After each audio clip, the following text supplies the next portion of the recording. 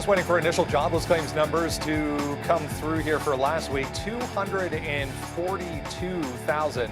Just hearing in my ear here, 242,000 versus 252,000 expected on the initial jobless claims. So downside again. I'll refresh. Let's see if it pops in. But there it is. 242 versus 252 last week for the initial jobless claims. A little bit lower than expected there as far as the Philly Fed Business Index, negative 20.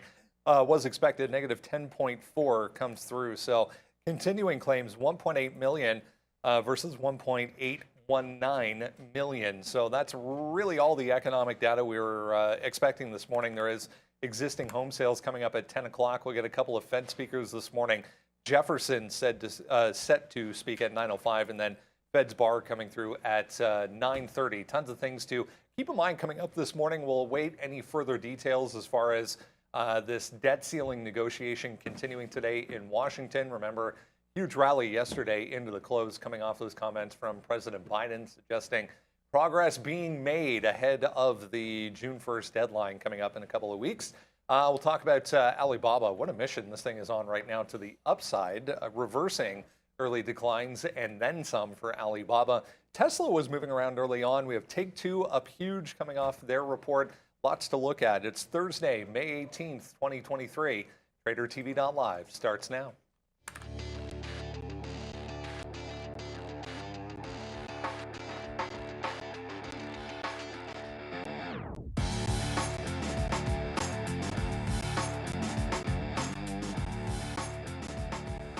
There we go. Look at, pretty flat market to start. There was a down move on that initial jobless claims number, but basically right back to where we started.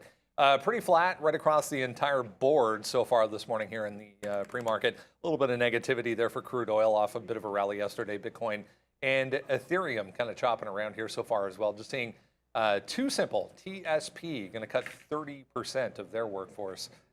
So a bit of a move there for Too Simple. But lots to discuss, lots to be aware of heading into today's session ahead of what we're expecting to be kind of quiet until we get maybe any more headlines in regards to this debt ceiling negotiation. Sharif here, as always, coming out of Washington. Nothing yet so far this morning. Yesterday, huge rally, obviously, coming off those comments from Biden. Yeah, and we'll have more Fed speak today, so anticipate some more movement there. I'll also keep my eye on Walmart. Great earnings outlook. Baba, not so good, but moving up, so some volatility there that we can take advantage of. So those are the two that I'll be focusing on, Brian. Yeah, there was this release that came out a little bit later after the report, after the actual earnings call from Alibaba, suggesting Ant Group, China's Ant Group, their quarterly profit dipped 56.3%. The earnings call, however, was about 7:30 market time this morning, so the earnings out much earlier than that. So what a reversal, though. Double bottom in the pre-market here for Alibaba, and then just straight to the upside so far, along with a few others. But pretty impressive move so far for Baba. Hey, it's a pretty good move. I mean, Alibaba reversed all of those gains. I mean, the bigger story is what the market's overall going to be doing here today. It's like gaps to the left of them, gaps to the right of them. So Palantir's gapping up past a key level. All the chip names, or most of the chip names, are gapping up. Micron's big through support or resistance, I suppose. 305 got hit on NVIDIA if you've been watching that. So buckle up. I think we're in for one. I was just staring at the weekly chart on the Qs, and yes, sir. Look, we have a chance to really break past like some of that that August malaise that caused that recent low. So you can really start to break out here on the Triple Q. And quite frankly, it's been a pretty good rally. I think it's going to be a fun one. I'm pained that I didn't actually. I hear it was a really, really good game between with Miami pulling off. I guess people would say it's an upset with Boston. I wish I got to see it. Jimmy Butler might be the most underrated person out there in the NBA. I will give him that credit, and I'm just in a good mood because the Jays walked off the Yankees, and I'm always going to be happy. As far as I'm concerned, only good things come when the Yankees lose and lose in dramatic fashion. All right. Yeah, good game yesterday, the Heat. That was a crazy game. I saw none of it. The NBA playoffs are, yeah. Was it the good? NBA, yeah, it was amazing. The NBA playoffs have been amazing. So, I mean, so has the NHL. It's been a great run. All right, Alibaba, man. What's up to Reliable Rudy and everybody else? What a great day for Alibaba. We have it on our watch list as minus 2.5%. It's up 2.5%. What a great reversal here for Alibaba off $89. I like it. I like it a lot right now. So we're going to watch out for Alibaba coming back into 90 and change. We'll see if we can get some longs there. The sticky note is out there. We're ready to rock and roll. We rocked it yesterday. We're going to rock it again today. I don't know why, Neil, you sound very excited today about the market, but it feels like it's the exact same market as we've been in the last couple of days. But that's a good thing. Because we've had some great moves But look in at, here. you see Palantir? I mean, I did not. so Palantir broke out that 1030 level, which we've been staring at that big one on the daily. And then Micron. 1040 now? So the thing about the Micron levels, like the chips have been up so big. Oh, yeah, And Micron's up 30% on the year, but it's down. If you go back like the full, like, you know, last 52 weeks, that stock's actually down. So there's some names that have kind of not participated in this rally. It gets pretty spicy when they start to break out and this rally gets a little bit more breath to it, which I think is going to be, quite frankly, necessary because it's been too tied up in some of the bigger names. Like it's always, to me, it's always exciting when you get to trade around big levels. And this is what I mean here. Now, do we sustain it today? I don't know, but as long as you're above this price, it's like look for the long. It's a great short while it lasted, and something like this breaking out can only be a good thing. You have to sustain the break, otherwise, what are you going to do? But you always test these. I'm always willing to test these types of waters here. And then, of course, we kind of joked that the Palantir was going to gap above that breakout. Like it's. Yeah, there's a lot of names. Micron's the number one name on the sticky note. So I mean, I like Micron. We got Google, we got Alibaba, and we got Amazon for a short. So we'll be sitting here waiting to go today, and it should be a good one. In more important baseball news, of course, my team got the W yesterday, so we're 3-0, and we're changing the game at Hyde Park Little League. So, all right, back over to you guys at the big desk. Jobless claims downside again. 2 weeks in a row here, I was just reading, not a huge dip, 242 if you missed it there versus 252, suggesting that we are still maybe moving in the right direction as far as the overall employment market is concerned. One of the things that the Fed has been waiting to show some signs of weakness. You saw that headline there. Futures up on Walmart's forecast, essentially more debt ceiling debate or negotiations. Is it a debate or a negotiation, I guess, at this point? Who knows?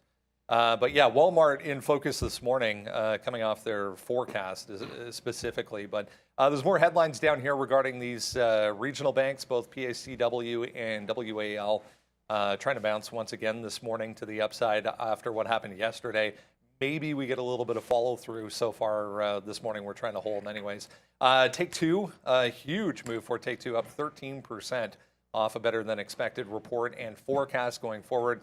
The guy's mentioning Micron there as well. Big investment going into Japan. So tons of angles to kind of look at this morning, but you're pointing out an interesting level there for the NASDAQ. While you got into the micro there, let's look at the macro here real quick. Let's go to the screen. This is the chart of the daily chart of the NASDAQ, the index, the NASDAQ index, the NDX.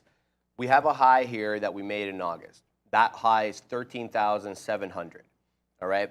We haven't touched that high since, you guessed it, August. Now, why is this high important? Because we made that end of January, early February high, and then we declined off that, and then we made a new high. So we already overtook this initial high. Now, the second high we're looking for here is this August high, 13,700. So whether you're looking long as a continuation or whether you're looking to short off that level, if you think we're going to bounce down, it's a critical level that we're getting to, Brendo. Yeah, really nice move as we saw, over the past couple of weeks. It's been the NASDAQ, it's been tech that's been leading to the upside.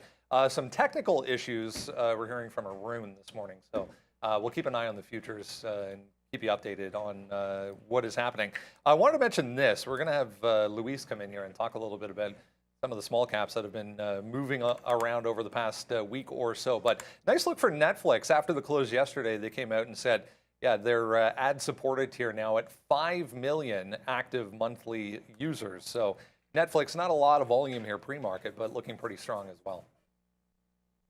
350, maybe.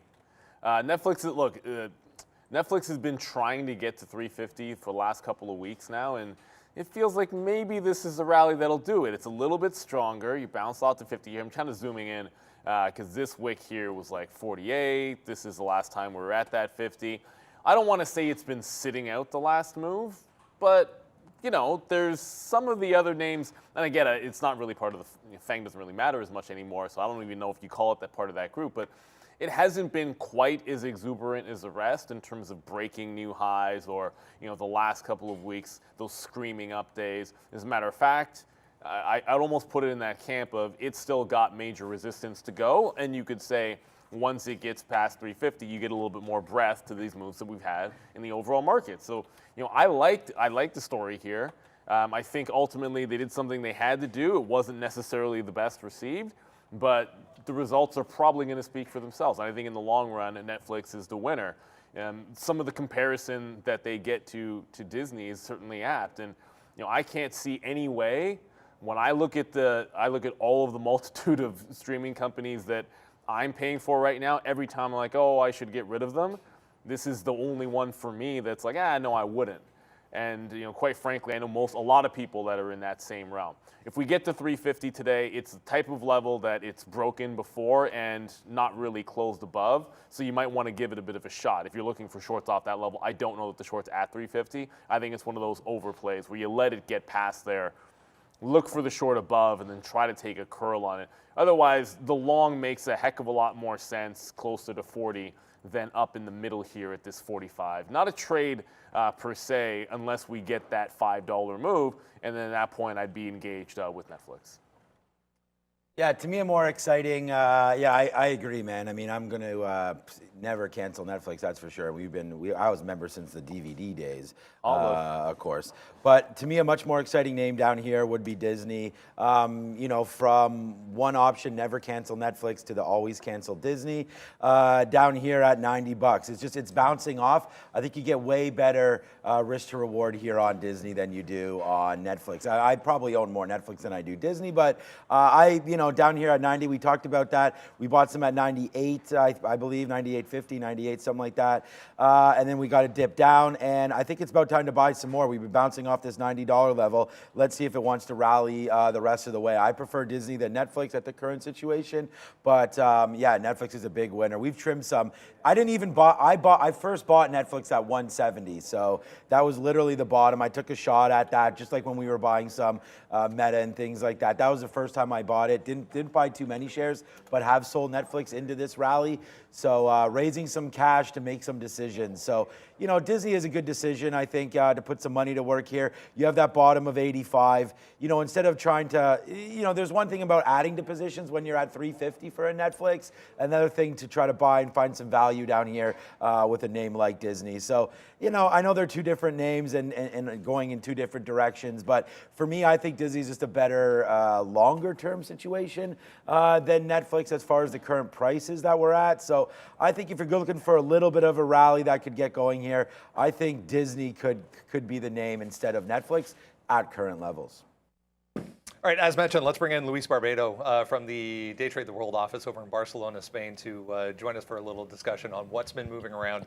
Not only this week, but over the past couple of weeks, we've had a bit of a resurgence once again in small caps. Luis, a few additional ones to add to everyone's watch list so far this morning. First off, how's your week been? There's been tons to trade. Yeah, a lot of trades, as you say. We have a resurrection again on the small caps. Like every second week, we have a lot of runners and movers and faders. So a lot of setups and a lot of volume and a lot of opportunities today again as well. Top of the list over the past couple of days, I mean, there's been so much to choose from. It seems like anything around that kind of million share float or less in some cases has been putting in a move of late, but no real other catalyst to look at. Yeah, we have a lot of action last few days. From yesterday, we were looking today for Chela and IMMP. Those two tickers were very active yesterday. IMMP running crazy from 150 to something like that to 350, and then a lot of movement back again on the backside. And Chela is a multi-day runner, so we're gonna look both of these for a backside trade today. We're trying to avoid to go big size front side because it's kind of dangerous nowadays. So we are trying to trade small on the front side, and once the trade is confirmation, we try to go adding more and sizing up on the backside on those kind of tickers and IMMP and Chela, both of them. For today, we have Tingo. It's a multi-day runner, crazy, moving up like 600% or something like that. I believe the short sellers are looking for this A++ setup today on Tingo. So let's take a look at this one. Another one. Wanted to get your opinion on moving around here pre-market, and I'm glad you brought that point up of specifically waiting for the stock to show you that it's done, essentially going up, and maybe you see some sort of a backside move here. This one 37%. It was up a lot more. 325. If you go to the daily chart, pretty clear level there that got rejected. Hey, what ticker? Sorry. ALIM. Oh, yeah, that's another one on the list. Today, 320, 325, as you say, we take a look at this price. If it breaks there, next resistance is $4. As I say, we used to trade front side a lot for some periods of the year, but nowadays it's getting very, very tricky. The stocks are running and running and running, no stop. So be careful on the front side until this cycle of running and parabolic movements stop a little bit. Then you can go front side and adding on the back side. Right now it's tricky, so wait for important levels and add back side. 320, 325 for Alim, for resistance. If it goes there, we're going to hit very, very tough shorting on those prices. 390 is $4 round number.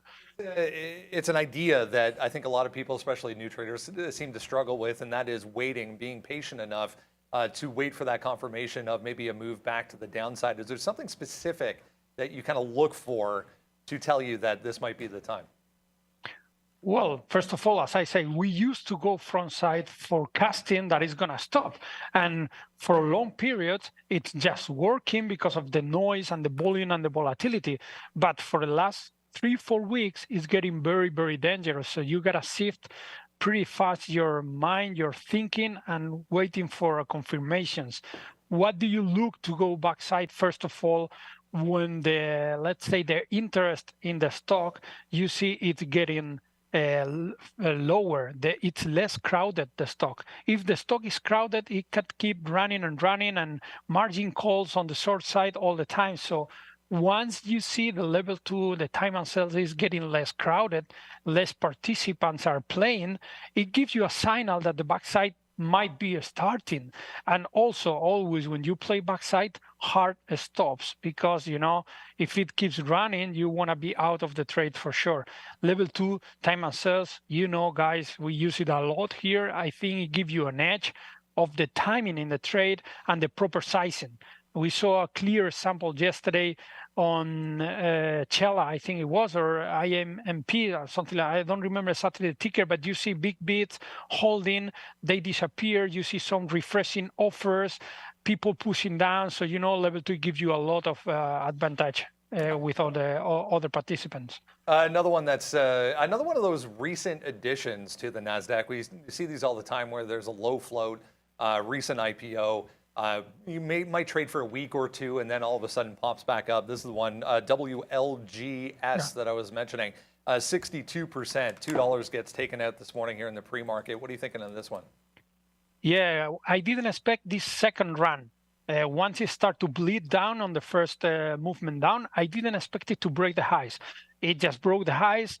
What I would say on this is IPOs, or only a few days, I think it's like 10 or 15 days trading in the NASDAQ.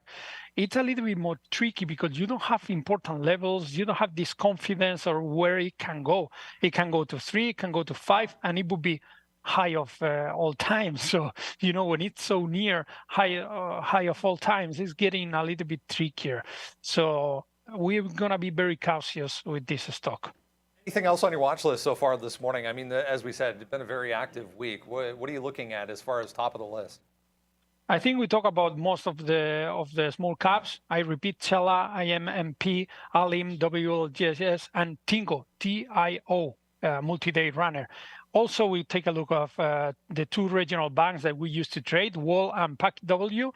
Important levels again today, a lot of volume, mainly in PACU. So we're going to check these 2. And it's not something that we used to trade, but tech companies, NVIDIA, Amazon, Netflix, are crazy, moving up and up and up. We're going to see when they start to be more panic, and we're looking for shorts if it's a slow down the movement up. As I say, NVIDIA, the main watch, breaking $300 yesterday, very aggressive.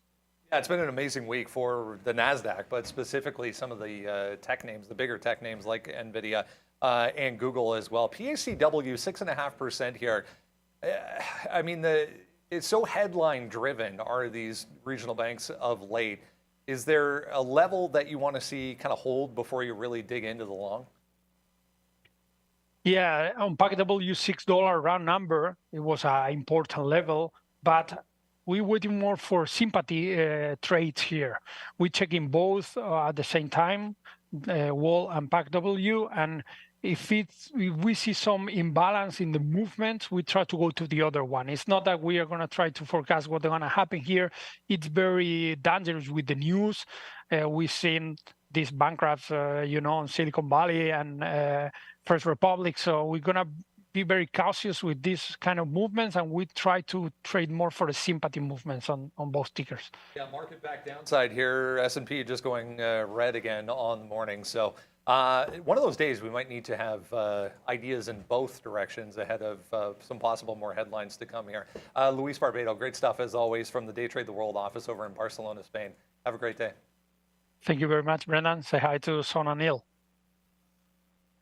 I got you, Luis. Thank you very much, as always, man. A good friend of the show, and I love that insight because, we talk about this a lot with that whole like front end, back end. Like, how do you get into a position when you like a certain price area? And quite frankly, it's not an easy thing to do to wait for it to come back. If you're looking for a short, allow it to find a resistance zone, show some signs of pulling back, and then, like we say, like get the back end of the trade instead of getting necessarily run over by the front. And it works in both directions because the same thing is true of buying the dip. Right? Like it literally cuts both ways. Like here's an example. Like here's Alphabet. You look at something like 119. Let's just say, and it's the first example that comes to mind because everyone always talks about the short, but you can talk about it in both directions. When it comes screaming in, what we always talk about is, well, what are signs that you've got the back end coming? Okay. Well, it makes a bottom, it then wicks that bottom, and then holds above and reclaims. That's a bit of a sign that, okay, that level is now good, higher low.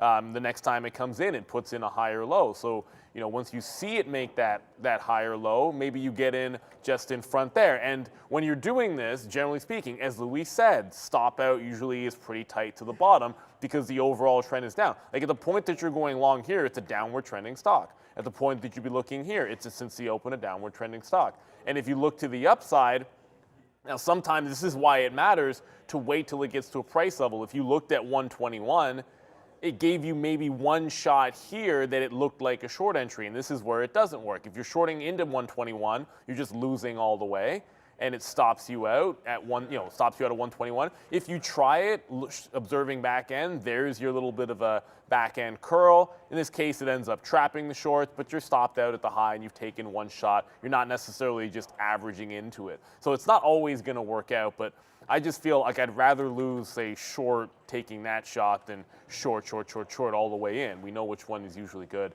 and which one is bad. So it's all about patience in this game. A lot of times, FOMO is a real thing. It happens to literally everybody. You just try to reduce it as much as you can. And I love that rule as being it's a decent one.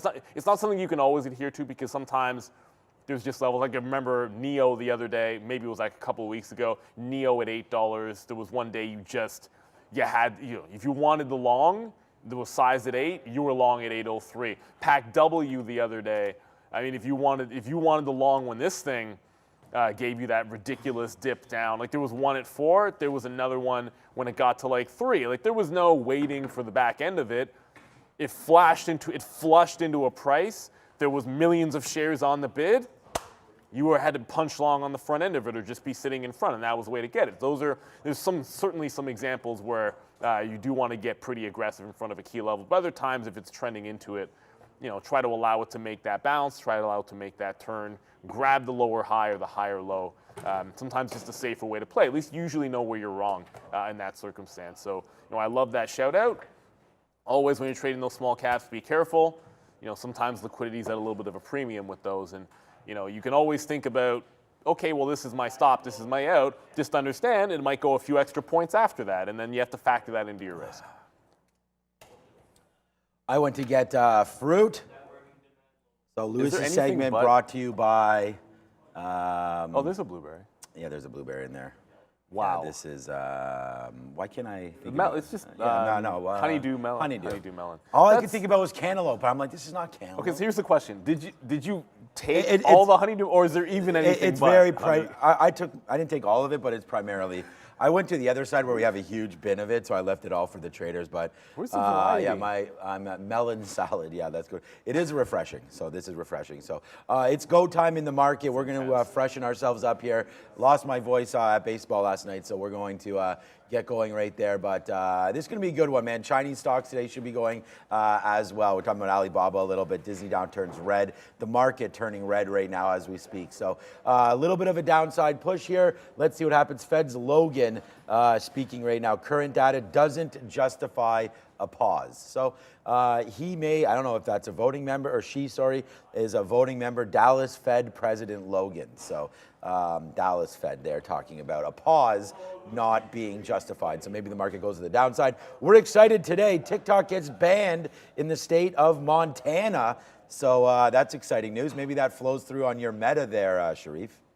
Yeah, we were talking about that, the TikTok thing this morning. I was going to mention a few things. Obviously, we'll see if these Fed speakers this morning, there's going to be a few of them actually come out, but they're not allowed, I thought, to speak so hawkishly anymore. But back to flat here for the overall market on those comments, it would appear, from Logan. Here's some upgrades and downgrades for you so far this morning. Downgrades a little more exciting. PG, new holdings again from Citigroup. Some Chinese action downside, FUTU. Upgrades, yeah. Slim picking on the analyst side so far today. Natty Financial Corporation. Well, I mean, the first thing, when Sharif was making it up, he's like, Snap with an upgrade. I'm like, oh, they had such a big move. And then he's like, no, it's Snap on. Disappointment. But like, I don't know any of those names on the upgrade side. I have no clue what Snap-on is. I know Procter and Gamble, I guess, but we more or less are never going to trade that stock. So I would actually make the argument that from a technical standpoint, like Procter is in a place where it could pull back here. I could definitely see that, especially with the breadth that we're seeing with the tech rally. I could definitely see this coming back and retesting the 150. It looks like it's failing the breakout that it just had at 155. But yeah, not much on the upgrade downgrades to sink your teeth into. But we were talking about some other names that are breaking out here. Palantir, I think, is one of them that we mentioned. The chip names look pretty strong. But the story right now would be whatever Logan's doing. And by the way, Logan is a voting member. But we're now back to flat on the NQ. We were moving strongly to the upside. Now you're getting right back into sort of, let's call it like afternoon support on the NQ. If that gets burst through, there's a bit of a gap because we had quite of a run yesterday. But yeah, nothing on that upgrade and downgrade board excites me too much there, unless you guys know something about those names on the left side that I don't. Look, Palantir blasted off through that level, 1030. We're coming back into it right now. So we're going to have to watch out for this name, 1030, 1040, coming back. We're going to wait to see if anything happens down here at 10. We got the 200 period moving average down here at 980. So we'll take a look at that. VWAP obviously up here at 1050. VWAP at 1050. Also, it doesn't matter. If you're using VWAP, it doesn't matter the time frame. So up there, 1050, 1050, and then coming into play, again, nice little barcode situations at 10, 1020. So we'll see if Palantir wants to drop back into this area, and then we'll see about defending a $10 level on PLTR. I first bought Procter & Gamble just a couple months ago at 130, and I was debating looking in that chart again that I believe it's probably time. I don't even know. I must have probably got 2 dividend payments probably out of it. I don't know.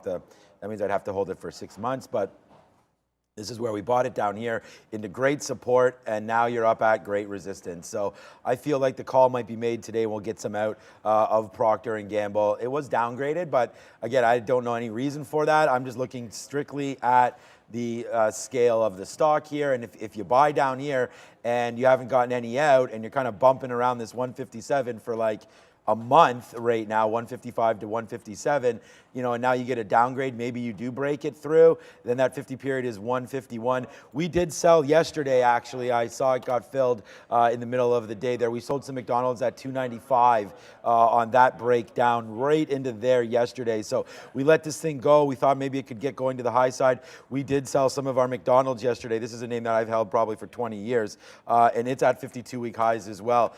Looking to get into something else right now, possibly. I was talking with Randy about maybe getting into some Ford at some point, now getting more Ford because it's down near that $11 mark again. So that could be something. I talked about some Disney. I do not want to buy Pfizer, but I've never been in it. It's just been such a disaster this year, honestly. So again, another strong, you know, franchise name, but getting absolutely pummeled, and really no stopping in sight here. You have about 8 or 9 straight down days. Actually, even probably more. If you go back to April, you have, this is how bad Pfizer's been. If you go back to April, you have 1, 2, 3, 4 green days since April 11th. So, you know, that's 4 green days and probably about 17 red days or whatever that math works out to. So this name could be getting to a spot as well. But anyways, those are just some ideas. And I've been selling, raising some cash. You guys know, getting out of Meta, Google, Microsoft, not getting out of them, but just trimming it to raise some cash in case we get this dip. But there hasn't been a dip yet, so maybe it's best to sit on the sidelines for now and see where we go with some of these. Stink bid it, baby. Yeah, but that's what I mean. Like if I stink bid Pfizer, I would have already got filled because it's all the way down. Well, this is a name that we were talking about like weeks ago, and we talked about the major support that was at that 41. It breaks it. Now, obviously, it's got some other levels. You go, like I always go to the weekly chart when you're looking at your. If you're looking at long-term investments, I like the weekly chart. I really don't care too much about the daily when I'm picking stuff out at that particular point. But you know, since it broke, my first stink bid's in the 30s. So I'm looking to get back. I'm looking to add back into this. I haven't bought in a while, but you know, dollar cost average beneath it. I think into 30, 26. I know was a key level, pulling even a little bit further back, but. That's all you can do. I mean, sometimes you're just looking for some value. This has been a rotation out of it since they've had a couple of issues. They had a deal that fell through. But at the end of the day, a lot of times this does provide you with an opportunity. You can't always be buying highs. That's not the only necessarily game in town. That being said, you know, an upward trend isn't something to necessarily be feared. Again, I was just using my trade ideas because my daily chart didn't want to go back far enough on Pfizer, and I like that weekly chart. I do think it can be true. And since it broke that 40 level, it's been clean. Like, it's a nice downward trend. We were talking about this in the context of not day trading it the last time it came up. And really, the flat bottom break was a good day trade. Just don't usually trade this. Usually look at like a Moderna for day trades. But it made a flat bottom break at 40, and then it did it again at 38. And really, you know, sometimes you should stretch into these types of things, looking for trends to the downside, because that's not bad. Like, people might say, oh, that's only 50 pennies, but that's tradable. Like, if Intel was doing that, it's literally the same type of move that you take on Intel, like a 30 to 29.5 straight off the open. There's no difference. Like, this is a day tradable stock. I think a lot of times you don't give it enough credit for that. Interesting. I just saw this one pop up in front of me here, guys, on a bit of a spike back down. But Canada Goose, we saw on the earnings board late yesterday. Yeah, nice move, 10% here to the upside. They pointed specifically to China and recovering sales in China. Not a lot of volume so far, but good move for Canada Goose. As we mentioned, Arun is having some technical issues this morning.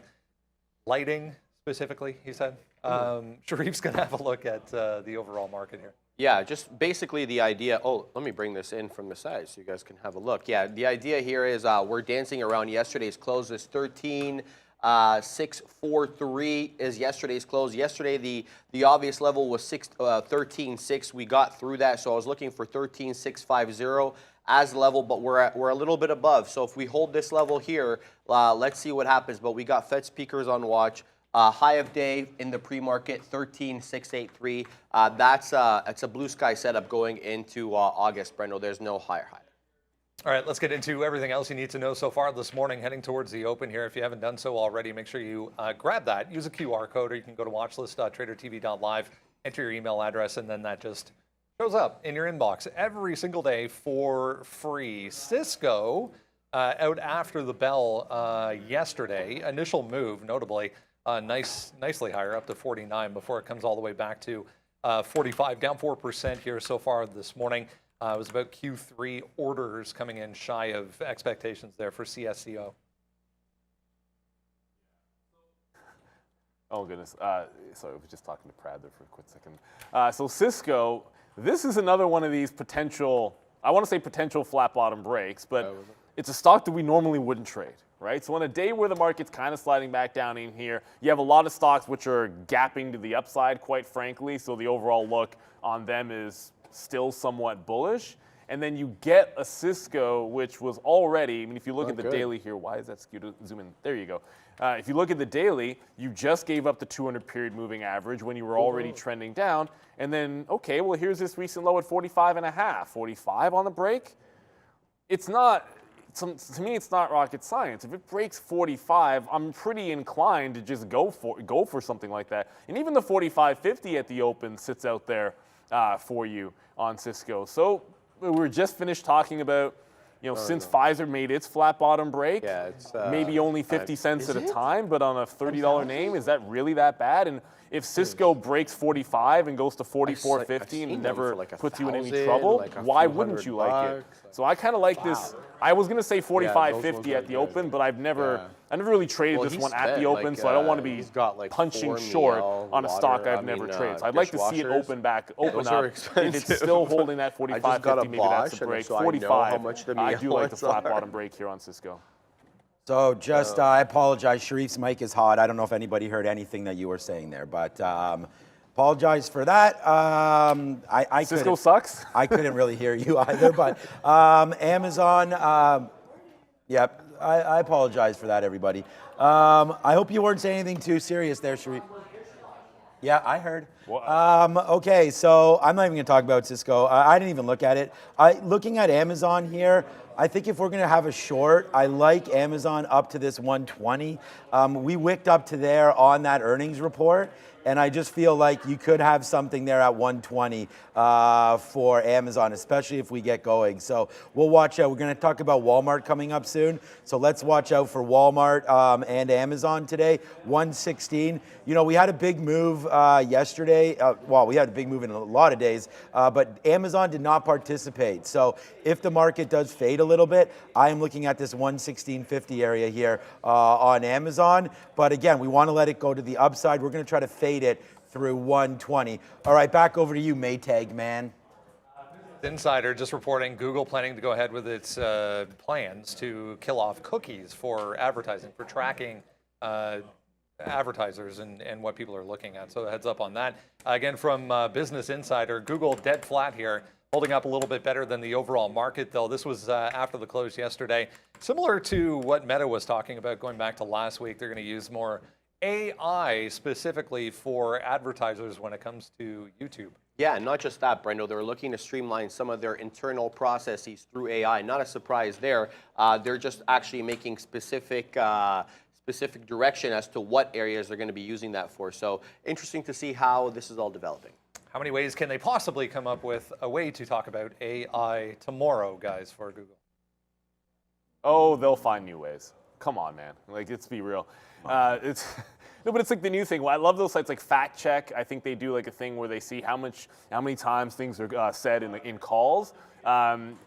Inflation was said this coming quarter by like a significant number of like less companies. We're talking about that, and AI has obviously been like the interesting one that everyone cares about. We looked at the weekly yesterday, and 122.5 to 123 was a major level. Alphabet never really got there. I think that would be that spot. 120 was a round number, but really, if you do look at that weekly chart, you're probably more concerned with once it gets past 22 and into 123 for resistance. 19 is now held I'd say a couple of times because the afternoon and then early morning, we're just talking about front end and then the back end of the trade to the long side. So I think you're looking at the 119, 120 seems like a bit of a trap. 123 to the upside, I think is going to be fadeable. I think there's a pullback coming. Look, I mean, it is what it is. I think there's a pullback coming in some of these names, especially the ones related to the AI. I won't go as far. I know some talk about like bubbles and whatnot. Everyone has a different definition of a bubble. To me, it's like it has to rip. A has to rip faces off, and then once you fall, you can't go anywhere for a very long time, and that would be a bubble bursting. But you know, I don't know that this will fit the definition of that the way Google's made its move, just simply because it hasn't rallied that much on the year relative to some of the other names I've seen. Like this isn't like C3AI. That's a better definition of like a bubble stock than Alpha. I'm not saying Alpha can't come back. As a matter of fact, I think there is a pullback coming at some point, and I think some point soon. 123 I'll take a shot at, but you know, C3AI, Alphabet, like one of those two has run a little bit further than the other. So I'm not sure we get like a bubble in something like a Google. Speaking of AI, I do like the 28 and 31 levels to look for some fades on that name. Hey, what's up to Elias there? Yeah, Arun had lighting issues, so he will not be joining us today, for those of you asking about that. Google yesterday, what an absolute monster, man. We tweeted it out numerous times, everything that we were doing yesterday, and this huge move that happened basically came out of nowhere at 12 o'clock. As soon as there was, you know, we talked about Biden talking about sort of a possible deal there and the debt ceiling and making all these different claims of possible meetings, I guess, on Sunday and whatnot. And this is sort of what we did yesterday. We can show you because it's not, we don't show our trades on here anymore. But this is me yesterday just buying up 119 a whole bunch of times. And then our best out, there's another chart here somewhere. My best out, of course, was going to be up at 120 and change. But there it is. We were just buying that level yesterday. And now you can see where we are today. So here's that level that we bought. We have a tick out here near the high of the day at that point, which was right around here. And we were really happy getting like a 120 print off of going long 119. And then we just took off up to 122. And it was just an absolute rally and then fell back into 120.75, and that's where we're bouncing right now. So I have bids down here at 120. Well, I don't, but I'm going to have some bids down here at 120. That's you know, I think that's a long until it breaks. So you just keep on playing that range, and then if you take out the top, I mean, if we've been doing that every single time, it's been working. Google's been an absolute monster. We've been selling some up here, like I said, raising some cash, and it's been such a huge move. It is the #1 holding in my portfolio, Google and Microsoft, but you know, it just keeps on going. Look at this daily chart. It's insane. You know, we talked about Pfizer, you talked about all these other names, but these tech names are really, really blasting, and for good reason, right? I mean, we've seen where the dollar's been going right now, and you know, as that continues to go down, you're seeing Google starting to make these moves up and these big tech names, and it's all the AI rage. So I feel like we're in a huge bubble for all this AI stuff, but it doesn't matter what we think, it's what the market thinks, and right now, the market is turned on. So watch out with the NASDAQ, see? Goes down, finds base, bumps back up again. You know, it's every day we get these huge moves down, and it reminds me of that trade we had on Tesla yesterday. We were long 167 off the open yesterday for Tesla. You know, we let it come down, settle down, give us a base, and then we had this long. And we took 650 on it, all the way up to 172.50. So, you know, it closes the day at 174 at highs as well. All these names, and now today you're going to get even higher on Tesla. All these names want to be bought up. It's just a matter of where. So maybe Tesla has a 172.50 bid in it from right there. I don't know, man. I'm excited. Like, Tesla's going to drop some AI news probably. Like, all these companies have a lot of opportunity here to really get people involved in the name. It's just I feel like we've gone too far too fast on the same story every day. So let's wait to see. Hey, man, if they solve this debt ceiling, then there's a lot more upside to this market. I'm long everything. I'm long only. But yeah, raise some cash, trying to find some pullbacks. Doesn't seem like it wants to happen, though. Now 100, I just double checked as of where it is right now, 113% for NVIDIA as well, year to date. So crazy moves for all of these. Here's a snapshot on what you need to know for Walmart this morning, right across the board. The call was at 8 o'clock, so should be wrapping up, if not already, fairly shortly. But they were talking a little bit about inventories finally coming down as well on the call. So just a note, but there's some of the numbers from Walmart. Yeah, no, I thought it was a good report, Brendo. What I took away from it yesterday was the same thing that I took, or today was the same thing that I took away from Target. Their revenue year over year up decidedly, but their profits down, meaning that margins are getting squeezed. And they made no bones about that. They said people are downgrading. They're getting the lesser brand of something. They're also looking for sales. They're splurging, but they're only splurging when there's a deal to be had. So the consumer's still spending, Brendo, but being more conscious with their money. Meanwhile, we are coming in a little bit here for Walmart right now, but no significant movement outside of that initial move on the report this morning.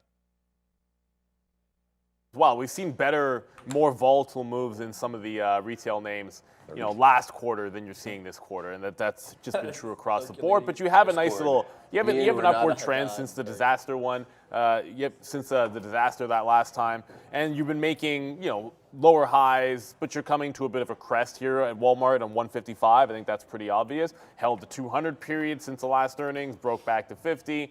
So 155 stands out like a bit of a sore thumb. So we get to that price, I think it gets pretty interesting. Maybe there's a breakout. I just feel like at 155, a level like that, you look for a possibility of a fade. That would be a couple of points higher from here, which is a pretty solid day for Walmart. Ooh, that wick. If it were to get like a stink bid, like if it goes to like 150 and holds that at the open, there might be a scalp trade off the open. But I figure between Micron, Palantir, Alphabet, Cisco, I don't think this is one that I'll be looking at 9:30. There's a limit to how many names I'll be watching. But yeah, if it gets to 155, I think that's a level that I would probably take a shot at, just looking for a bit of a curl at that price. All right. I don't know. I know I won't be trading Walmart today, so I haven't looked at it for a day trade. I haven't traded Home Depot or Target or any of these plays. So for me, I didn't study any of the price movements. I mean, quite frankly, there really isn't any. Right here, 152, 153. We saw a move. All you can really do is look back at past names right now, and you can look at Target, what happened yesterday. Target made that move down and then just took off of that move. And we actually talked about it yesterday, 155.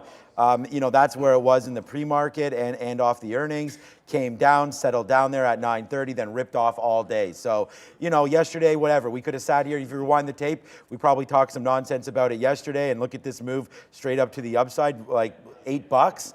So, we talked about it down there. It goes up $8. If you got it, you got it. So for me, for Walmart, it's kind of the same thing again. Like, this is the move down here to 151. You could get back into the 150 area. And then probably if the market takes off, it's going to blast up as well. So if you want to take it at 150. I won't be there. All right, a couple things to note here in chip land so far this morning. This is one of two price target increases for NVIDIA this morning. Piper Sandler and Susquehanna coming through with yet more potential upside for NVIDIA. Micron, as we were mentioning, huge investment going into Japan for another DRAM chip facility. So MU back to the upside. I mean, these have been just monsters, as we've been saying here all week long. Yeah, and we saw TSM running up on that exact same news yesterday, Brendo, as Samsung, the beneficiary of that as well. So yeah, great trade for them yesterday. Let's have a look at the NVIDIA chart. This was all the rave, the 300 break yesterday. You saw that live on the midday show, and we got that continuation. We got that continuation well into the aftermarket and gapping up this morning.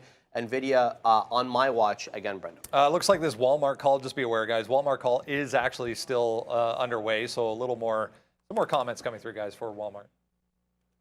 Yeah, when an earnings call is on, if you're not actually actively listening to it, it probably goes without saying. We say it anyways. If you're not listening to it, usually good to sit it out until it's concluded. Maybe you can trade off those if you've done it before. I never have. I've been accidentally in one and it wasn't any good. Micron, we were talking chips here. Here is 65.5 on Micron. For a while, it's been a bit of a thing, and you're finally above that. So, at this point, it's like it's a breakout until proven otherwise, and I think it's even a multi-day shot at this level, past the 65 even. It's dipping now. I think sometimes you got to allow it to be able to dip back in. I mentioned the DXY there for a quick second, so before I gloss over it, I just wanted to point this out, because I know a couple people were talking about this, that you have had a bit of a breakout, and it is above that 103, so it's breaking the bottom of the channel. That's the kind of thing, if you extend here and continue to the upside, that maybe puts a bit of a damper on some of these names. So looking for the dip buy, maybe not just in the Qs in general, but certainly in Micron here, back into that 65 level. If it can't hold 65, give it up for today, and then maybe go back to it tomorrow as an idea. Every time it tests this level, it's rejected and rejected pretty decently. This is the first time we've been through here in over a year. All right, so we will be trading Micron today, so I do have some thoughts on that. 165, it's right here. People asking about the sticky note in the chat. It's on Instagram and it's on Twitter, so you can go find it. Yesterday it was 4 for 4. Today we'll see if we can do the same thing again. 65 long. I mean, you could take it now. It's at 66 right here, but it's had a while since it's passed that $65 level. Let's wait for a pullback to get long, but it's a nice move in Micron. There's also some notes here about it as well, so you can find out it's up 30% this year. We talked a little bit about that. So, real sees real, and Micron is really breaking out through 65 right there. So this is the trade, and we're going to see what happens now on this 65 break. Looks like we should be able to get, whoop, there it is. So as Neil mentioned earlier, that Micron really hasn't joined the party on a lot of the breakouts like to severe highs. But Micron being up 30% is just as good as the rest. But you are breaking higher. This goes all the way back to August. We talked about the NASDAQ taking out those levels. So it is nice to see the party started right now in Micron. But don't get it too twisted. Micron's up a lot. And, DRAM, I'm not super excited about the prospects of Micron. But going long against 65 makes a lot of sense to me. So that's exactly what we're going to be doing here. If it does fade back out, it's the #1 name on the sticky note. And that's been, quite aggressive on going long here with Micron. I'm not in yet. We did get that dip buy. I should have been sitting there at 65.50. Maybe we'll sit there again. You have the 200 period down here at 64.50. So, if there's going to be an out, it's probably down here somewhere. Micron really barcoded in the afternoon.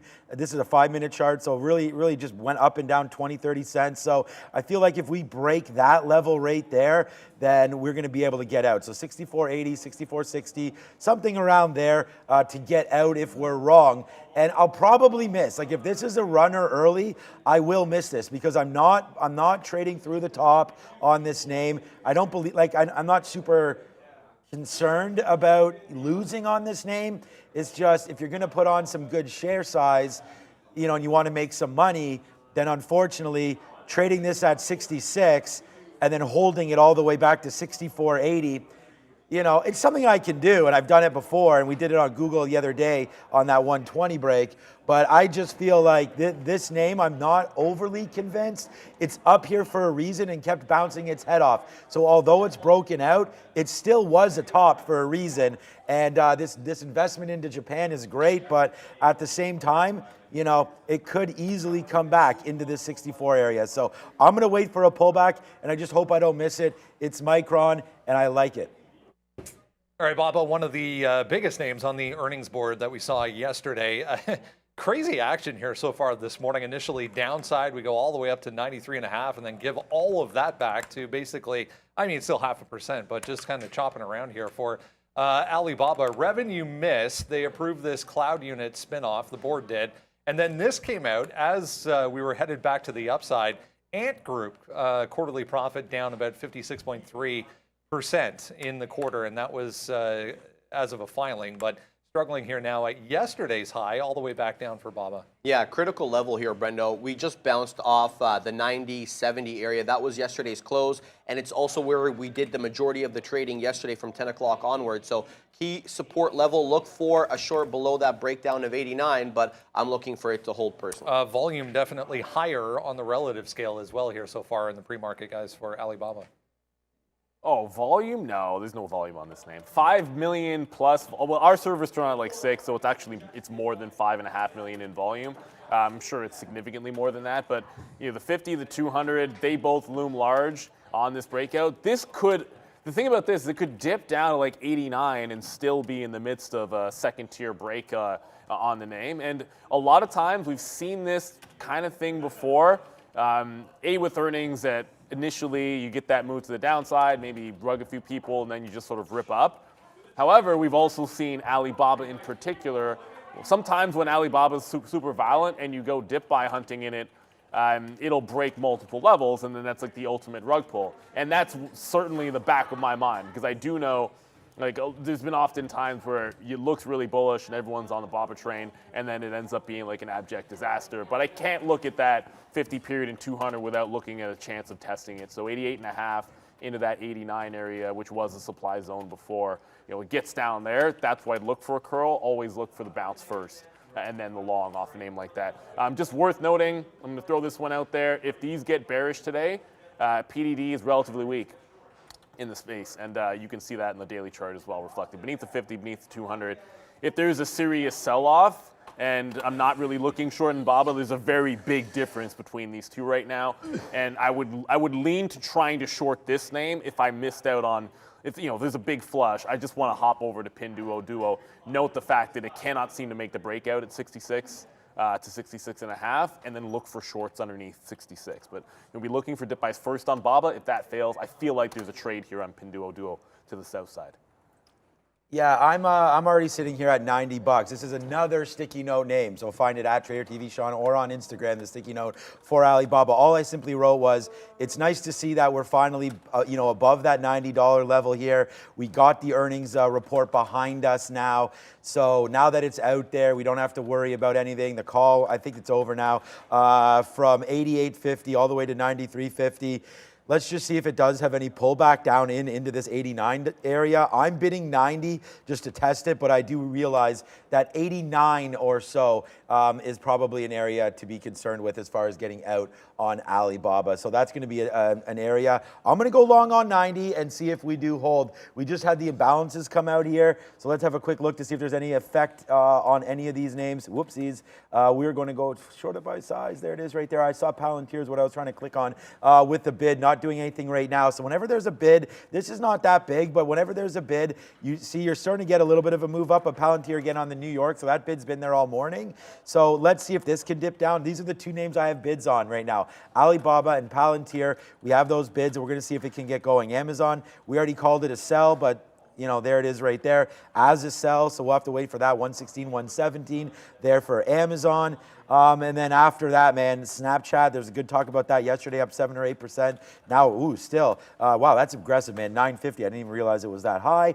And then WeWork was 31 cents yesterday and 29 today. So, I just saw PACW warrants on here somewhere, but that would be another name. Let's see, what is PACW? Why isn't it showing up for NASDAQ? There it is right there. It doesn't show up in our charts. It shows up over here. So 590 right now, PACW, up that 6%. And we've been talking about this over and over at the 450. But, you missed that opportunity a couple days ago down here near 450. Now you're starting to break a little bit higher. To me, it's still this 9 right there that you're looking for. I think if you're long, you get out, 8.59, and then you see about what's going on at that level. But hey, we've seen where this name came from. Can it get all the way back up? Probably not, but you could get back into some levels before this ultimate concern happened. Jamie Dimon, everybody always talking about these banks, so we'll keep our ear to the ground on this one. But hey, there's only 2 minutes left, and it should be a good day here. We just got the early menu for lunch, but I'm going to save that for my lunchtime special talk around 10:45. Yes, sir. Apple's at 173. We have 2 minutes to go here. Apple looks like it's breaking that 173 level, which was resistance the last couple days. Let me zoom back out here, and then you can zoom too far. Zoom back out here. You saw it got to 173 there. Maybe the 15's a little better. Not really, but there's 173. Obviously, 175 is going to be a bit of a deal, and Apple has been super volatile off the top. If it takes out 75, I think it's off to the races. There's probably some scalp trades above here as the market caught a little bit of a bid. We bounced off yesterday's support on the Qs, and we're on the NASDAQ, and I think the ES as well, and then it looks like we're back in toward the green. So Apple 173 in play. We didn't mention NVIDIA. I don't think we did specifically, but NVIDIA, obviously, if there's a dip back in, I would say the 300 level is of interest today. Let's see it get to that price. NVIDIA with another gap to the upside. I mean, it was an absolute freight train. I think there's maybe a sell day coming in here. Don't have any short levels up there. I'll reserve that for a couple of others. And then Palantir, we've already talked about, worth watching at the open. A lot of times Palantir, when it gets the most bullish, there's that dip at said open, looking for that supply zone. 1030 was the previous breakout price. $10 was where it broke out from late in the day. In that range is where I'd look for a curl. I want the back end of it, however. So lots to watch. Cisco has already gone down and above that 45 even. Micron just looking for that dip, and then see if we can't get that little bit of a rip. I am bearish in some ways on Intel, but if it gets to 30, you know, we'll cross that bridge when it gets there. I think it's still trading in the low 29 area. So that 30 level I do like for a bit of a short. Katrina's going to be on the bell in just a little bit. It is, Yeah, that was a little funky. Just a little bit. Not We're, just we're a right little here, bit. right now. Let's go. Right here, right now. It's Thursday. It is Thursday. Yes, oh, it is. and Ford's close to 11 you were mentioning. Holla. I almost want to stink bid that. In 3, 2, and 1. All right, thank you. Katrine is in the building, and the market is now open. So let's just see what wants to fly around and what doesn't. We're looking at Micron right now. We're looking at Alibaba trying to go upside as well. But here comes Micron fading just a little bit. No trade yet for me, but we're going to wait to see what happens here with Micron back down to 65.50. Could be a fill, and there it is right there, 65.70. We're going to see if it's coming back in. Oh, we just got long on something. Baba's That's Alibaba just absolutely tanking here. We're going to watch out for 88.50 on Alibaba. It's really coming in really good now. There goes Alibaba. Big time move. Oh, there goes We're Apple. stuck long here at 90, but the market is cracking. Alibaba absolutely tanking here. What is up with that? It has a, oh my goodness. Baba does this a lot of times when it looks the most bullish. Sometimes it bears it out. 173 with the break on Apple. I tried to grab that at the open. You're seeing it already flush. Baba's back above 88, Wow. but I'm trying to get some Apple here. If I can grab something tight to 173, I'm going to go for it. Maybe What was start that it. Baba bottom there? I didn't even see it, quite frankly. I saw the wick. It might 87 flat-ish. be, is 87 even? Yeah. That's- We're long that's 89.60 here. This is not good right 87 now. even? Get the Yeah, 87 even was the bottom. Now, whether or not that still is the bottom after this is all said and done, who knows? I'm just into But, Apple, that's about this it. is a big time flush here on Alibaba right now. Starting to go even lower here, guys. So, oh my goodness, Palantir. There was no dip on Palantir, no. so Palantir's only going to the upside. I might look for something. The low was 1033 in there, so I might pop a bid in front of the pre-market low and try and work that. I'm only into Apple. I want to go over to Alibaba in a second, but I missed out quite clearly. I said if Baba flushed, why am I not shorting Pinduoduo underneath? And then I saw Apple break 73, and I'm not short Pinduoduo underneath 66. Oh my goodness, maybe I can get picked up on the way back. Sometimes that'll happen, and then there's like this spike back up there, and you can still grab that short. So I'm going to offer underneath 66, and maybe I get lucky, quite frankly, with Pinduoduo. Micron is now underneath that 65. There was that bounce there off 65. This would be the back end once it settles down, so looking for a bit of a consolidation, which hasn't even happened yet. You're still just seeing the whipsaw action. Yeah, we got some out there on Alibaba on that 87 break. Now it's back up to 88, so we're gonna have to wait. We're long at 87.60 right now, and it looks like it wants to even go lower here. That is Alibaba right there, big one. 85.50 possibly in the card says Reliable Rudy, who's been right on this name a couple times, so we're gonna have to watch out for that one. Palantir, of course, is It just broke the absolutely high. ripping again through all these levels. So this one, if there's any name there, I mean, we talked about Palantir. There it is, taking out that pre-market high again from 8 o'clock and still making those moves to the high side. So we had it written down and we talked about it, but we do not have the long right now in Palantir. Wow, what a move to the upside on that one. Ford as well making moves right now back. Well, not really. 11.50 was Ford. Yeah, so Micron, it's settling down here. Actually, that's a huge bounce off 65. See, this is talk about the Oh, it front went end and to the back end. 65? If you literally did the opposite of being patient on Micron into 65, all you did is win. That's a bit frustrating when that happens, but I don't want to chase this. Not right sucks, now. man. Apple's starting to come back in. It's holding that. It's holding the pre-market highs here, 172.5. Sorry, support, I should say, that pre-market higher low, I should say. So I like that 73. I feel like giving it back 50 points is not that bad. Palantir, which you said a couple of times, finally moving to something else here. Yeah, it's already gone. You can probably forget about catching it in front of that 1030. Maybe 1050 will be worth it on a dip. Chasing the move I don't necessarily love at this particular moment. I see you guys, CWD Caliber is already halted. Look, not when I was tracking closely enough, obviously, at the open. Halted at 11.37, indicated open $12 for CWD. Another one of these low float runners, which is cliche, running to the upside. Not a low float runner, but back above 305 Wow, okay. is the unstoppable machine that is NVIDIA. So it dipped, broke the pre-market lows, maybe trapped some people, and it's back to the upside. So good luck if you try shorting this one. Maybe $345 is a reasonable short on that thing. I'm just the number one name. It's too bad that we stuck there with Alibaba because Micron, we have it written down here, 65 long. And for some reason, I didn't have a bid there because I was sitting there watching Alibaba just get absolutely crushed. But we took it again. Awesome. We took Micron on that dip. I completely forgot about it because I was watching Alibaba, but there it is right there. Micron, nice little win for now. 50 cents, 40 cents in the money on that one. But I don't know, man. Here comes Alibaba back in. We were talking about 85.50, or I wasn't. Reliable Rudy mentioned it right there. Netflix. This is 85.50 right now coming through for that name. So yeah, there's a nice little dip opportunity to buy maybe some more in Alibaba. But I want to catch this from the bottom, but I don't think we're going to be able to do that. The name that's really making some cash for me right now is Micron, the number one name on the sticky note, man. And we should be long a lot of shares at 65, and we're not. So not super pleased with trading that level on Micron. It was such an easy trade. I'm sure. Oh, you have Palantir, which is great, but that Micron, I cannot believe that was missed by me. I don't know. Man. I can't that call was an absolute easiest trade on the board. The only reason I don't say it's easy is because that's exactly the setup that's rugged so many things. When you catch that falling knife, there's just too many. I've had too many mornings where like your worst trade of the day is generally when that one goes wrong. That said, it did bounce perfectly off of it. The good thing about it is I doubt there's not a chance to get back in. Like it's dipping right now, so I'm looking at 65.70. I'm looking at probably underneath 66 even. Palantir is going. Quite frankly, that was a frustrating one too because you had to have it right at the open to grab the price in front of 1030. You got 1040s. I got 52s here. I'm going to look for some places to add.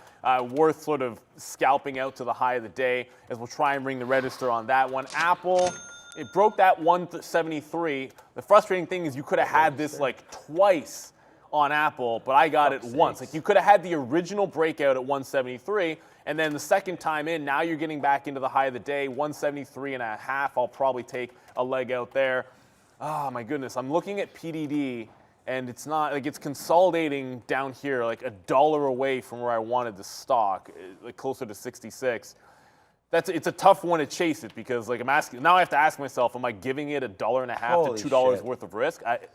And I just don't necessarily see that. So I might miss out on the Pinduo Duo short altogether. So Apple heading to the upside looks like it's going to be pretty decent. The market's taking out the highs right now. So we are upside on just about everything. Man, I cannot, honestly. Like that Micron trade's going to bother me, but we're going to find some more because Google, let's go check out. Like, look at Micron, man. This should be $1.70 now in the money. Easy. That sucks. Okay, well, that's just, it's because Baba was just going crazy, and it's my bad because I should have had a bid down there at 65 and I didn't. So that's my bad. Whatever.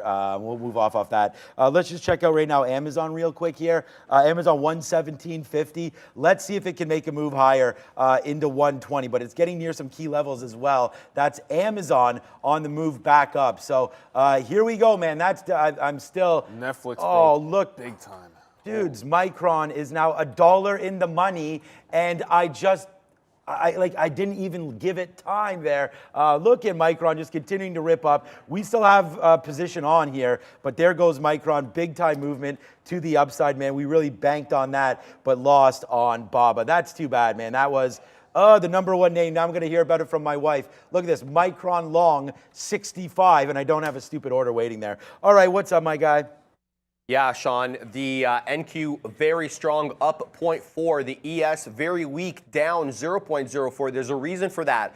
Energy, oil is pulling down the ES, not pulling down the NQ. Oil is down 1%, guys, as oil tries to hold 72. Oh, my God. Oil, we haven't talked about that in a while, but we'll get back over to that in a quick second. Netflix just broke that 352 level. It is now in rarefied air as well, so up 4.5% as we speak. and not a lot stopping it. So if we get a bit of a dip, 352 because it's a level on the daily. If I see any kind of a consolidation there, I do like Netflix. It had to break that level. Now it's finally done so. Looks like it's going to be a strong one. Where the hell is Apple? No, I'm okay. Yeah, I think I'm okay, Randy. Thanks a lot. So 173.5. We're kind of stalling out there on Apple a little bit. I'll look for that dip back into 173 even. Palantir, I think, is going to be headed to 11. Yeah, it just got to like 1075, so that continues to be arrows up. Most things are upside right now. I don't see it's like the Chinese ADRs are down. I'm not really seeing where the weakness is outside of that. And oh yeah, all roads lead to the upside, and a rising tide lifts all ships. Intel might get to 30 today. If it gets to 30, I like a fade on Intel at $30, but you're only halfway there. But you're halfway there like at 940. All right. Wow. Yeah, so now Micron is $2.20 in the money off that level. So that should have been a monster day. I hope the guys behind me have that, because that was honestly that 65 break.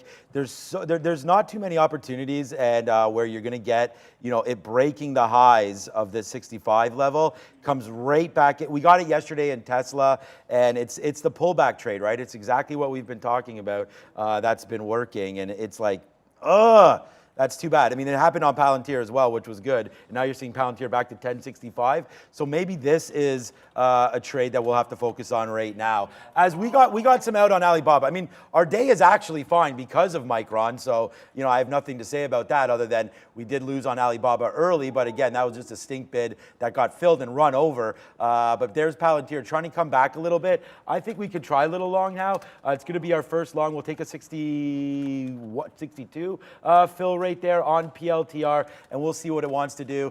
If it does break back down through like 1050, then we can get out of that one. But for right now, Palantir, I like it at some of these levels. Let's just see. It had its move. It can go a lot further than this, so all good on that front. We are now $1.50 in the money on Alibaba, so no woman, no cry, but I got a good one, so I'm never crying on that. But I'm only crying about Micron, which is now $3 in the money off that sticky note level that we missed. But I'm here every day, so we'll get these trades tomorrow. But there goes Micron, straight up to the upside.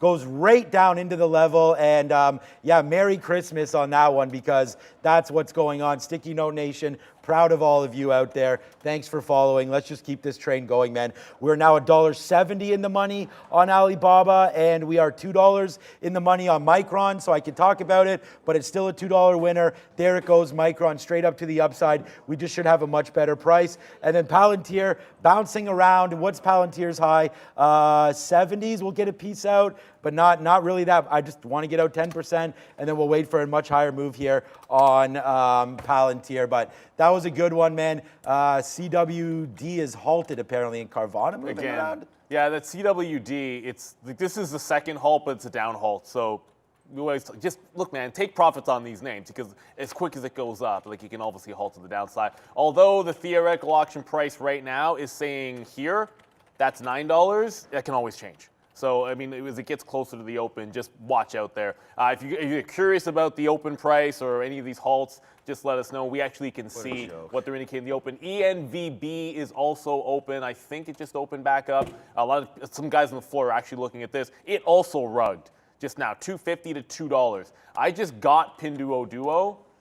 So it looks like I waited for it to come back. I'm checking Alibaba what that's doing, because if Baba rips back above 90, then it might invalidate the Pinduoduo short. But I should have had, obviously, it's easy to say Baba tanked really, really fast. So to get over in short 66 and PDD, watching one and trying to flip to the other is not the easiest thing to do. I'm now short in front of that 66. I think I'm not wrong until I think it gets past like 66.5, or if Baba just starts going absolutely haywire to the upside. If I get more of a curl here, I'll add to it on the other way. Pac W apparently is making a move. Yes, it is. Pac W making a bit of a move here, but I'm more concerned about Apple starting to dip back in. So can it hold that support? I think 172.50 is reasonable, but if it can hold 173, like this area here of consolidation in the afternoon, that's even better. So I'm waiting for the other side, a little bit of a bounce, to get back into some Apple. So PDD is the only short I got on here. I am going to likely take something never mind. I was about to say I was going to likely take something front side in front of 30 on Intel, but Intel already dropped 20 pennies. So I guess the pullback wasn't at 30. It was at 29.70 on Intel. Damn it.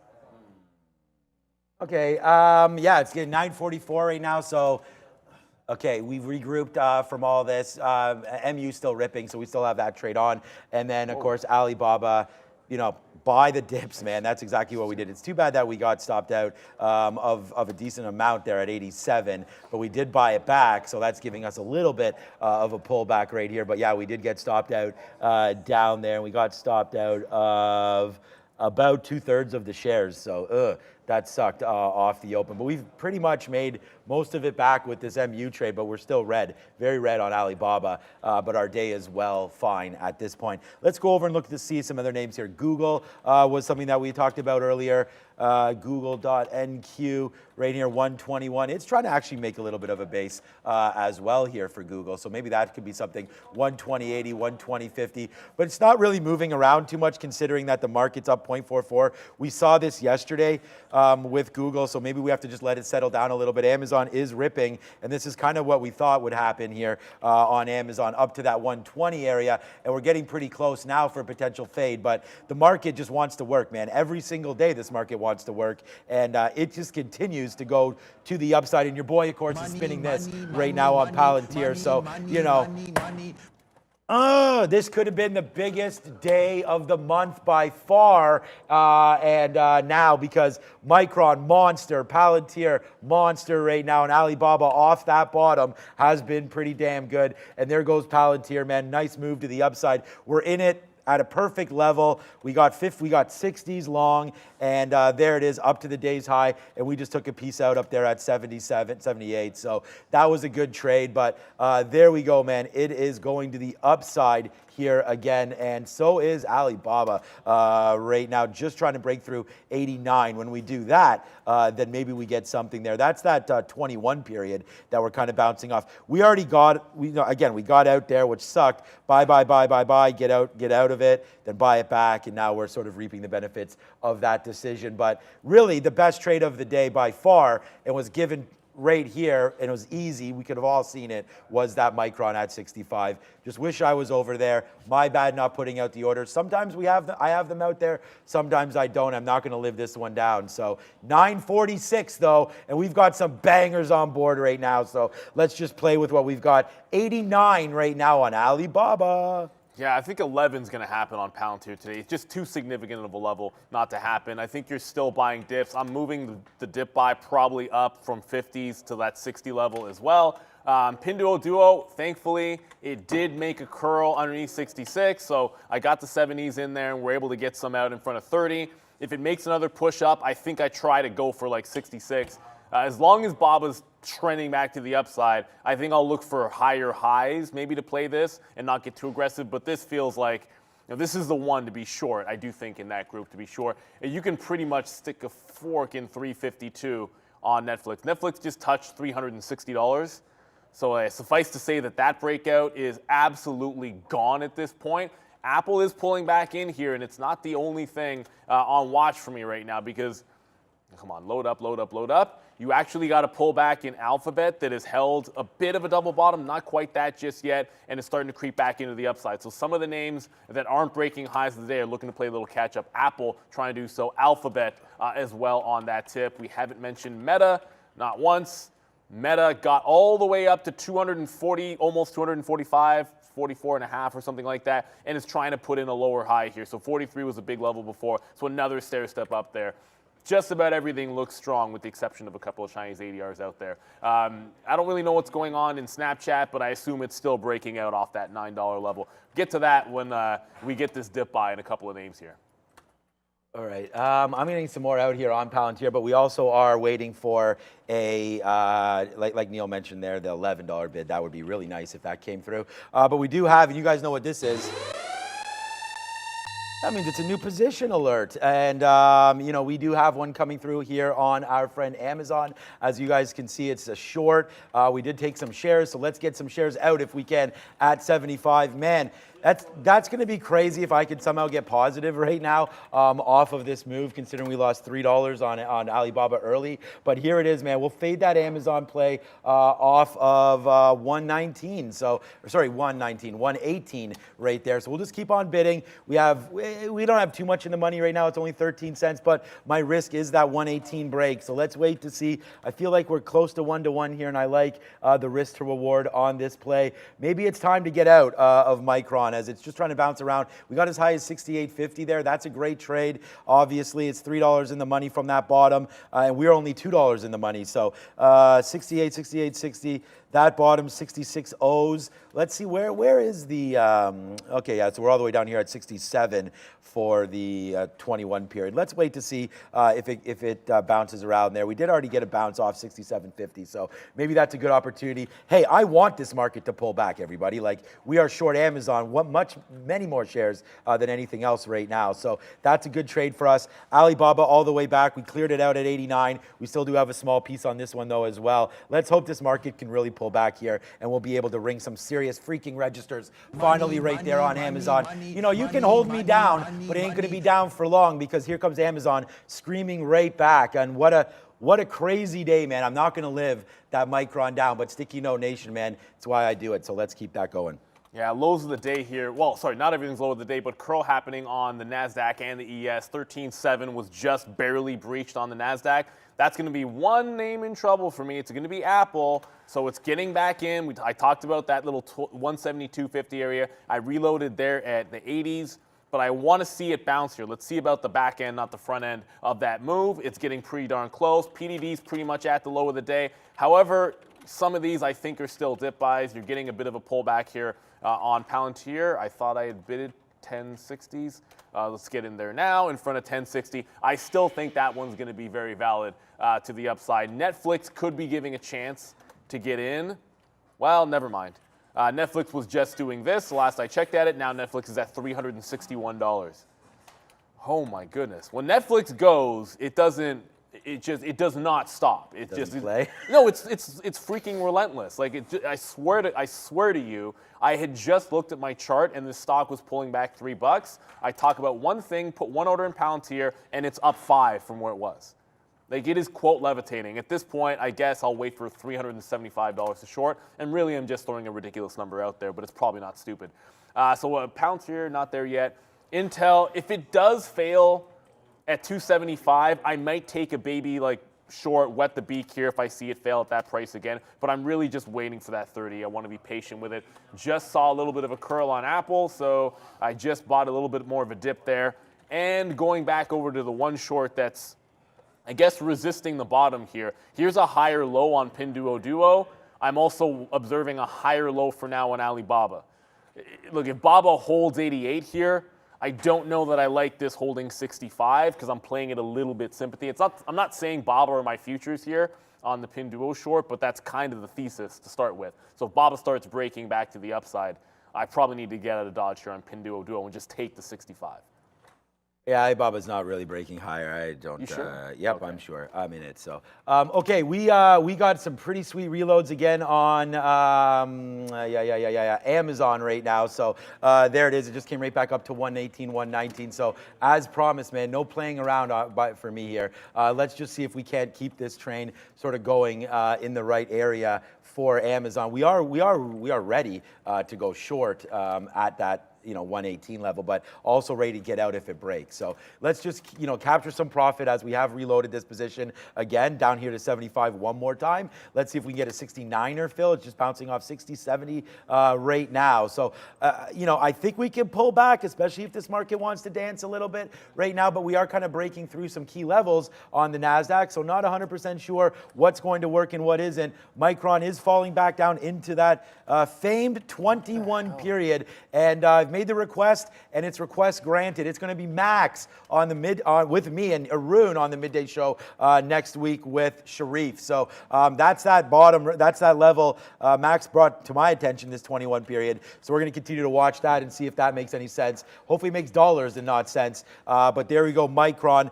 up there now trying to bounce off that exact level. So we'll wait to see what's good with that one. But for right now, we're still holding on to that. And the biggest position I have right here is Amazon, but Alibaba is fading out pretty good back down to that 87 level. So watch out here. Alibaba fading out pretty good again as this market looking to dip. So we have some key areas here for Alibaba. That's 86, what is that, 86.80 or whatever that drop-off spot was, 86.20 actually. Right there is that bottom, so watch out for that play. So the beak is wet now. The market is holding. I said if Intel got to put a failure underneath that 275, I'd take a shot at it. I got the middle here at 62s. I would love to be able to add, I mean, probably not going to happen now that I say that, but I would love to the opportunity to add to this in the high 60s in front of that 70 level. That's probably not going to be the case, but if we get into VWAP here, I want to have bids out on the way back into the downside. As mentioned, Apple did make a little bit of a bounce here off that 172.50, so I waited for the bounce, got some in on the back end, looking for it to retake 173, then we'll take another leg out there. Palantir, my goodness, it's arrows up on that one. It's like I almost said it. It's like a Vladdy moonshot to the upside. I almost said Aaron Judge for some reason. God, no, Neil. So $11 I think is going to be a thing. Palantir has a history of gigantic bids at even dollar levels when it's going up, but that doesn't necessarily mean you got to get out in front of it. However, I think it's a valid breakout trade at 11 were it to get to that price. So we'll keep our eyes out for that. I'll monitor Netflix. Look, congratulations if you happen to be long this, but I'm not chasing this at 360. There's pretty much no chance I could chase this after a $13 move to the upside at the open. So I'm looking for a pullback, and then maybe VWAP turns into something. Maybe we can look at that 356, 357 level, but it's a little too far gone at this point over there on Netflix, quite frankly. All right, man. Congratulations to everybody with that. And we'll pat ourselves on the back for this Amazon multiple trade reload right there on Amazon as it continues to make moves to the high side. Of course, we're long Palantir as well. I was waiting for an 84 actually sitting there and it didn't fill. So there it is. All right. So there it is. Sometimes you ask for it and you get it right there. Nice move. One in on Palantir. And now it continues to go to that upside one more time, which is a good one there. So we're going to watch out for a Palantir move back, obviously, through 11. So we're going to wait for that one. And then, yeah, we did get a nice little dip buy opportunity in Amazon because it went down to 50 again and then stopped. So we're going to have to watch out for Amazon here, trying to keep bouncing off these 50 levels. Let's put another bid now just to clear it out. I don't have any more bids lower for this name. So if we do tank, though, I should have something. We already missed the best trade of the day, in my opinion, was with that Micron, but we can't beat a dead horse. So we are still in Micron. Well, in Micron, we can. But Micron, look, despite that, Micron's still P&L-wise the #1 stock here today. So happy with it, but we need to get out at some point. It's bouncing off the 21 period right now. Well, we already got out of it for $1, but hopefully it can make that move back up to 68, 68.50. I think at this point, man, we could take $3, get out near this 68.50 if it does come back up there. So that's my pause for concern with Micron right now. But happy we got back into it, but honestly missed the trade of the month for me down there at that level. So we'll just keep watching it. Amazon, again, still hovering around this 50 level. I do have a bid in the 40s and then something down here at 30 in case we do get to there. But look at the NASDAQ. It is screaming and flying, making new highs right now. So Palantir not doing much, Micron doing something, BABA not doing much, and Amazon going the other way. So Amazon going up, the market going up and Amazon kind of hovering around here has got me a little concerned in case it gets its mojo back. But for right now, we're short Amazon. We're 50 cents, 40 cents in the money on that. Was just 50 cents, and hopefully that can come back for us a little bit back to the downside. And here comes Alibaba. We've just been trying to watch out for this 86 break, but it's just hovering around 87 for now. So far, so good. Maybe we'll get something out if it comes back up to 87.50 or so,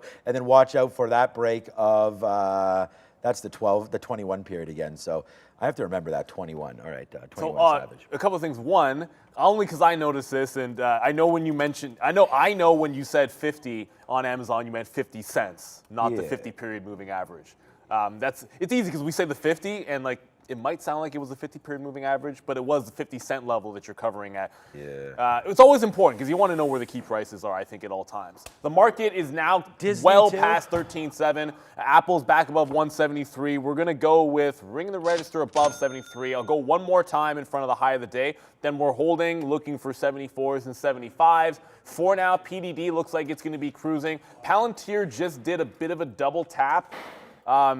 Double tap at 180. I want to say like it broke 180, looked like it was going to hold, got back underneath, tapped it again above 180. Now it's pulling back. I still like the dip buy, and I'm looking for that, 1060 was a pre-market high. I'm looking for the dip into the pre-market high on Palantir, so that continues to work. Intel, we haven't gotten a second out just yet. It bounced off 29.50, which for Intel, that's pretty predictable. Every 10 cents seems to be a bit of something. So if we get back up to the high, I'll look to reload this off the high of the day. 29.72 is the actual high. Usually stop out at the 75, but I'll reload this one to the south side here if we can find it. And then Y Brothers asked, why did I take Pinduoduo short?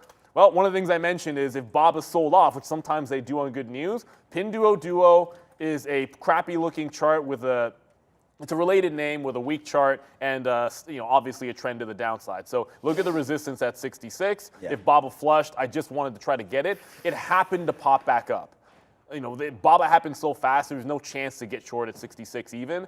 I just took it on the way back to the upside. It is 10 o'clock, so let's go to Brendan for happening now. Or Sharif. Make do with me, Neil. We have a U.S. existing home sales coming in below expected 4.28 million versus the expected 4.3 last time around, 4.44. So decline there and a miss. All right, guys, happening now. Brought to you by Zulu Trade. Are you ready to dive into the world of investing, but finding it hard to keep up with the market trends? Well, listen up. Zulu Trade 2.0 has just been launched, allowing you to follow and copy the trades of successful leaders from around the globe, making investing easier and more accessible than ever before. So what are you waiting for? Check them out using the QR code below there, guys. Let's check to see how markets are faring. The NASDAQ clearly in the lead today when it comes to the indexes, up 0.47%. The Dow Jones down again 0.35%. And the S&P flat, just down a couple of points, guys. Toronto also down 1/3 of a point. What's moving? Let's find out. Micron, you saw Sean trading this one earlier. The semi name is up huge on the back of new subsidies coming from the Japanese government. Here is the chart on Micron, up 4.27%, finding a bit of a top at that 68.5, trying to dance with 67.5 now. Netflix is rocketing up after reported its ad tier added approximately 5 million users a month since it was introduced in November. Netflix looking all sorts of strong, up 6.33% right now, knocking on the door of that 362 with a 361.93 high. And last but not least, BABA showing signs of indecision as it sells off pre-market gains. Can it recover? You saw Sean in this one as well. 86.27 low, a bit of a flat bottom, break there at 87. And Neil.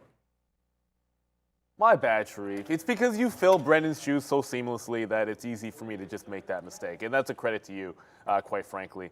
So when I said 375 on Netflix, I wasn't making it up completely. It is the top. If you go back to the beginning of the year, 375 is the high. So it is, and that's the gap fill, like 350. The gap is to $375. It's at 62. I know it sounds crazy, but heck, it's halfway there and it's 10 o'clock. And it just broke the high of the day again. It's not alone.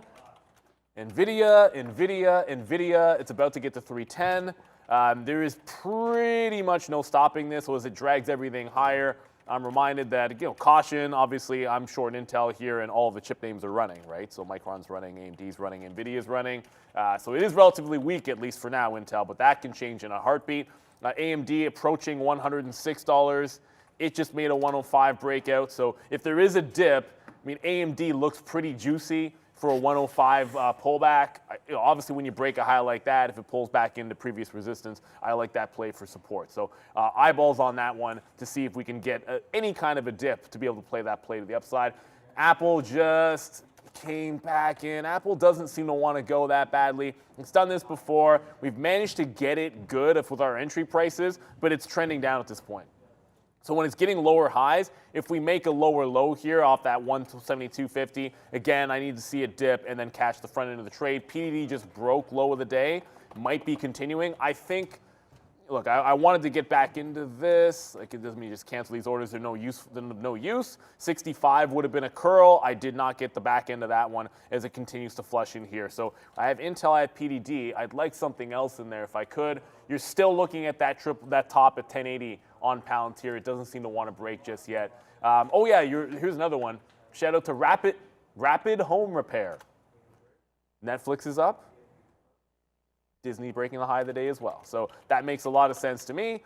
Disney breaking out, and there is room for this one to get back to its 50 period. I'd say $96 if memory. So yeah, 96. This daily hates me, but $96 would be a reasonable stop out if this were to get up there. There's enough exuberance. I think that's where the top would be on Disney. Netflix doing the heavy lifting. Disney just broke out of its bottom channel just now at that 93.25 level. So strong moves abound.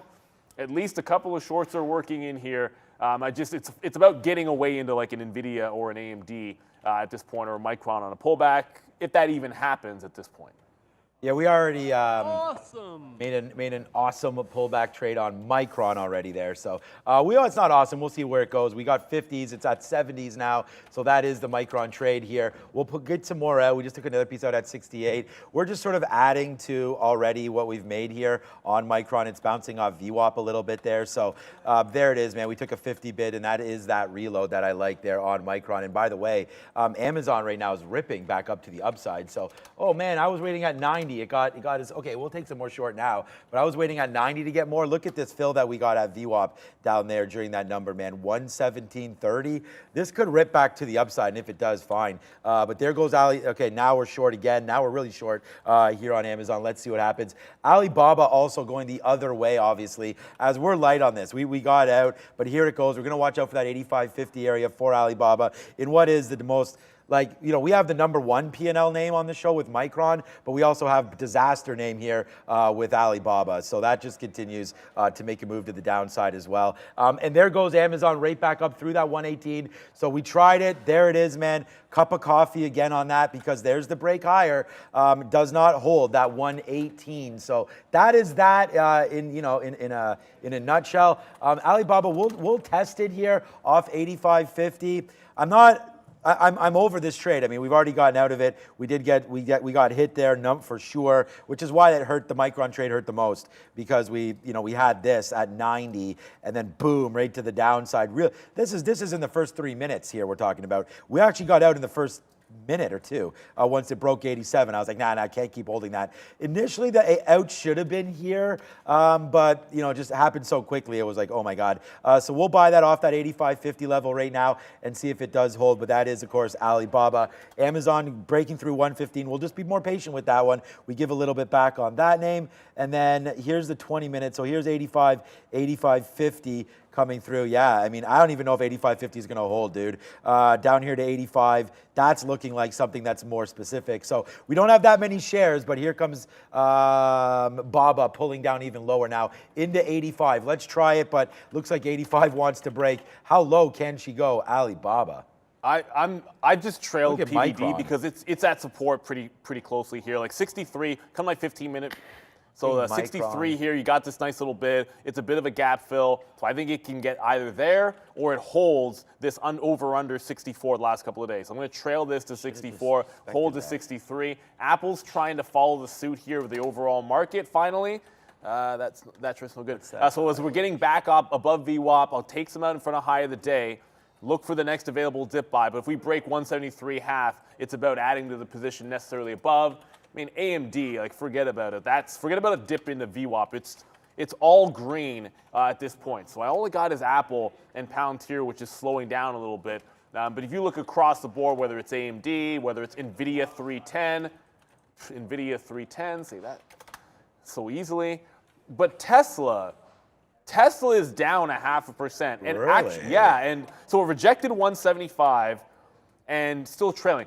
Now, we've seen sometimes you get that great move in the market, eventually a rising tide lifts all ships. got to keep eyeballs on this one, because if it ends up holding the flag or support afternoon, whatever you want to call it, bottom, that's 172 here. So if it bounces off 172 and Tesla joins the party, it's got a lot of recovery room. So I'm looking for a bounce around the 172.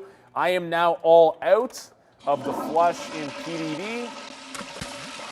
Now, obviously, it just I put my trail in there. It just wicked 63.6 and came back in there. Maybe it stops at 63 even, but I'm done with that trade, at least for now. Going to move on to the next. As I said, Apple looking for at least one fill in front of the high of the day. That's about to come in there.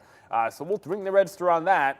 But the next thing I got to watch out for, I have one more short on. That's going to be Intel. It's coming into that top. If it puts in a lower high that I like, I'd like to see it consolidate a bit more, and then we'll grab the short. But this is a counter trend trade.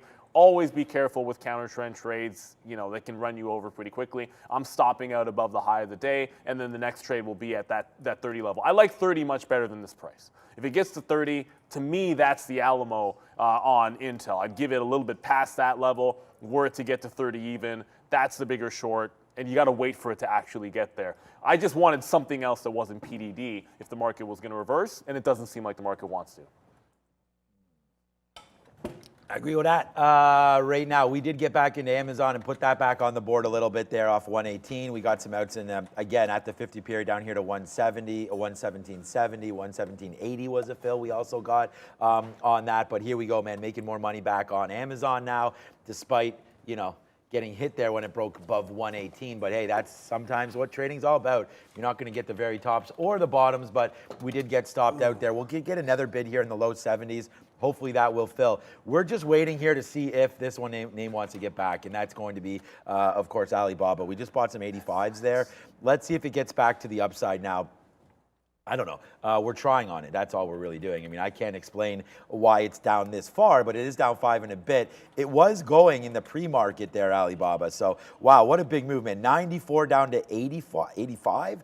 Alibaba, just definitely the wrong way on this trade, and it looks like it's getting worse and worse for me here as Alibaba hovering below 85. Now, we're long at 86.50. Let's see if it can go back up. I'm trying to get something out at 86.20 just to sort of lessen the blow here, but I don't know. It just keeps on. Let's take something out at 94, 95.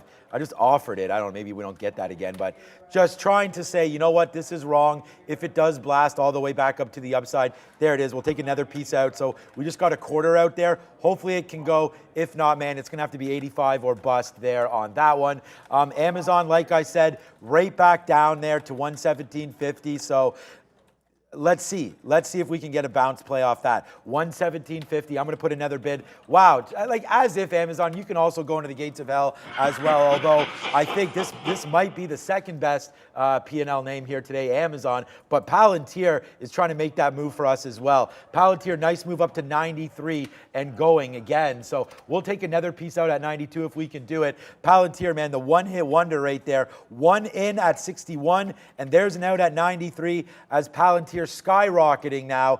Great job on that one. We did not get out yesterday. Hopefully, I need to get some out now today. We're long 750 on Palantir. It's up here to 11. We like Palantir. We like it a lot, and we just got a good bid there as well in the 60s for Arca. I'm not going to steal it, but my friend Amazon there, shout out to you, Sharif, as it's been a good one on the short side. And again, today, this is what the sticky note's giving you. Micron long 65, Google long, we haven't looked at that. The BABA 90 long, you can flush that freaking trade down the toilet. And then it's the Amazon short sell that's been printing here pretty much all day. Okay, Alibaba, you know what, man? Hey, it's a disaster, but I've had worse names than this before. Let's see if Alibaba can get back going. We'll see a 50 period now, 87.70, hopefully for Alibaba. After that, man, Tesla, 173, looked like a decent buy zone as well there for Tesla, bouncing off that again. So we'll see.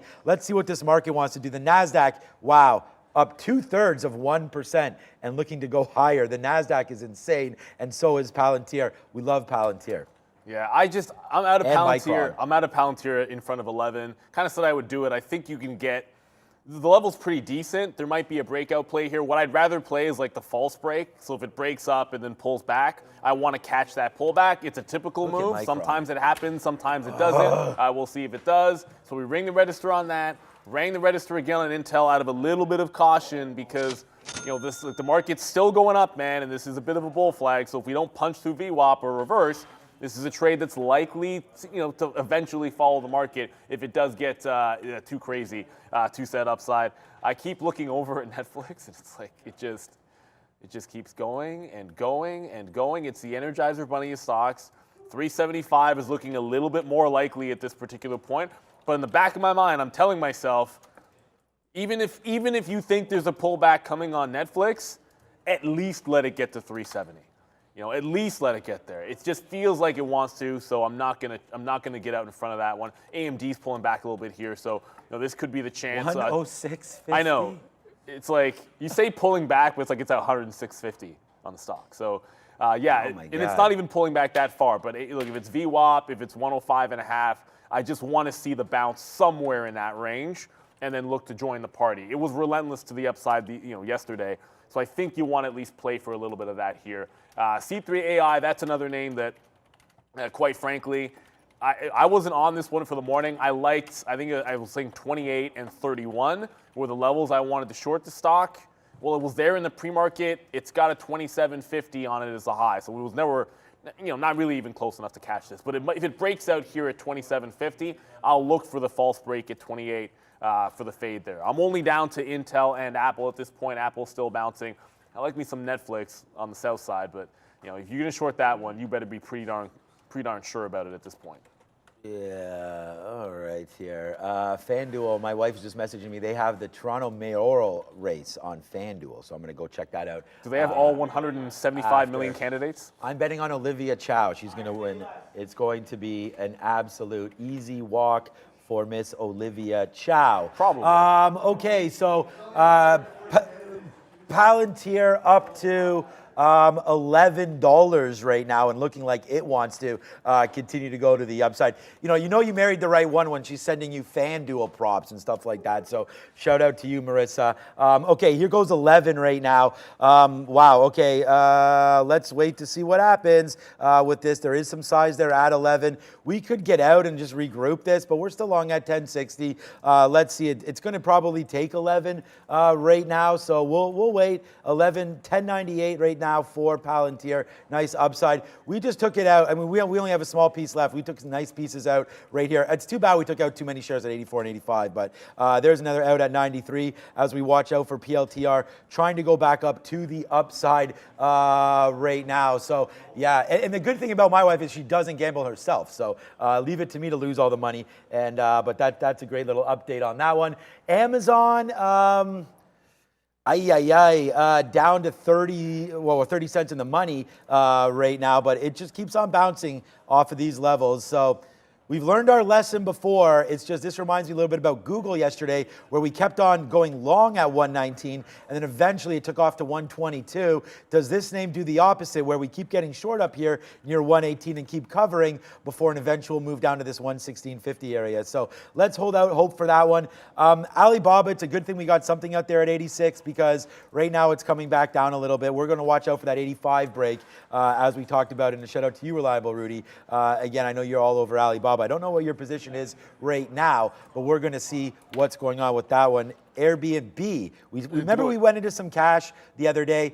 So that's a good one. So this is why I don't feel so bad. We sold off some Google, some Meta, some Microsoft, that bought some Airbnb down there at 105. So we talked about that as a good opportunity to get in, and there's Airbnb 105. We waited for a couple days off earnings, got hit back down. We liked the name. Airbnb long at 105 up to 111. So that's 6% in the pocket right there just in 2 days. So feel better. Google didn't move 6% yet, although it may just about do that anytime soon right now. Alibaba trying to get above 86 again.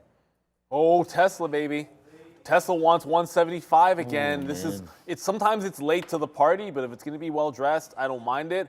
The 175 break, I don't necessarily favor it. I'll look. If we break 175, I'll play the pullback off of that. I'm looking for the same thing on Palantir 11. Not going to play the break, going to play the dip. But once you establish a low on a stock that's been this beaten up, you just want to try to get into the trend. I don't want to rush into anything. I feel like patience has been pretty decent here, and it saves you a little bit by being a little bit patient. So not jumping in until I feel confident about the long is what I'm going to try to do there. You are getting a bit of a dip in the overall market well, not dip, I guess a slowdown at the top. So what I'm seeing is, I'll quickly show you, Tesla, of course, you're seeing it gets close to 175 and pulling back. Netflix is kind of checking up here. Apple is at 170. It's at the high of the day again and pulling a little bit of a dip. I'm going to hold on to Apple here because I do feel if we reestablish 173, that's a great spot for us. Intel, which we have to the short side, that looks like it's going to be the right one in terms of shorting something on strength. Whether or not it can follow through, we'll have to see. So I'm kind of focused on those two. Netflix, I mean, it's $2 away from $370. So I think we're going to get an opportunity to trade off of $375 today on Netflix. Let's go to Sharif at the desk. Oh yeah, House Speaker Kevin McCarthy says he thinks an eventual debt limit bill needs to be on the floor next week. We're not there yet, he says, but I see a path through the punch bowl of reporters. You just said the punch bowl of reporters?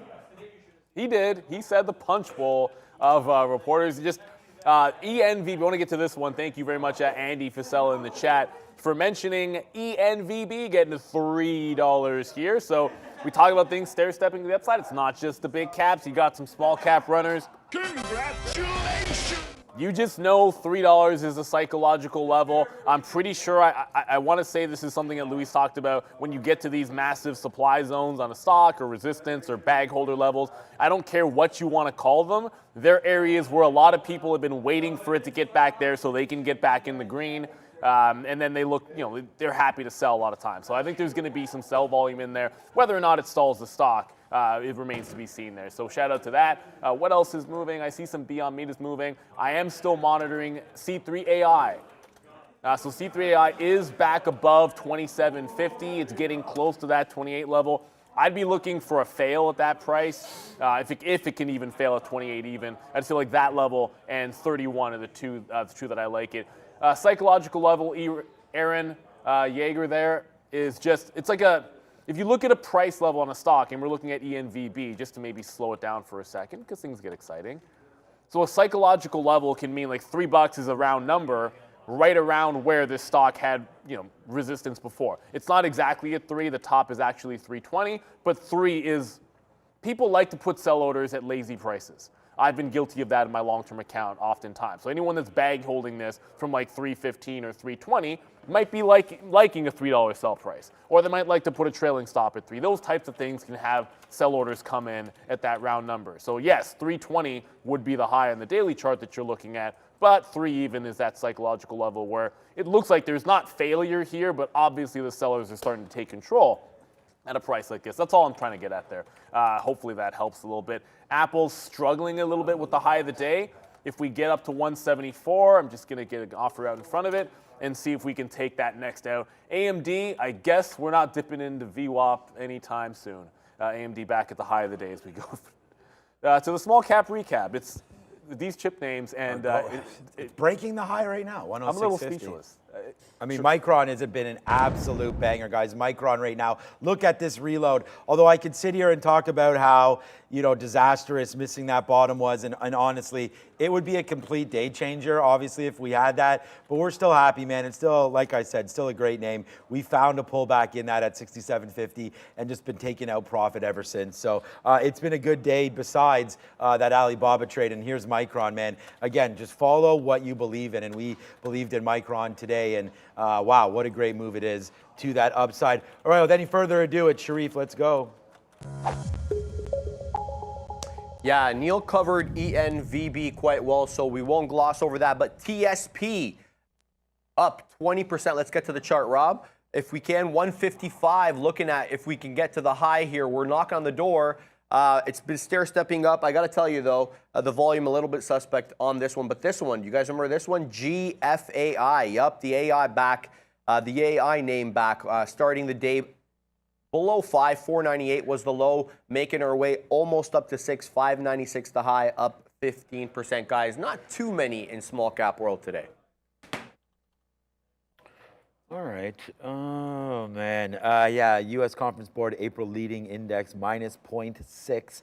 Home sales minus 3.4% coming through as well. So let's just wait to see, man. The NASDAQ is just continuing to blast off again, man. Like, just keeps on going. The NASDAQ, we got into another short, whoops. Obviously, we got into another short with Amazon. I say obviously, but we've just been shorting that name every time it pops up. So right now we're short again here at 118.02, hoping for a move down.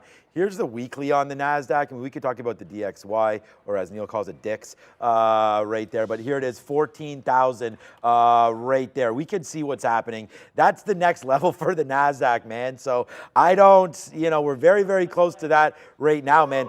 200 points away from that. So we'll have to wait to see what's going on. That's 117. This little wick there back in August was exactly pretty much where we're at right now. So this is another decision point, but we can't just keep on having decision points. I mean, the market has really taken off over the last little while. That Fed interest rate and then the talk off that last rate of possibly a pause. Well, not only do you get a pause, but then you get good earnings season coming through as well. So if everybody's was fearing this recession, and then we get, think about it. The market is where it is, and we've had bank defaults and all this kind of stuff. I just feel like the market wants to just continue to go higher. We have sold some names and got into others, so we're sort of rebalancing our portfolio a little bit. We talked about, you know what name we talked about earlier today was Disney as well. I mean, look at this name. We said we're buying some more here at 92. It's up to 94 right there. So already a couple percentage points just today in Disney off the bottom, right? So yeah, there are lots of names to look at, but you got to be in the right space at the right time. And right now, tech has been super, super hot. I don't need to tell all you that if you're watching the show, of course. By the way, Palantir. Money. I mean, this name is, we're 50 cents now in the money on Palantir, and it just keeps on working to the high side as well. We did get one last fill up there on Alibaba, and as you can see here on Alibaba, it is now going to break that 85. So we're going to get out when that does happen. We got a nice 85.30 fill there. It ripped back to 86, but we were trying to hold to see if there was a move higher, but no, Alibaba, there's no move higher at all. So we'll get out once this does break through 85 and then just be like, well, that was a horrible trade, and obviously it was. So we're going to have to wait out for Alibaba. See if it can bounce off 85. It's trying to do it right now, but it does not look good, man. The short is definitely the way to go here in these Chinese ADRs today, for sure, off of a pretty bad report, I guess, from Alibaba. I was excited because of where it went early, and then it fell back into this level. This is where we should have cut our losses, which we did. We made some money back on the upside, and that's where we started to get out, and that's exactly where it faded. But right now, trying to catch the bottom, no, that's been wrong. We tried it there, and we're trying it again right now. But these are small hits. It's more this first one that cracked. That was not good. But you know what just made some moves back up is Amazon. We just got another fill up there, so we got to get some out. Amazon definitely not making the moves we thought. It's trying to go high side now, not to the downside. So Amazon will put some more bids here at 118, but our out is that 118.25, so it's coming pretty close to us getting out of Amazon. I just saw a big order on Tesla. I think somebody got filled pretty big, shorting above 175 on Tesla. It could be getting out of the long. I don't know for short. 335,000 shares just popped on the offer, and it did this over under kind of move here at 75. If it does push down off this, I'm still looking for VWAP. I did not want that breakout trade, so we're waiting for it to come back in. AMD's through the high of the day again, I knew this might happen on Netflix, but you're just better off for it. I mean, Netflix ends up turning at 369, so if you worked off 70 instead of 75, you'd be in this one for the win. I still think it could go higher. 75 is a big level on the daily. Were we to get into VWAP, I'll look for that retracement and be patient with it at this particular point. Just chasing this move, getting out way too far out in front of a level, hoping that it's going to turn there. I just don't want to do that. AMD is about to break the high of the day. I guess 106. Amazing. I guess 106 is something because it's pulled back here. Now, otherwise, maybe just even dollar scalp breaks or take the next consolidation long is the way to get into this one. ENVB is through that $3 level, obviously. I think that's a good one. I'm monitoring a couple of names that I want to get into that I'm not. AMD's one of them. Netflix is a big time maybe. And NVIDIA.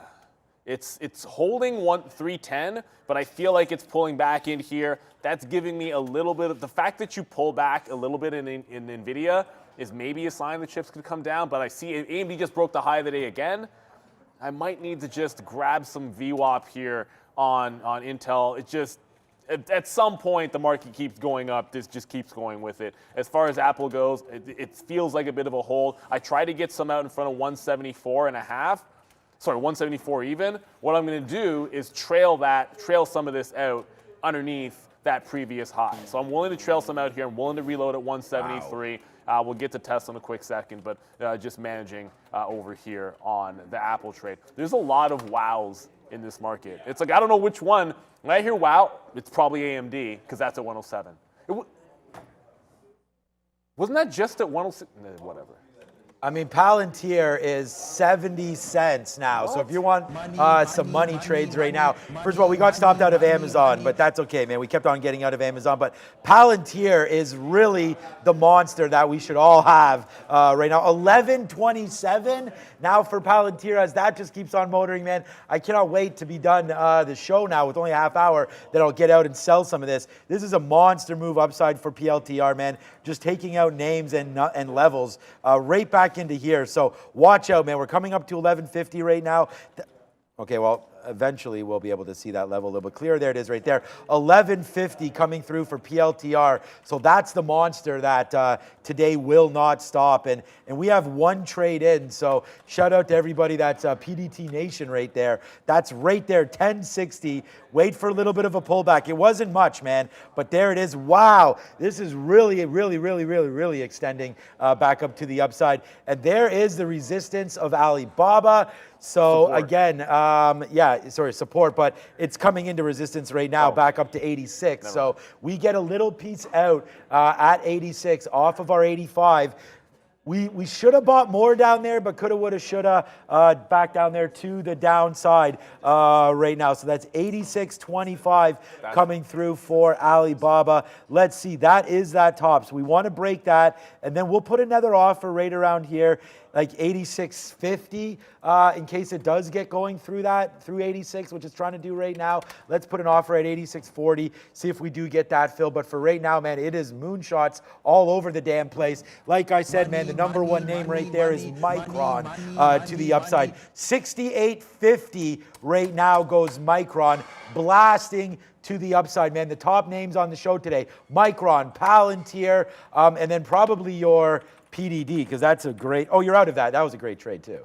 Yeah, well, actually, I'm looking Bob along right now. Bob along, yeah. But 85. Stamp that, baby. So here's 85. Come to 15 minute for a quick second here.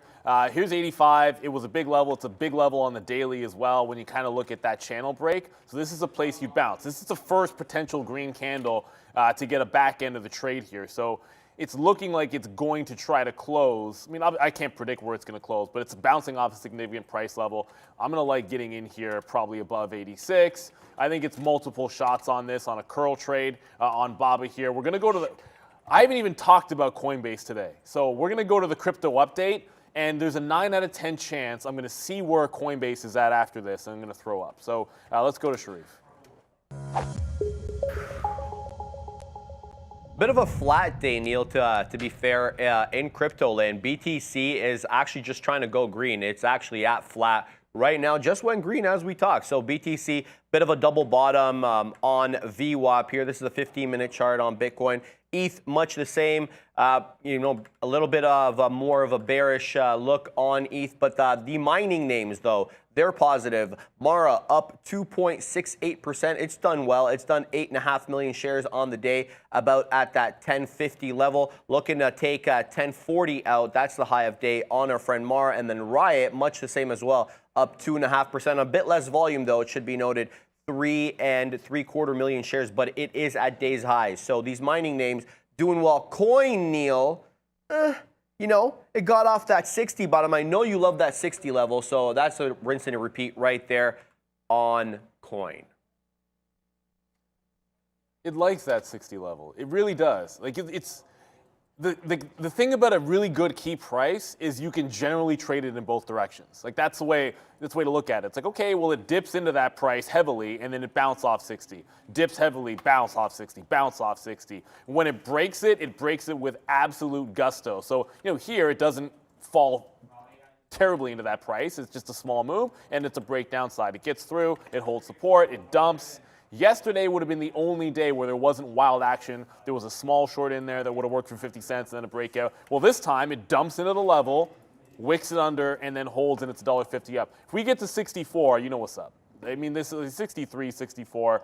You go back to doing what usually makes sense in the name. The only new trade for me is going to be Alibaba here, but I will acknowledge that Apple, okay, there we go.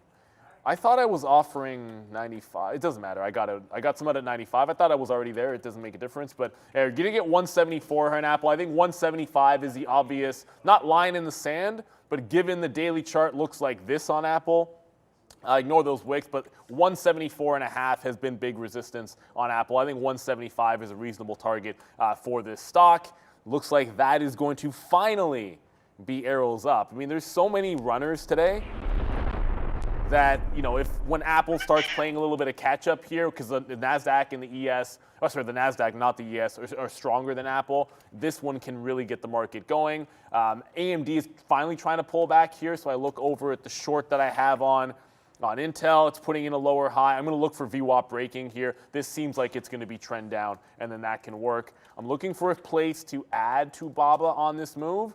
So I liked it on the 15-minute. I'm going to add one time at 86, but I think, you know, a level is going to be 85.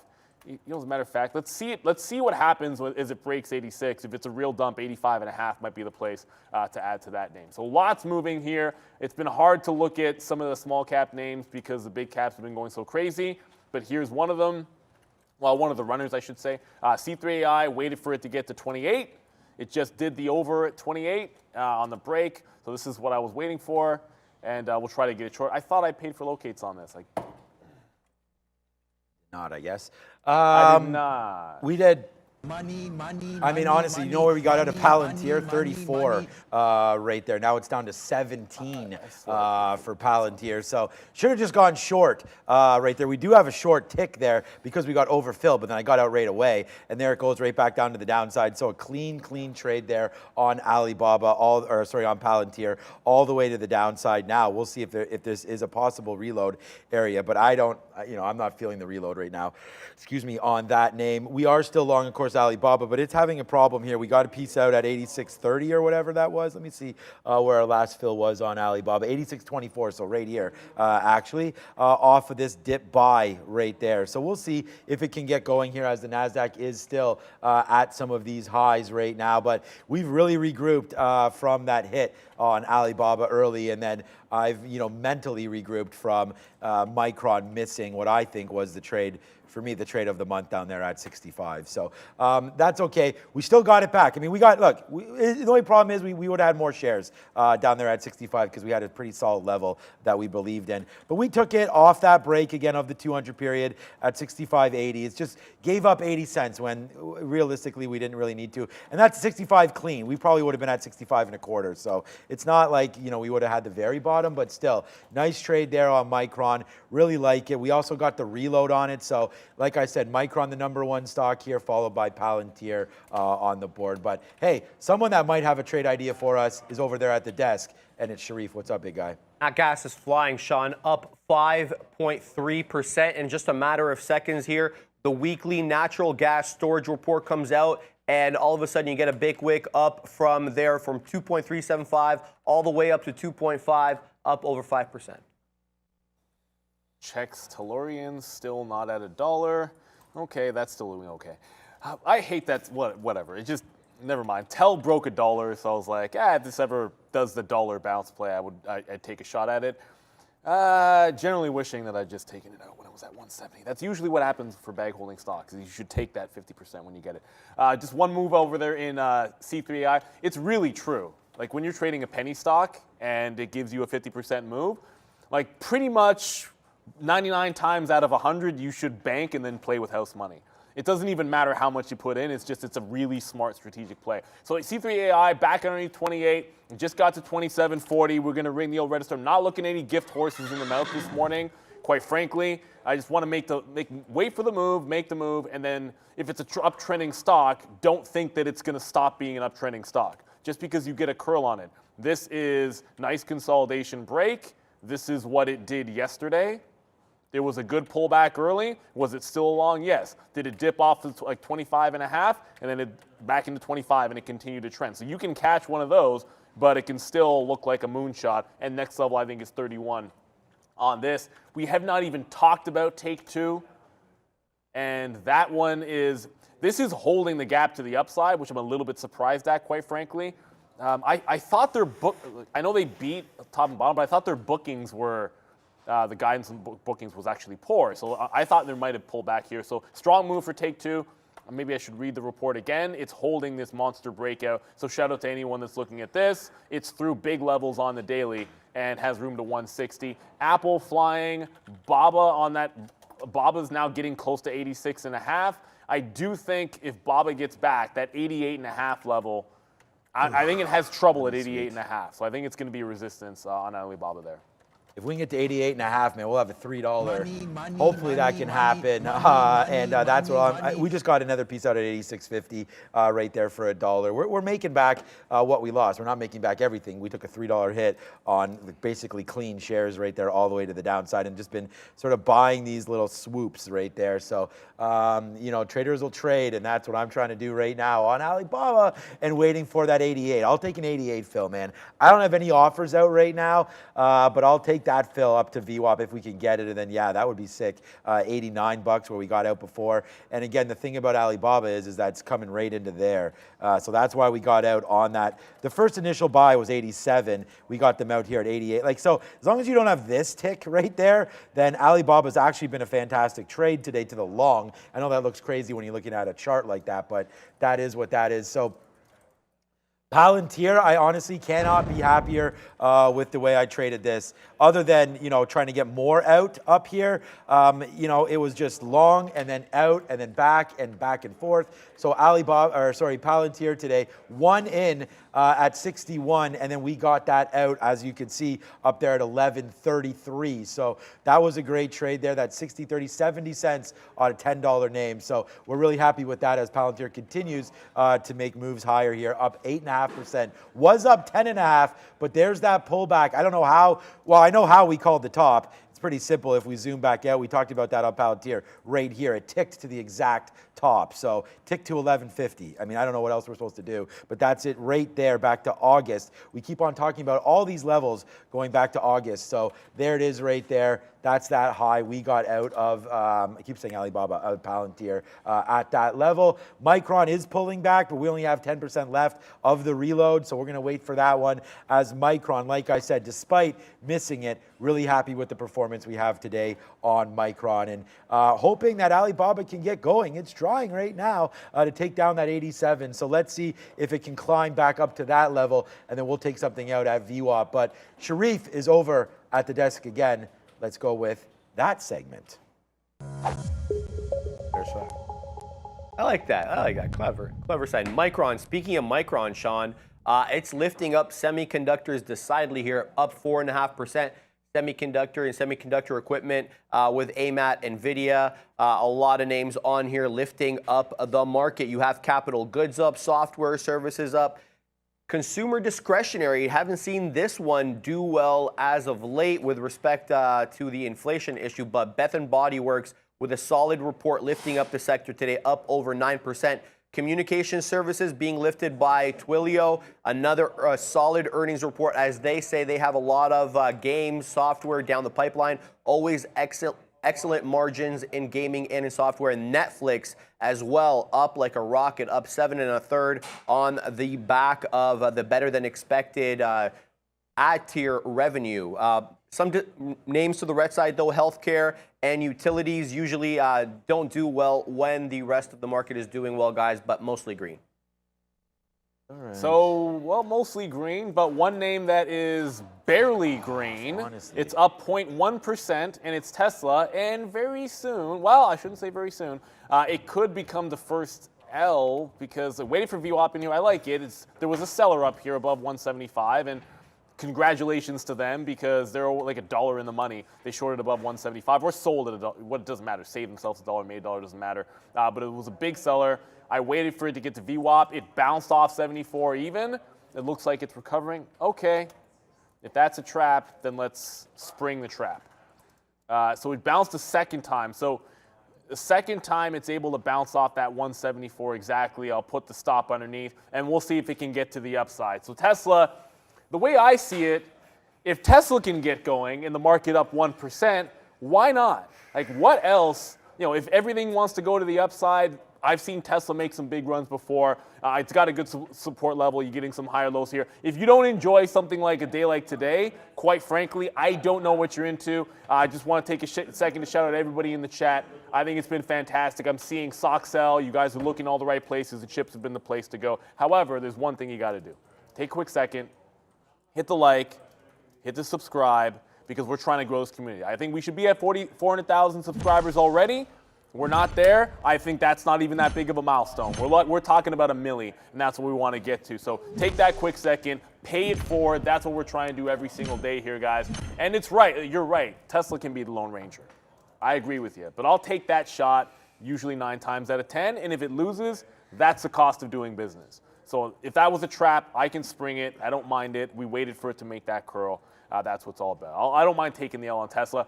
NVIDIA is starting to come back. Oh my goodness, even AMD is starting to dip.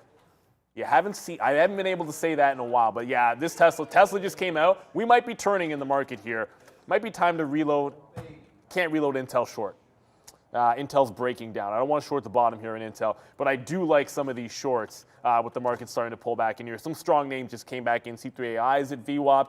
That's not at a reload spot. I'm just going over what are the names I like weak for weakness, and is there an entry point in any of those names? I'm not seeing it in Intel. I'm not really seeing it in C3AI either. Damn. I mean, have you guys seen Amazon? I mean, this name is straight down, man, straight down $1 right now, and we had the short. We were only short until eventually it got out, and here it comes right back, just pulling quite nicely back down to the downside. We are taking off a little bit here on Alibaba. I want to find some shorts right now, but I'm wondering if we just play this strength in the market and trying to go long off some of these pullbacks. But here goes Alibaba right now, trying to break through 87. We have $1.50 in the money right now for Alibaba, so we can't celebrate it as a winning stock, but we could definitely go awesome on that 85 bid that we have. So far, so good on that one. There goes Amazon breaking lower now as well, trying to bounce off VWAP. This could be a long for sure on AMZN, so that could be something coming through right now, down to 60.61 now for Amazon. Looking like it does want to go lower here. VWAP again, is right here right now. This could be a good buy opportunity, but I don't know if I want to be buying this market right now at this level. So we can wait on it. You know what? Now that I see this market going down, let's just ring the register a little bit more on Alibaba. Again, long off these 85s up to 86, 87. We don't have any other offers out for this name, so maybe it can get to 88. We're just taking out pieces on the way up. So we have about 30% left. We just took that piece out right there. Amazon is bouncing a little bit. Maybe we should have taken some credit on that one down there to VWAP. So let's try that. Let's try a long right now on Amazon. See if it can fill out. I mean, we were short. I'd be pissed off if we lose on the long, but this is a risk willing to take. We've already seen it pretty strong. So there it is. We'll buy a 68. Now it just bounced off 50. So if we break 50, 18 cents worth of risk here for Amazon, I think that's worth it. So we're coming back in. Let's wait to see what Amazon wants to do here. Trying to curl back up now off that bottom of 50. We've seen it resist 50 a couple times. So there it is. We'll take 11 cents on that, get a 79 if we can. It just bounced off that level, so we'll see if we could take that. But then again, it'd be 1-to-1 if we got, what did I say? Where am I long at? 68. So we needed to get up to about 80, 85 there, which makes sense. That's like that 50 period. So we always try to take a dime out for 10%. So let's see if Amazon wants to continue to climb. But there it is, falling back. 111.50, which is the bottom and sort of VWAP clean break. We'll get out if it takes that. 117.50, the break on Amazon if that does come through. That's what we're looking for. Alibaba's still hovering around a little bit. And then Micron, like I said, P&L. If P&L's your game, Micron is your name, because there it goes, man. Huge move today for P&L, and Palantir also trying to get back up. Now near 11.20 for PLTR off of that 11.10 bottom. Not bad. Let's see if Micron can get to 68.50 here. I think it has a chance. the NASDAQ, but the NASDAQ just put in, well, it's green candle now, but it put in its first red candle of the morning on the 15 minutes. So again, I'm looking at a 15-minute chart here. 15 and a 60 are generally what I'm looking at for the intraday levels. But there's that little bit of a rejection of the top in the NASDAQ. We didn't quite get to 1380, and that's the only hiccup. So, you know, that's what I'm looking at. Like, what set up for a short that I would like to still be in the range of adding to the position? I didn't see it in Intel, or I would have done it. But if we get back to these tops and take them out, the shorts are in a world of hurt at this point. So you want to hang on to some longs. I do like some dip buys. I tried Tesla, it did not work out. AMD might be setting up here pretty nicely. Well, Apple's at the high of the day, so forget about the dip on Apple. That was headed back to 73. I guess that's not dipping as much as I thought it was. Let's go to Sharif because it's time for Money Talks. Neil, everything doing poorly today against the greenback, the DXY up 0.56. There's one lone standout, though, that's green on this chart anyway against the greenback. It's the Russian ruble up 0.22. The euro down 2/3 against the greenback. The CAD down 0.27. GBP, the quid, also down 2/3. And the Japanese yen likewise down 2/3. And the Australian dollar almost down 0.75. Bit and ETH, they're just trying to go green at the moment. So we'll watch what crypto does the rest of the day. With respect to earnings, not too much in the way of big names after the bell today. We have Ross, which is an interesting retail name. We've been seeing more retail earnings lately. Tomorrow before the open, we'll have another retail name, Foot Locker, and another big name for the industrial sector and the home sector, John Deere, guys. John Deere. Tomorrow morning, yes. That's actually, they're interesting because they're a bit of a bellwether, but then they get like a bit of a tech valuation sometimes. They get a multiple as if they're a little bit more tech than say like a Caterpillar or something. Foot Locker, every time Foot Locker has earnings, I feel like the next day I'm looking at Nike instead. So I feel like that's going to be the case tomorrow. I don't know. There was one day that Foot Locker rugged and we're like, oh, it was a good shorting opportunity. So that's what we're looking at. But usually, it just makes me pay attention to Nike. What is it doing today? Actually, Foot Locker had a really good day yesterday. Never mind. That was up a $2 move, and it's actually at the highs. Good for you, Foot Locker. Probably still not going to trade it, let's be honest. So Apple, I thought we were getting a dip buy in Apple. That has come and gone. I love my 15-minute chart, but on Apple, it's a complete mess. I thought we were getting VWAP here. It's held the breakout. So 173.5. Looks like the only spot, the only game in town for reload. So the under 74, maybe into 73.5 is certainly setting up. I got one out in whoops, I was going to show the futures there, but Alibaba, I just took one out there in Baba. I want to get back to my 15-minute here. So I'm really just looking at this supply area, like 88.5 to 89, and thinking it'll have trouble getting through that. I think this bounce to that level, still looking for dip buys as long as it's above 85, definitely makes some sense. Admirals just said short Palantir. Really? Oh, I mean, against that 1150, I guess he could. Where was the daily chart? It hit enter twice. On the daily, this would be the level, but I'm going to double check to see if that wick is kind of, because like 1150 to 1175, if that's kind of true, it's almost like you let it get to that price. It's at 25 right now. So if the level is 50 to 70 on the daily, it almost feels it's a little bit early to be shorting it when it's trending to the upside. I'm going to check my other chart. I'll show my trade ideas chart just in case that wick isn't real. I think you're waiting maybe another 20 or 30 cents for Palantir. Who knows? I mean, I could be dead wrong about that, but I'd be patient on a day like today. Yeah, I mean, that's where we got out. We got out up there at 1140. So we got out at 34s right there off of this long. So I think you're right about waiting for that as a possible long all the way to the upside there. So, or short up at 1150. Or, I mean, we've already bounced off 1110 once, which was the 50 period. So looking in for that one. Yeah, Alibaba had a problem there at 87, sorry. I was looking at, so I'm still long 85.30 there. So a couple outs, like we said, man, we're still only in 20% of this trade left. We've gotten out of 20, 40, 60, 80. So good outs there on Palantir, on Alibaba. And then a new position, reloaded a little bit here we'll see, man. We told you what we're doing with Amazon. We actually got some outs right there, 80s. We got an 84 fill there at the 50 period, so that's what we wanted. Now it's coming back in. We're going to watch out. It's going to take, there it is. Wow, I thought it was going to go the other way there. It's going to look like it wants to take out 117.50 is our target there, but on a little bit, oops.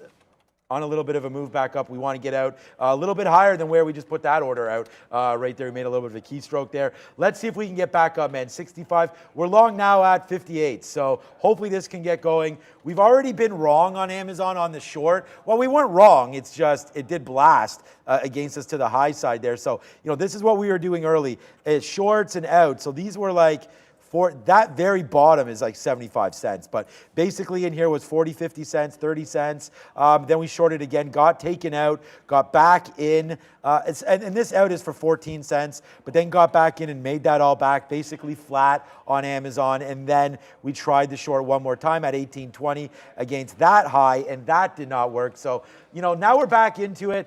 Got some decent shares on, so we'll start to get them out as it does rip back up to the upside right now. But there's Amazon buying it off the VWAP dip right now and just trying to get these out. If we can rip back to the high of the day, Amazon's double the market today. The only problem is, as I like the short, and sometimes bias gets the best, right? And it's going to be hard for me to hold this all the way back to day's high, but I'd love to do that. But here we are starting to already get some out, as I don't have the good feels here for the market or for Amazon. But it is bouncing off that level. So regardless of what we feel as traders, we have to trade what's in front of us. And I'm seeing Amazon on a nice pullback right back into these levels. The only fear that I have is I'm going to get out at 50. And then what if that bottom is kind of like that 40 level right there? So I'm trying to get some out. And if we can, I'm going to change that stop order now because we're able to get that out. Let's put it down there exactly at this level, which is like 40. Nah, it's not exactly at 40, but somewhere around that 40 level to get out if we're wrong, which would be a 17-cent hit. The most we're getting is 10 cents on the upside, so that's where I'm a little hesitant about all this, but we'll wait to see about Amazon. We made back a lot of money off of that first dump off Alibaba, so pretty proud for the trading so far, but can always be better. Micron still only 35 cents in the money as well, so let's wait to see. It's getting into that time now, man. It's like 11 o'clock. It's 5 minutes from 11. I was about to say, I'll be... as usual, I'm going to move over and join Sharif for the middle part of the day there, 11 to 12 o'clock. And then, of course, Sean will come on, and then we'll get Mad Max, Maximilian, on there with Sharif. And then we're back at 2 o'clock. Just going to update a couple things. You'll see I'm now out of Intel. So the flush was on for this stock, and it's really more about the structure because I wanted $30, and if this madness, and it's not really madness, if the run in the chips had gotten strong enough and we got to that 30 level, come to my chart for a second, if we got to that 30 level, then yeah, I would have loved it shorting into that for sure, but the move that we got was pressing into breaking that high from yesterday and getting into this supply zone from 2 days ago. And once it got into that price, essentially looking for the same move. So there's your stair step. When it broke to support or starts breaking support, that's when I start getting out. If you look at that previous, like the bottom at about 230 here, that was around VWAP where we're taking fills. Once it broke that, you had a low at 29.20, which is also off of yesterday's high. So again, playing off the levels, and something that was, I don't want to say it was relatively weak, but when other things were screaming more than Intel, so it was kind of relatively weak despite the fact it was going up. But I'm all done with this one for now. If anything, and the market breaks back out, it almost feels like it could be a long off this level. I'd prefer to be playing it off of 29 even. I will only go short this if it's back up at that high or for some reason the market rugs and I'm shorting underneath VWAP. But I'm not betting on the market rugging. Not when we're pressing the highs again. It's just a lot of times you look for that counter trend trade. If it's not a weak name, I don't know that I want to be chasing that. Apple is still holding above 174. I think 75 is the out for Apple. That leaves some room for a bit of a dip buy and a continuation of the trend. But since the VWAP dip, it's really just been the breakout dip. I thought we'd be getting VWAP again. C3AI is the other one that I got to get to because it is holding above VWAP. I think if this gets back, I thought it was going to break 27 and fill 26.5 in there, but it looks like it might be breaking back to the upside. Not necessarily a reload for me on this, and now I want to respect the fact that this is strong enough to hold said VWAP on C3AI. It's been a good one, but I all think good things do come to an end. I don't think Alibaba's done because that 85 is a good level. I wanted to see this get back into 88, but if it can hold a higher low, I'll go long on this one again. 85 breaches, and you got to be able to give it up. One last one for you here. Minnie in the chat saying Meta is red in a strong market. I did not know that. So with that, it's in this market, if you're underneath VWAP and you're not green, you're having a bad day. So as far as I'm concerned, Meta is having a relatively bad day, but until you break 241, it's not all that bad. I'm just looking at the afternoon support level, that supply zone there. But yeah, I would put this in the category of if we do not retake the highs, Meta could present for a short. I wouldn't be there yet. Intel, yes. Meta, not necessarily. I want Apple 175. So I'm going to get ready to lock and load and head on over to Sharif. I'll let you carry us out here. It's been a fun one. Someone just said Zila halt. Yeah, of course it is. Yeah, I mean, when you get those crazy movements on a stock like a Zila halted down, I'll cover that. Oh, halted down. Yeah, well, it's not going to. Careful, people. Yeah, I don't know if it's going to halt up or not. It's 685 right there. It doesn't look like it should have halted at all, but there it is. It's a huge move to the downside. It was just, yeah, I mean, that makes sense why we thought it might have been a halt up. Huge move up, and then boom, down to 685. I'm going to say it's probably could be a share offering or something like that, because out of nowhere that happened. It wasn't even going down. It just printed 685. So there it was. It was 780 down to 685. So that's a halt due to volatility. These guys will cover that on the midday show. But we almost got, well, we're not almost got. We pretty close to getting right now. We got some more out of Amazon. Just popped up to flats again to 50s. Yeah, it sucks because we like the short, but we did get stopped out, but it does make that high, and there it goes down to the downside. So we actually didn't wind up losing too much, but this was like too many trades. Buy, sell. So Amazon is breaking lower right now off that 118 high for Amazon. Yeah, that's definitely that downtrend right now. I feel like we want to be short this name, and we probably should be short. So Amazon is a name to look at there. But Zila is the most interesting for me now, because it just did that crazy move to that downside. There it is right there. Yeah, I've shout out to Matt there on Uber. I've been liking Uber for a while. Oh wow, back up to, yeah, good call on that. Back up to $40. That's a breakout waiting to happen right now. 39.35, man, that's a good one there. Look at Amazon, F you, all the way back up now. We just got stopped out there at 38, and then it makes a move up. We didn't have many shares, but still, that sucks because we did like that short for Amazon, and then we flipped over to a long and wound up losing on that. But just a little bit of a retracement back up there. As check out the market, man. I mean, the market's not lying right now. It's making that move back up to the upside as well. So there it is, market back to day's high. Wow, 13,800 on the NASDAQ. Looks like it wants to try to hold that level. So, we tried the long on Amazon just now and lost it. Let's go back into the short a little bit. But anyways, we're just throwing money around now trying to find out what's good. Alibaba trying to get 87 and Micron 70 cents in the money on that name. So Amazon, good trade today, but a little tough at these levels. Let's let it settle down and let's go over to the midday show. Thanks Bears vs. Bulls. Thanks all of you for watching, man. Means a lot to us as we spin it back over to the boss himself. It's Mr. Sharif. What is up, beautiful people? Welcome to the midday show. I'm Sharif. Neil is sitting down. He is on time today. I love it. Just in the nick of time. We are knocking on the door of 370 on Netflix, believe it or not. Here comes 369, and there goes 369. And yeah, this is, it feels like one of those 300 levels on NVIDIA. Again, let's look at the daily on Netflix 75. here.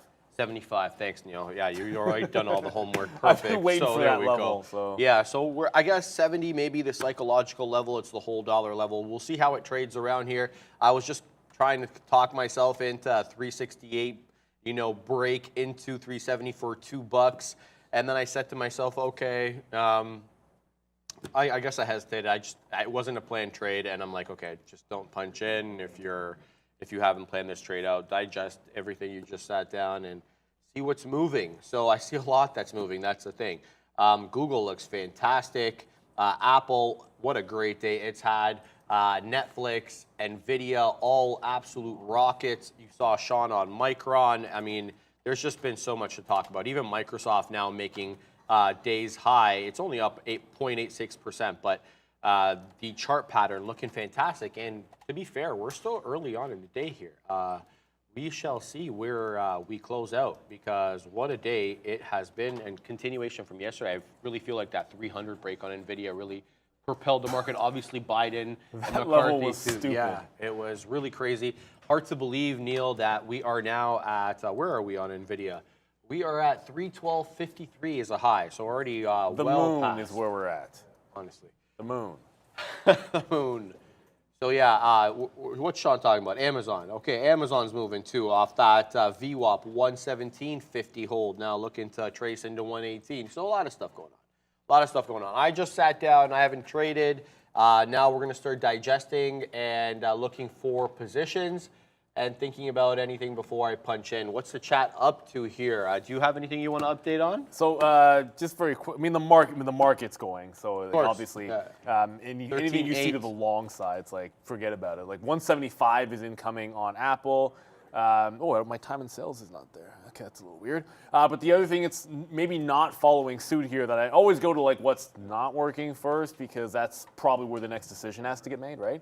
So Alibaba's, it just pressed back underneath 86, but we like that 85. So the next consolidation, I like the level. I'll show you why. Well, if you saw this morning, you probably already know this, but so it bounces off of 85, puts in the first sort of green candle of the day.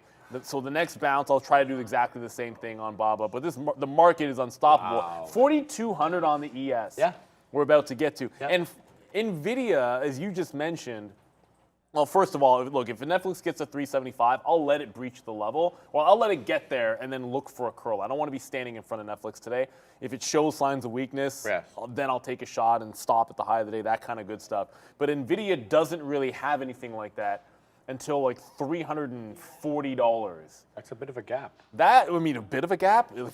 Like, that's not a bit of a gap. I mean, NVIDIA's a rocket ship. My daily's doing that thing it does when I log over here. But anyways, it doesn't matter. C3AI is the other position I have on, so just as a matter of updating them, it did make a bit of a bounce off VWAP. It's putting in a lower high now, which I think is going to give me a chance to get out of this. So I'll probably take that chance somewhere in the 40 range. I'm just not necessarily feeling like if I was looking long on this stock, I might be considering long in front of like 27.30 or something like that. So with that, it might be time to try to get out of C3AI short. All right, I'm watching Netflix. I'm keeping my eye on it. I want to see how it trades, how it's moving. It's obviously very strong. That goes without saying. But what do we do at these levels? Where are the buyers? Who's sitting where? And that's what I'm trying to gauge at the moment. But the market not really giving you an option. Well, we'll see how we get around this 41.98. So we're at two critical levels, I would say. 13.8, we just broke quite handily on the NQ, breaking it by 18.5 points. We haven't quite broken that 4,200 level quite yet on the ES, but the NQ much stronger, up 1 1/4, while the ES up 0.59, so not even 2/3. So decided strength for the NQ over the ES today, and we'll see how we dance around this 4,200. I mean, I have no idea kind of what to expect other than maybe just go with the trend, which is upward. So if we get confirmation above the break of 42, see how it trades around there, then maybe we'll take something long. Maybe we'll even take a couple of MNQs. We'll see. Or MES. We shall see. So you're looking, you're saying... I want to see how it trades around these levels. ES or Qs, though? Well, you're not sure which one? Or? I'm debating right now. I haven't made a decision. Gotcha. Yeah, to be honest. Yeah. So they're I know both at sometimes you critical go back levels. and forth, but what would be the reason you pick? I've been watching the NQ obviously a lot closer lately because of its relation with big tech and its overall relative strength versus the ES. ES has been much weaker lately, dragged down by banking and energy and other things. So yeah, I feel like I'm more in tune with the NQ, but the NQ I feel is like a blue sky setup going into August, literally. And if that perfectly segues me into this, Neil, I want to get into the NDX. This is the index itself, not the actual futures, because I had earmarked the 13,700 as the level to look at on the daily, and that took us all the way back to August highs before we made October lows. And I talked a little bit about that this morning. on the morning show, but here it is, 13,700. This is the NDX daily. We breached that now. Now, we haven't closed above it. We're not done on the day, and we still have tomorrow to go. But the way that, things are brewing with the debt ceiling and everything, how, it's kind of coming out lately, I think we close above here. Who knows? And if that's the case, you obviously want to wait for some sort of confirmation. Some people say the 3% rule, or some people say the 3-day rule of closing above there. We'll see whatever your confirmation is, but let's see how it trades around here because it's at a critical daily level. Yeah, I got you. That's what I love to see, and that's why I kind of was probing you there just a little bit, because it's always about having that understanding, like why choose one thing over another, and it's like looking at the key level, what's a little more enticing. Just one quick update here. I was waiting for that little bit of a checkup here in Alibaba, which did happen. So there's your wick 86. It held that dip. Next candle open higher, just grab the reload. Ends up being the same price we were in before. That's more of a coincidence than anything. We're getting out in front of 87, and then we'll play in front of VWAP. So like that back end setup, it kind of trended down, held 85, broke back out. Now you're holding a higher low, so we'll ring the register on this one. I think it has a chance to recover. However, what's interesting about this is as Baba's showing signs of strength, this little sucker is not. So anyways, as I was like, okay, Baba's making its bounce, it was a sympathy trade anyways, so I'm probably going to get out of that no matter what. PDD is finally catching a bid, and I'm wondering if this isn't, well, it might be a little bit late for this. Look, it is late for this, never mind. PDD is probably like 80 cents up. I think it's definitely late for that, so let's just forget about that, quite frankly. When you're late to the party, there's no need for it. Netflix, I know you're watching it as well. Sir. I would love to see this, and it's not there yet. This is the second time it's got to 370, and I keep saying 375, and it's like, well, if I shorted 370, you try not to succumb to FOMO. And the first short at 370, when I was waiting for 75, that was it. So what usually happens is then you're really eager to short this level again. Right. And it's much stronger. And look at the move. It's a parabolic move. It had gone really far, so fast without a pullback. Then it puts a higher low. Nice tight consolidation. Look, if you're in the short already tight to it and you're in the money, like you just sort of took that shot, fine, because that's the second time. If you try to take it now, that's the third test and on a higher low. Yes. No. Hell to the no. If you're already in it, good for you. But if you take it the third time, I've fallen for that trap way too many times. Yes, It's not going to be me. That's all I'm going to say. So a lot of names making some moves here. The shorts have been getting absolutely crushed. I did talk about being patient. If you're looking for shorts on Palantir, Palantir is doing that steady trend to the upside where if you draw a line of best fit, it just goes right through the damn middle. You show me the one time it got away from this, and again, it's when you're drawing a line of best fit, it's not that hard to do, but it's kind of an estimation. But if you look at it, there was one push away from that when it broke out here. There's 1120 into 1140 and then pull back, and then it just sort of went back to hugging it. So to me, either it goes to 1170, I thought it was 1170 on the daily I liked, or does this same thing above 1150. That's where I would look for a short trade.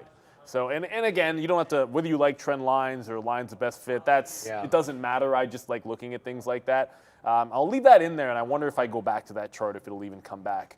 My guess is when I go back to that chart, it'll be gone. I have a trailing stop on Apple right now. 175 is going to be my out. We grabbed the VWAP long. First, it was the breakout long. We scalped most of that out, then looked for the reload. And the thing about reloading early, VWAP doesn't matter that much in the first half an hour, I don't think. So you're really more playing off support levels. It's hard to see because of this silly wick there, but at 9:30, 172.50 was the bottom.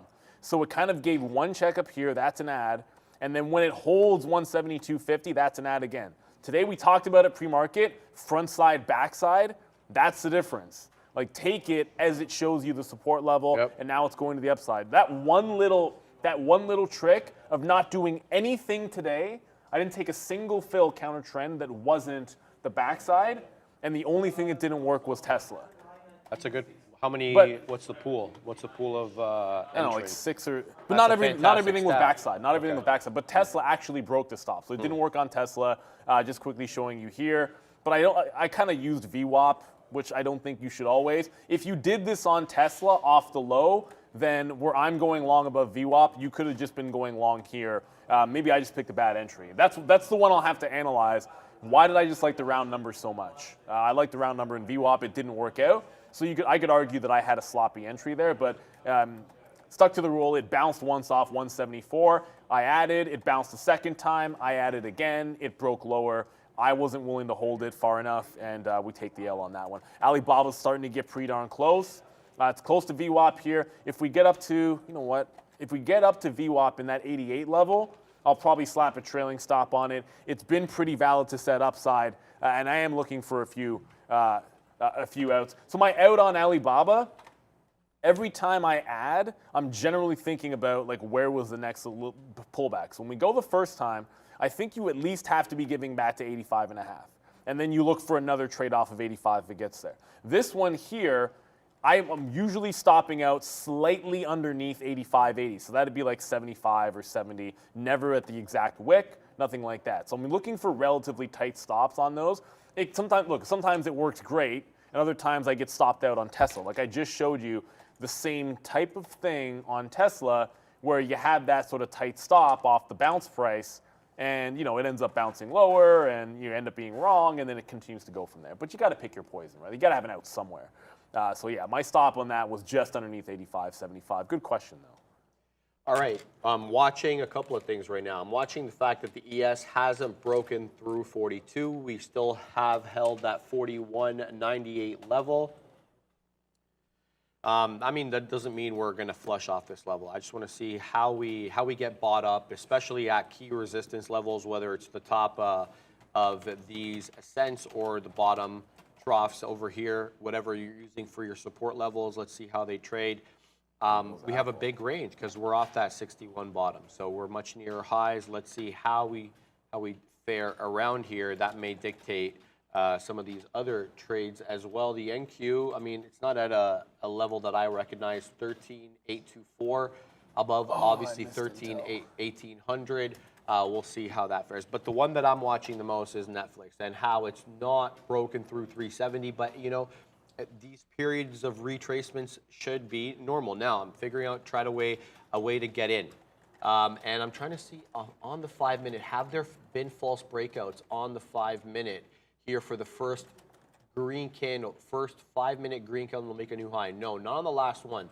So maybe that will be my entry. So that would be what Neil calls on the backside of it, because it won't be on the descent down. It'll have to prove to me that it'll close above the previous candle and make a new green candle to make a new high on the 5-minute. That's what I'll be looking for Netflix, for that continuation to take it through 370. The other levels that I'm looking at are possibly 365. There was a lot of action around 365, and then eventually VWAP, which is around 61.84. You got to say around 62 though, because by the time it gets down there, VWAP will be a little bit higher. So those are the other levels that I'm looking at. Okay, now I'm getting an alert here with respect to BABA. So let's have a look at what BABA is doing. Yes, okay, BABA is getting to VWAP. So I was looking at this as another possible trade, this alert going off here. So this is the chart, the 5-minute on BABA. Let me add that in so you guys can see that, BA, and it's on the NY. Now, the idea here is BABA's been bearish, and I wanted to possibly look for a short at a critical level. Where is a critical level? VWAP came to mind. So I put one here. Let's see how it does around here. Do we reject? Again, my entry probably will be the first 5-minute red candle to make a new low, right? That's how I'll wait for confirmation. So it'll be on the backside of the short. Again, that's if it stops here. So that's my plan on BABA. Whether or not it develops, we'll see. Other levels to keep in mind on BABA are this 89 level. The retracement seems to halt there. You got a couple double tops here on the 5-minute on BABA at 89. But that's what I'm looking for here first and foremost is the VWAP rejection and then a possible low of day touch again around 85. BABA, in case you're just joining us. And earnings, you call it loser, however you want to look at it.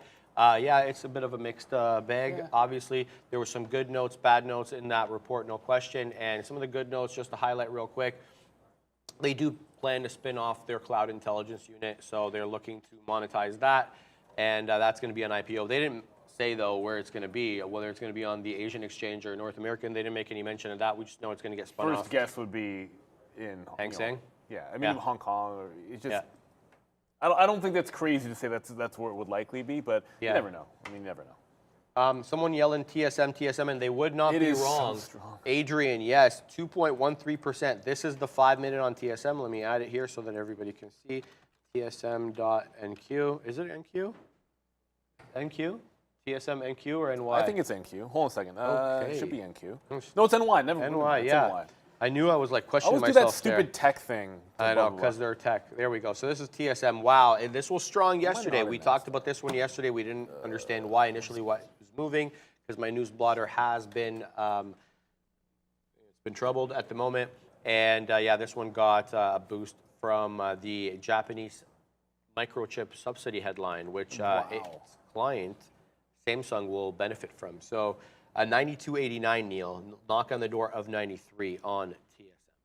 I'll tell you, man, it's been one of those days. Like, quite frankly, look, you got to be thinking bullish on a day like today. I love how like gangster that one is, but it's been a lot of home runs to the upside. TSM is a bit of a missed opportunity. I think realistically, there's a lot of FOMO because like every single chip name has been absolutely insane today. Most chip names have been absolutely insane. I will say that I just got trailed out of Apple.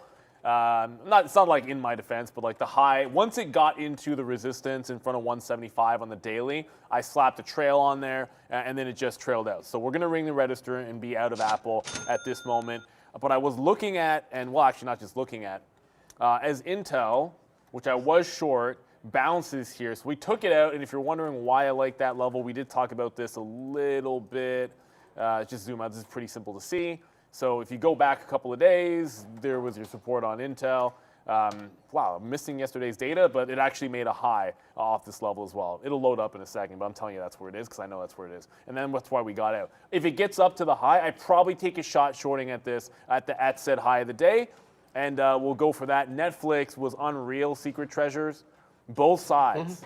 Both sides. I love to see that. If you caught both ends of this, I'm like, wow, because A, breakout on the daily 352, double tap 370, which quite frankly, I was waiting for 375, and we didn't get there. So strong move. Let's slap this one for you.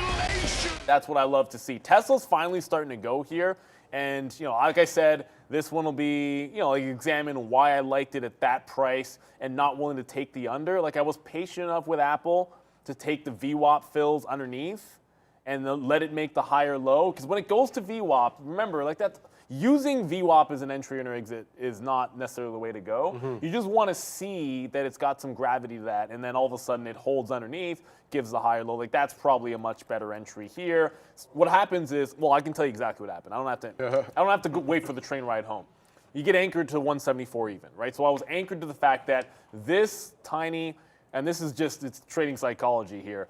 This little dip down in, I know I want to buy the dip. It bounces off 174 even, exactly. So I see that, and I want to be long in front of 174. I see it hold a second time, which it did, and I want to add to that, and I want to have a stop underneath a round number. So you do that, and then that's the loss, when realistically you want to see it establish the real higher low, give you a real consolidation. Because if you like 174, nothing wrong with 174 here on the other side of that trade. So there you go. Anyways, It is what it is. I always like to go over. You learn a heck of a lot more from your mistakes than you do your wins, I find. So going over that one, that was an easy one. Now I don't have to worry about it on the trade ride home. I can do a little more Wordle or Quirtle or whatever the heck it is that I want to do.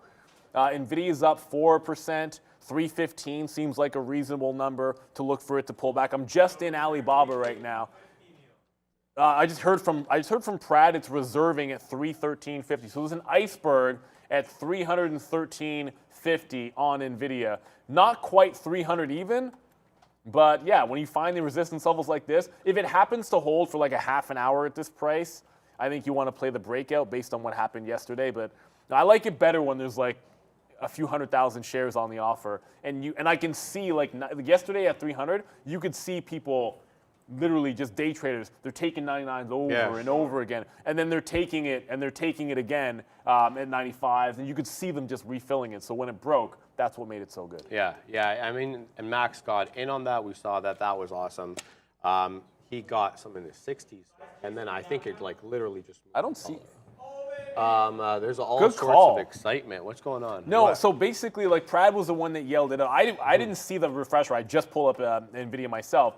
And so he said size was chasing it down. I didn't see the size on the offer chase it down, but it just pulled back, and you don't need much. And so why a day trader gets excited about that is because if you're short off this level, you're short 45, someone just took an offer at, someone's 11,000 shares at 46, 313.46, probably with a 52, 53 stop. Yeah. So risk 5 cents plus slippage, and when it pulls back in and gives you a 40, 50 cent win, Yeah. Well, there you as go. long as you get the out, that's 5 to 1.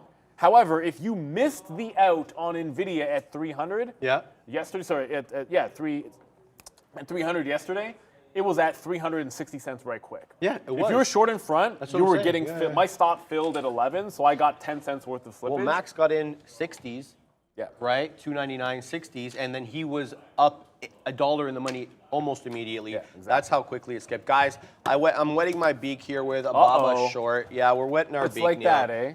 We're looking for a VWAP rejection. We know it's a counter market move, but it is with the more intraday trend of Baba, which is to the It's true. downside, right? So we shall see, even though it's been up off bottoms. I'm looking to wet my beak here. Ultimate out 88. That's where a higher high will be. Above the reversal candle here that I see on my 5-minute chart. Not a reversal candle. I mean, you know how speculative you have to That's be a with great the entry. what are you talking about? Yeah, you think so? I'm literally long it right now, and I think that's a Okay, great sorry. short entry.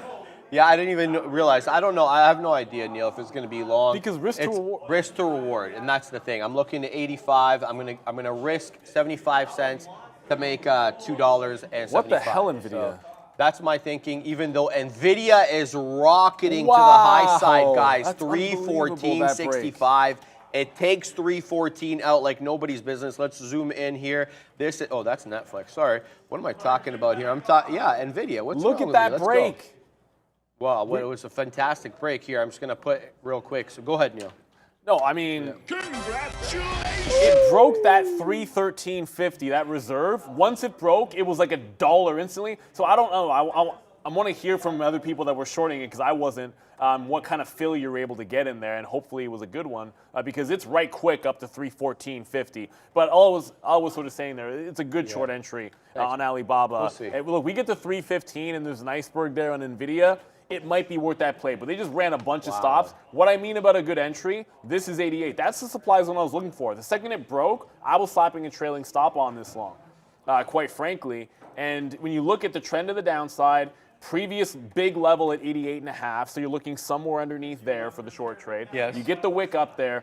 Whether you're short here to an 88 stop or you're short 88 to an 88 half stop and you're looking for more, both of those are fantastic setups. That's what I was thinking. And that's the thing about day trading. And someone also said, can you explain a little bit more about front end, back end? Yeah, that's good. I think people like that. So look at like you're trading to the downside on Baba pretty much all morning. It's all red. This is a 15-minute chart. So trending to the upside, false break, and then a complete rug pull. So the trend is to the downside. So the reason why we're both opposing positions is Sharif is waiting for it to get to a previous big level and shorting it.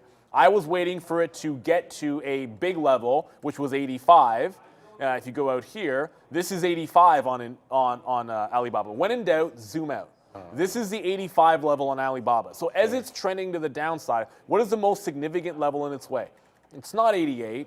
It's 85. It was already previous resistance, was a big breakout that had a continuation. So I see 85. That's the level on the daily as well. agree. Once it hits 85, it's all red. Here's your bounce. Here's your confirmation at 86 even. There's your dip holding 86 again. That's the back end of the trade. The front end of the trade is longs here. That's the front end. It's going down. You want to catch it. But here's the way that this works out. Like, yes, you wait for the back end and it's all good here. But I'll tell you something else that I like. Continuation, you got to. No, but like there's a price. Nothing in life is free. No. Right? So I'll show you what I've been waiting for on Micron. Right? So when I look for this exact same thing on Micron, which is allowing it to come back in, this is 65 on Micron. This is my 15-minute. It comes back. It can't seem to, it gets into 65. I'm not taking the front end of the trade. Yeah. I'm looking for the back end of the trade. Yes, sir. It does this. This is me attempting to get the back end of the trade on Micron, which I loved. So the same thing that's waiting for the back end on Alibaba, and it saves, and then you're able to catch it, you completely miss out. And sometimes that's it. Oh, yeah. You got to be willing to make. You got to be willing to miss Exactly. the trade sometimes to make Yeah. the trade. Because if what happened on BABA happens to Micron and you're early, you could just be run over through this, and then suddenly you're looking at a couple of dollars worth of a hit Right. on Micron. So I can cancel these because, quite frankly, there's no need to have those orders just sitting out there on Micron. Hopefully that makes a lot of sense to you guys, but It does. Yeah. it's one of those things where you have to start from some kind of a premise because oftentimes you are going to get the optimal trade is going to be it rugs it first. I mean, do I need to tell anybody that big money and smart money is good at what they do? They're really good at what they do. So a lot of times, somebody triggering stop orders on a Micron, knowing that they sell 100,000 shares at the open, they're going to be able to get 300,000 shares off suckers, knowing they're buying into 65. Yeah. I shouldn't say suckers. Well, they call it that. But that's what they're going to call it. They're going to be like, ha ha ha, we're going to rug some people early, and then we're going to buy the living crap out of it, knowing we're able to do it. Well, there's like always a saying, I think, especially on Wall Street, that says, dumb. I mean, I hate to put it this way, but this is what the saying is. It's like dumb money comes in from 9:30 to 10:30, and then smart money comes in 10:30 subsequent or 10. That's what they say. That's what they say. We had someone from a large bank on our floor for a little bit, and he used to always say stuff like that. And it's just, at the end of the day, I think, that sort of language is kind of, it is what it is. That's how people dated talk about language, it. It's obviously. dated, but now you have more tools. I just, so that, NVIDIA, when I say there's not anything till 345, like look what it does at 315. I'm not chasing it, which is stupid. I mean, but the other thing is there's not even a shortable level yet. It has not even shown you anything remotely resembling that. However, this might be. So look, as I see all these go to the upside, Intel's right at that high of the day. We talked about this. When it goes to the level a second time after V-shape, this can become bullish on a breakout. So it has to look really damn good to set the short up again. And it's not there just yet. I almost need it to break, hold 29.75, and then get it on the other side. I think you might be right a little bit about that Alibaba. well, but I want to go to. So we'll see. Can I go to Tesla for a second? Yeah, go for it, bro. So look what's happening on Tesla again. There was a seller here for 35,000 shares that was like dead on, spot on, and they did it right in that move, and it pulled right back in. Now it goes right to the same level and starts dumping again. Yes, sir. So if you're short here and you pull that one, great. But as it comes back down in, I'm not thinking about 174 again. I'm simply thinking about allowing it to make that break, wherever it might be, whether it's 74 even, 73 half, establish consolidation, and then look for a dip buy in Tesla. So going to be pretty patient with that. What about Palantir, Renata? Palantir. Okay, so I did this before. So what Palantir, this is not, I drew a way better line of best fit the first time. See, in high school, I was money. I could draw and again, I was doing it with my hand, but I could draw a line of best fit much better than the one I just put up, but I'm not going to put a different one in there. I know what you're going to show me, and you should show it to everybody. No. So Palantir, I said if it did a parabolic move above a line of best fit, above 1150, like it did here, that's where the short would be. But now you're holding underneath. Holding. So this kind of does set up, and it's not a very clean line. If I drew a better one, it would look a little more, a little closer to that. So like call it, it is either way it's holding beneath. But the way I would look at it is you're probably stopping out at 55.60 if you short it here. But the reason I said I think you might be right in Alibaba. Let's go to that. So I do think Palantir is setting up for a bit of a shot at the short side, but Baba's now really starting to roll over. And you know what? Shall see. I'm holding. I mean, I'm not taking profits here. I'm out. Right. This is, like I said, this is trending downside. If I was looking for a short trade, this would have been the confirmation, the lower high, and I'd be looking to enter here. So I should at least be willing to exit it when it breaks the low. If there's going to be another long on Baba, I can take it bouncing off 86. I could take it bouncing off 85. If that's a bad out and a wick out, I can take it breaking out above VWAP. There's lots of ways to get back into that trade. I'd rather ring the register and be flat, take the money and run, and then look for another trade. So wherever that other trade might be, if you're wrong, you just move on to it. TSM could be one. My God, Google now, day as high as Neil, 122.50. 53, 54. Google going again, up 1.4%. Wowzers. Let's have a look. Yeah, wow. Have you seen, I think it's Hyundai's commercial, they're like, wah? We do wah. Wah, apparently, like in Korean, it's, I mean, like wow or awesome or something like that, right? And so they're like, we do wah, which was we do wow, which I thought was awesome. So anyway, Google, let's put the marker here, Neil. So, because the people ask for it and the people get it, Neil. They want the watermarks, they're gonna get the watermarks, baby. 122.59. Here we go, stair-stepping up on Google. When's the last time we were up at these levels, man? Okay, so we've broken through, or have we? Yes, we have. We just broke through, you guessed it, August highs. And just like we did on the NDX, much the similar look here on our friend Google as it takes through that key resistance level. I wonder how we're going to finish on the day. That's the most important thing to me, how we finish on the day, not what we do intraday, and whether we wick up, because the money that matters is the money that's still there at the end of the day, right? That's the committed money. True that. So let's see what we do here on these big names, man. Even Apple's moving up now, back up to highs, 174.75. It's looking to take that high. The ES, though, I want that 75 short. You want that? Go. I think I want 175 short on Apple. It's that resistance on the daily. I don't know that this is yet an optimal entry point. You could have been suckered into it when I got out of my long, but either way, I think I take a couple of swings at it. It's that time of day, A, flat, B. Sometimes you get that little checkup in the market, and quite frankly, this is where we're at on the ES, so 42. On the ES, that's a previous high. The S&P 500 futures. If you look at the NASDAQ, it's you're obviously kind of in the air on the NASDAQ, but you're at resistance levels on Apple in particular on its daily chart. So you get a couple of things going for you, and you got a psychological round number at 175. So let's go. I'll probably take a couple of swings at this one. Usually stopping out high of day until we get to that 175 level. Oh, Netflix. Netflix is running again. It bounces again off 365. It doesn't want VWAP. It just wants that breakout at that 370 level. So it's either up and down, fail break at 370, or wait for 375. If you want to chase along, go for it. NVIDIA is the real one. As it's showing some signs of slowing down here above 315. I think you got to be really, really patient. But if we can't, if we don't hold above 315, it's already 5%. It's going to give you some kind of a dip. So I think you're playing tight stops if you're in the long above 315. But it gives you an out just underneath it, I suppose.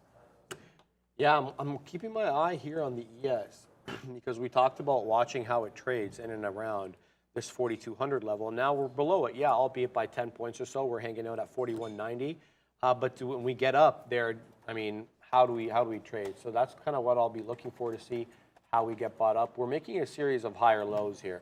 It should be noted. This is the 5-minute chart on the ES. Let me put that in there as well. This should be in there as well. We'll put ES June contract, and that should please everybody. There we go. So there it is up there. ES June contract, higher low, higher low, higher low.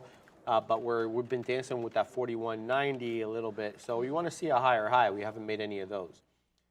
So yeah, just keeping my eye on that. I'm embroiled again. I know Neil loves that word in this BABA trade. I'm in the money. I'm out of the money. It's below VWAP at the moment on a negative overall day. So I still like the idea. I haven't seen any higher highs as of yet, but that could come in. My out on BABA is the break of the 88, so I'm risking 75 pennies. My target is 85, so the goal there is $1.75 to the downside. Simultaneous low, I keep my eye here on the ES because I may want to get in here if we start to break 4,200. Strong trend up. You're short. I just went short. Back into Intel here. I'll give it to the high of the day here. Maybe there's a reload spot. If it bounces, so if it rejects, not bounces, if it rejects the high of the day, there might be a reload in and around that mid-60 level, which we're in. But I was just pointed out by Yannick in the chat that there's a weaker name out there. This is red on the day, and it's Meta. And that's a good look, right? Yeah. And, if you're, you can be looking for tops. I just got an Apple as well, so Again, relatively tight stock, but that's at the high of the day. And, Intel's at the high of the day or close to the high of the day. Meta, again, underneath VWAP. If the market's going to turn, what do you like? And I'm not talking about the Tyrese song, so don't sing it. The funny thing is, before I even got that out of my head, we haven't had an opportunity to do that. I used to I knew do you that were with gonna sing Pradley that too. song. Pradley was actually pretty good with some of the older. he doesn't know tracks. Tyrese. I don't know if he knows. I will have Brad to ask doesn't know Pradley Tyrese. after, but There's no I know chance. Pradley. He kept up with some of the older 2000s James. I'll tell you. That is way back. I'm trying to think. He had like one album or something, and I'm so old that like Remember that Baby was. Boy? It was first year university, that one for me. Ving Rhames was great in Baby Boy, by the way. That's Yes. that's a very underrated movie. Awesome movie, man. That's actually was a really Ving Rhames Talking is about growing up. Essentially, it was a lot of life lessons to be taught in that legit. movie. You know who should watch that movie? John Morant should watch that. Yeah. Did you see No, I'm what being- Charles no, Barkley I was had to being say? genuine. No, I see what seriously- Charles said. What did he say? He's I like, was yo, serious man, about that. you are privileged. You were making $200 million, $100 million, and then another $100 million. Something Shaq said was $200 million. And he's like, yo, bro, you can't, look, you got to play within the rules. You know what I mean? And he's like, look, though, if you want to make this a thing where you're going to give up that money to take a stance, I'm all with you. But know that you will give up that money. Right, and that's the cost. And whether you want or to be not that's the Chappelle, right be thing or Chappelle not, if you want to, but just exactly. make sure that's what it's all. You're right about that. You're going to pay a it's cost. his choice, 100%. And if he wants to make that choice, fair enough. Yeah. And I've heard people say that there's a double standard, but There you know, is, it's not. and you have to admit that there is. But it's just the parameters we live in. You can't pretend you don't know the. This is the thing. Whether you like it or not, sometimes you can't pretend you don't know the rules of the game. So you have to make your decision. So Apple just wicked 174.80. Again, it's just a fresh high. So if I like this back end for a couple of swings to 135, that would be a re-entry, again, with a relatively tight stop. The thing about this, I actually don't mind making a top wick on this stock several times if that's going to be the case. I find it's going to be better than fighting it. I feel like scalp trading off of the high is going to be a better play here, and I think the same thing with Intel. I'd just rather be taking like little pot shots at the high of the day to try and make scalp trades and try to look for that little bit of a home run. So that's Apple. Intel, again, I said if it looked for a little bit of a failure, that kind of did that again. So I'll do exactly the same thing over on Intel. I was trying to finish that thought on. Yeah. I don't know. It is what it is. I think it was hilarious, the Tyrese thing. So I'm going to go back for a quick second to Meta because there is a setup here for Meta. Like, look at this. It can't even get to VWAP. Like, if I like these two, I always prefer, like I said with that Tesla before, if it cracks VWAP and gives you some of these overfills, because that's the money fill. Got that from Luca. Holla wherever you are, brother. I love that. He used to say that. He'd say that because you want to short around VWAP because it's trending to the downside. Yeah. But the money fills are everyone that wants to go long as it breaks VWAP, and this is a weak stock. So you're shorting kind of into 243, 40, or 50, and you're getting these fills instead of betting on those. And then it could still be a good short, and you're stuck short 240, 250 if you go underneath VWAP there. Right. So, Apple's starting to work. That's going to mean I want to take. If I think it's a scalp trade, well, then you should be scalping something out. Got to ring Reggie on that one as it heads back down because you could easily get to 174.20. That 420 level could be. It was good support once. It could do it again. I'm going to take a couple of legs out in front of it, and then maybe rinse and repeat into 175. So let's get those orders out there on Apple. Oh, baby. It's a similar story there on Intel. How is Alibaba doing? It's right at my entry, Neil. I guess I could take solace in the fact that it's below VWAP. It hasn't given me newer highs. So if you're looking for an accumulation top and then curl down, I guess you're seeing what you want, but to be determined. So we'll see how this one does. I'm in it, and I'm in it to win it. But whatever ends up happening happens. Now I'm also watching the ES. We've been holding that 41.90 for a bit, right? A little bit above, a little bit below. And I want to see if we're going to curl back into 4,200. And then maybe we can get, like a minimum. I'm looking here. If you take a 4,200 break now, where do we get to? I know we're not at contract highs here. What's up, Neil? No, it's just you pull up the chart of NVIDIA, you pull up the chart of TSM, and it's like everything's at there highs. Yeah. It's like highs, Yeah. top, like William Kassouf would say. I got top. That's a poker thing. Okay. It's like you got top two. It's like, there was the one guy, he played in the World Series a while back, and he was probably the best trash talker at a table. Okay. Like, he essentially ran far by getting under people's nerves. Oh, wow. And he wasn't, like, anyone that does that, like, you're obviously has some skill of poker. Like, of course. He understands the game, pot all that stuff, but his real thing was he would just get right under it. And he had everything to needle you. But the market's needling you if you've been fighting the shorts here, because TSM, here's NVIDIA 317. AMD, Dizzle. 108. 108 on AMD. You've got to be kidding me. I I'm like adding to Intel. Chuckles on the side. Let's get VWAP on this thing, because Netflix. You know, if you really think that this market is gonna take 2% today, then do I think that Intel can bounce off VWAP? Even that, I think, can have a decent day. So I'm gonna get more bids out there into VWAP. I took one out. Same thing on Apple, and what does Apple immediately want to do? So Apple pulls back 20 cents and immediately wants to run the high of the day. All right, I guess this is the kind of day it is. Like, what do you see everywhere?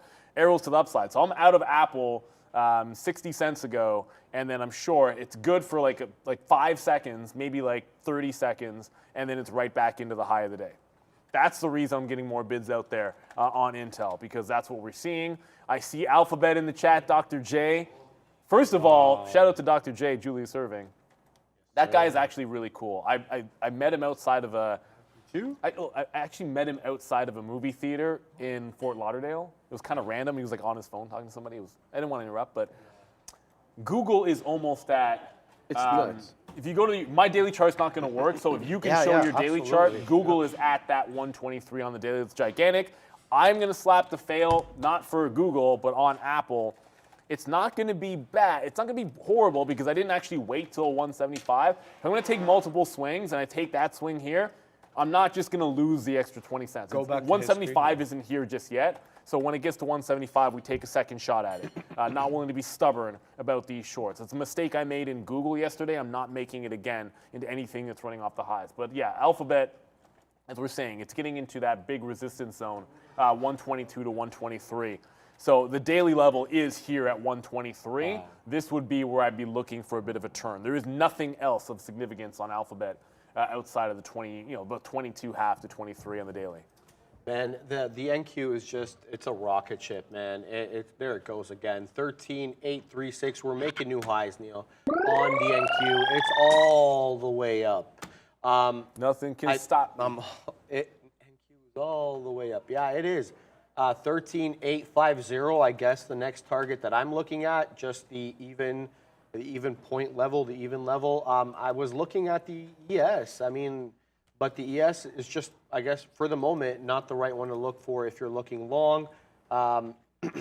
It's trading nicely at 41.90 in the sense that it's not breaking down, it's not making any newer lows, but it's also not moving up. So you feel like it may be accumulating, but the move up is not going to be as strong as the NQ. The NQ is just, it's poised to the high side. I keep wondering to myself, why am I looking at the NQ when it's the ES when it's the NQ that you should be looking at? All right, quickly here though, we have to talk about Netflix, because it just broke 370. So 370.38, there we go. So we got that 365 level that Neil talked about. It held there, and then the backside came through that first 5-minute candle to make a new high, I would say, through maybe 367.50. And here we go. Here comes 371, and there goes 371, because we are now 371.19 high. Oh, baby. Neil talked about the 375 level. That's what the daily level, right? Is that the August? On the daily, it's 375. I'd show you, but maybe you pull up your daily chart if you could. Mine's not really loading up right now. No, NFLX. This is the Netflix daily chart, guys. All right. This is the 375 area here. All right, so let's zoom in a little bit. That's all there is. Yeah. All right. That's all she wrote. Exactly. So we have a bit of a, I think where did Wick up to there? The high there was 379.44 that it wicked up to on February the 3rd. Sorry, yes, February the 3rd. That, I don't know if that was an earnings date, but it wicked up, Neil, all the way up to 379.44. Yeah, when that happens, I tend to, you look at that like the it's lower. It's an intraday level. Yeah, you look at like the intraday where it kind of put the lower high in there. Like, and then 75 is a psychological number. I got you. If it were to turn at 72 or 73, that's not crazy. No. But how many red bars do you see?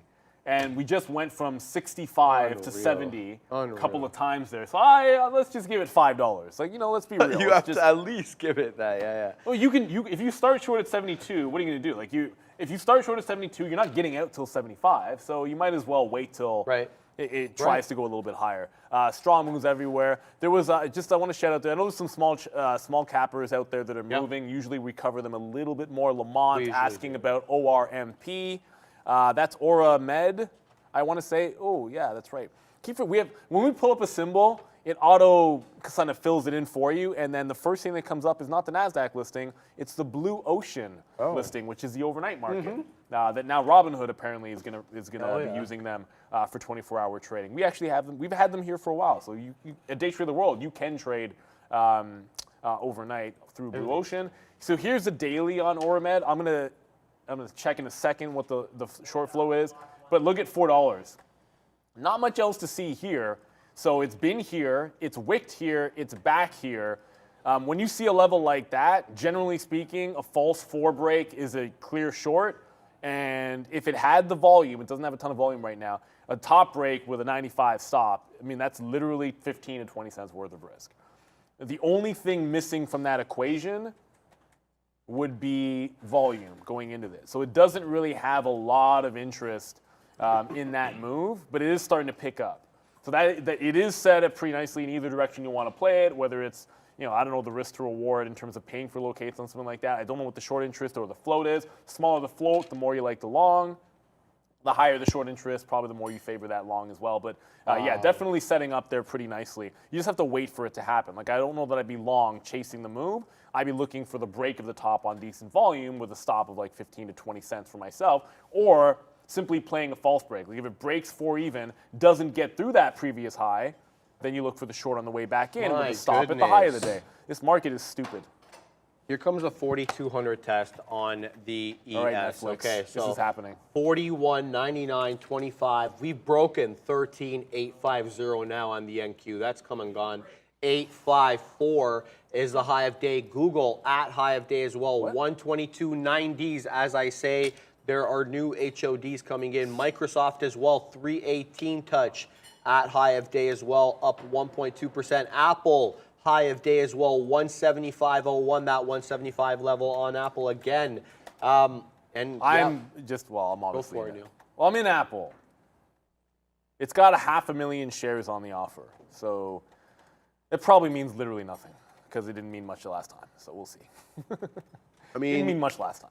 I mean, that was last time, not an Apple. Last time meaning yesterday on NVIDIA at 300 is what I'm getting. Yeah. Anyone that saw NVIDIA at 300, you knew eventually it was completely meaningless. When it wants to break, it's going to break it. Yeah. But for now, you've got an offer there legit on Apple. We still haven't broken 4,200 here on the ES, and that's kind of telling. I mean, that doesn't mean we don't.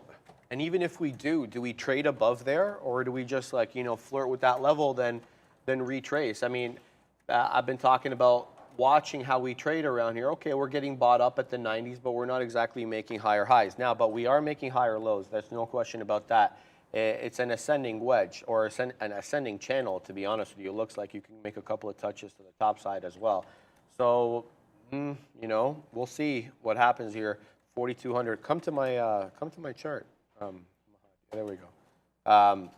This is the ascending channel I'm talking about, a couple of touches to the high side over here, and then obviously you've got the downside support right there. We'll see, 41.99.25. I'm definitely interested in this type of trade. Now, the other trade that we have, the BABA trade, you're in the money, you're out of the money, you're in the money, you're out of the money. Okay, so the concern I have here, now that I've watched it trade for a little while and I've been in the trade for a while, are these higher lows.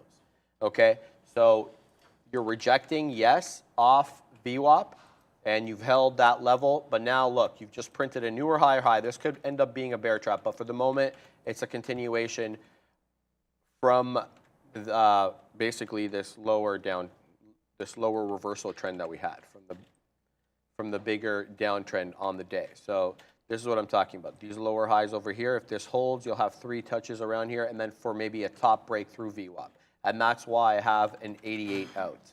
right? Which would have been the higher here over this candle here that we had around 11:15. So that's my trade on BABA, but it's still, you know, it hasn't broken through VWAP and held. It's still been rejecting off these levels. You know, I could have taken profit. It made its way down to 75. That would have been a 50-penny winner, but that wasn't the trade here. The trade is we're looking to hold at least into 86 and then into 85. You have an initial support level on the bottom of this trough, 86, and then you have the ultimate one here at 85. But this one looks like it's set up to go and touch VWAP again as it makes its way back into 50s. We shall see what BABA brings. And as I speak about that, let me now start speaking about this. The ES back up at highs, 41.99 and a quarter. We're coiling up. We're printing new highs on the NQ. We're right at that 18.54. Likewise with the ES as we coil up at that 4,200. This might be an interesting turning point here. As BABA also starts to curl, Neil, does a VWAP touch? Do we reject or do we continue here? It will be, we're about to find out.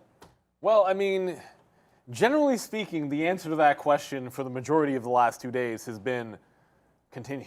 So we'll see. I'm short at 97 on Apple here. Wowzers. You guys can guess where the stop is here. A lot of times they're like, yeah, my stop is around this price. No, this time it's literally at 175. If 175 breaches, I'm going to get out. Sometimes you could get wicked out by a dark pool print.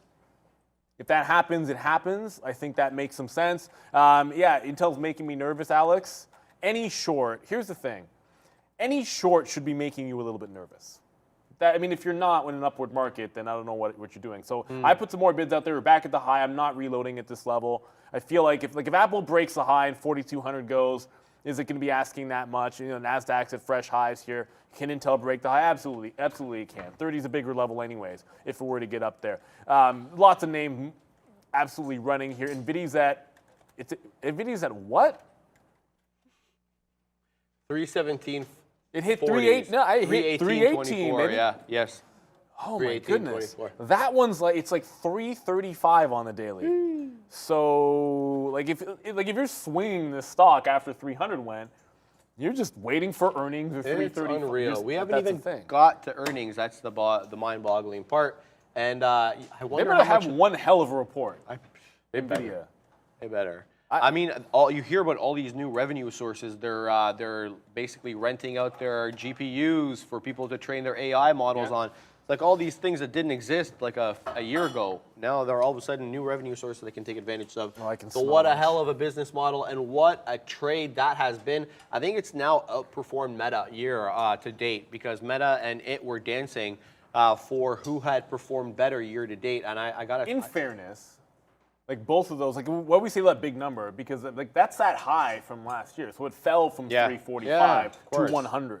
So definitely really, NVIDIA is the outperformer. Like it's just coming back. No, but Meta's the same. Meta did the same thing. It just went from like Meta's turn was at 330. That first earnings quadrant was 330 to 35. It went to 100 and it bounced. NVIDIA is basically the same move, isn't it? I thought so. Yeah, essentially. Maybe a little bit. So I got the first out on Apple, and when we talk about a trade like this, it's the definition of like a scalp trade as a day trader. Like you are as tight as you can get to 175, understanding that if it breaks, sure, my stop is going to trigger right away. Yesterday on the break of NVIDIA, the slippage was 11 cents for me. So I had short at 97 or 98. I got out at 11. That's a 15-cent hit, quite frankly, and that's not that bad for $300 stock. I would expect it won't be as bad on Apple. I have an aggressive order in case it breaks, but I'd hope that I get something underneath 175. But I start taking out literally at 90, and I have bids. I have another one at 90. I just put it in there because there's a buyer there. Another buyer. I'm going to get one at 80. I'm going to get some all the way out to the 50 level probably. If it smacks to the downside, I should actually have more orders out there. That's what you're looking for. You want that quick retracement play. I'm still watching very closely on Netflix because like this is happening on Netflix. It's at 373, and if you're really eager to short this stock, I would have already been in and lost on it, 100%. Like if I was like, yeah, but once it gets to 72, it's close enough. Yeah. Then I'd be short here and already stopped out once. I'm not doing it today. No. Not today. Today's a day of patience. let it get to 375. If Netflix gonna If Netflix really wants to burn me today, then it's going to burn me at the 375 level and not anywhere else. Sometimes that's just the way it has to go. Like, you know the sword that you should die on and the one that you shouldn't, right? Like, usually we know where the Alamo is, and to me, the Alamo is at 375. So Apple's starting to work in. It's not necessarily going to be a big flush on Apple, but you'll take what you can get. I made a mistake yesterday on NVIDIA by not being aggressive enough. If you rinse and repeat this over and over again, I think it can be a good one. Eventually, these levels do break. Typically speaking, if you continue to hold higher lows, it's going to run those stops, and everybody that's scalping it short is going to get, whoa. The whole market just... What a beautiful drop as we danced with 4,200. That'll and work. That was a nice rejection. Again, Neil, we did that whole dance. I don't know what came in. My news blotter sucks. So I don't see anything. Yeah, Neil's not seeing anything. NVIDIA pulled the dollar back. I was just talking about patience on Netflix. Not a huge move, but it just came back $1. I don't want to chase too much. Apple had already pulled back off the bottom. I was able to get some intel back at the 50 level. What's AMD doing? I'm just going to run through here. AMD was already pulling back, so that was off the highs, $1 now from 108. So it looks like was maybe, I don't know, maybe it was something more technical. It could have been something that happened in the bond market or with the USD would be my two guesses. Oh, I didn't pull my Dixie chart up over here, which is a bit of pain in the butt. So you did have a bit of a move in. What else was strong? Every single time I hit enter, I'm looking at a lot of NASDAQ stocks. So if I enter too fast, I hit NASDAQ. So TSM, that's actually all red pulling back. So a lot of these things were already pulling back. And then you had a little bit of a dip there. Maybe it was a reaction to Apple rejecting 175. I'm not sure. But I was already getting out on Apple. And the 4,200 dance at the ES, Yeah, multiple I think time that's frame more- confirmation. Yeah, no, Apple's a monster. That was more true. Right, so there's multiple time frame confirmation. It's just the question I'm asking myself is this the entry point? We have a clear level of, I don't really want to call it support, but I'll call it a level of intrigue as 41.88. We did this dance around from 11.15 till 11.25. We're right back at those levels. So do we buy this dip for another possible test in the 4,200s? Questionable. I really haven't felt the right trade here. We talked about the 4,200 short. Maybe the short was the play here, and I missed it because we did multiple rejections. In fact, we didn't even get up to 4,200. And there, I guess this is the short-term play. Like I don't think this is the type of play that an Arun would be looking for. He'd want the entire move back. Like these type of rejection plays are not his cup of tea. You know what I mean? So I'm trying to think of how getting into this would. Can I show you something? Yeah, I would love to see it. This is why, they just said this in the chat, this is why you're not short Netflix yet. Like, what did the market just do? Like, how many pullbacks did I just show it doesn't you? care. AMD pulled back $1. Exactly. Right? Apple pulled back off 175. You just saw a significant pullback on the ES. Netflix is right back at the high of the day. It didn't even break the last consolidation down. Yes. And it's a $300 stock. It's almost a $400 stock. And it's still trending toward the high. This is why you're not touching this until at least let it get to where it's trying to go before you try to, sort of get your money in good, right? Like at the end of the day, if you're up against it, I love poker analogies. So if you're up against it, you're running low on the blinds, all that kind of nonsense, there's a range of hands in certain situations that you should be shoving with, right? You don't just shove with 8-10 offsuit because it's your lucky and favorite hand. That's actually my lucky hand, by the way, 8-10 off, but it's worked whenever it works out for you. It's fantastic, but you don't just do that because you're like, well, I have to shove at some point, and this is as good as any. No, you wait for the spot where it makes sense, and then when you do, you get your money in good, and the rest is sort of up to sources out of your control. Because when you go short Netflix, ain't no one around. No, you're not making the move happen. I mean, we're not making the move happen. You're basically hoping that the other sellers jump in and the bigger money starts selling off, or at least stop buying. So do that at the right place. Intel, I hate you. You're now holding a higher low at 29.50. This is suddenly showing a little more strength than I would like. I would have expected with that market pullback, we'd be at VWAP already. So I got a couple of more outs there, and I'll take one more out in front of VWAP, and then we'll see if we can hold. Apple is looking pretty decent. So I backed off on adding more bids. Apologies for these wicks down here to 173. That's just some opening range prints that are coming in late off dark pools. The real bottom is right around 174.65, and it's holding the consolidation. So I'm not taking anything else out. As a matter of fact, if I say that, why do I still have a bid there? I want the next bid to be at 174, like 35-ish, like out in front of that 420 level, and then like let it extend a little bit further. If we put in a lower high, I'm not feeling good enough that I would add to this, but certainly holding out for a little bit more is going to make some sense. This could be the drop. The only thing that I want to get, like add that I'm not into, again, is going to be Netflix. So apologies that my focus is on 375. I'm looking for a possible 4181 dip on the ES. 4182. We'll see where we get to on that one. Oh shoot, it's new already. Possibly off VWAP there. Otherwise, yeah, we'll have a look and see there. What's Baba up to? Still holding below VWAP. 10 pennies out of the money on that. Not much to report. Been a bit of a slow mover now. Baba is turning into. You wonder if it's maybe time to cut this as it's continuously making higher lows here, and that starts to concern me. As it accumulates at VWAP, you just know that it's just setting up to break up real hard to the top there. That's kind of how I feel. Yeah, you are overtime. I know, and they just turn. What up? At this time of day, is it just me, or that vent goes on and it gets colder? Yeah. I don't know how what in all works seriousness, or how it's working here. To be honest, I have like short sleeves on. I felt comfortable all morning until literally right now. It's like freezing cold.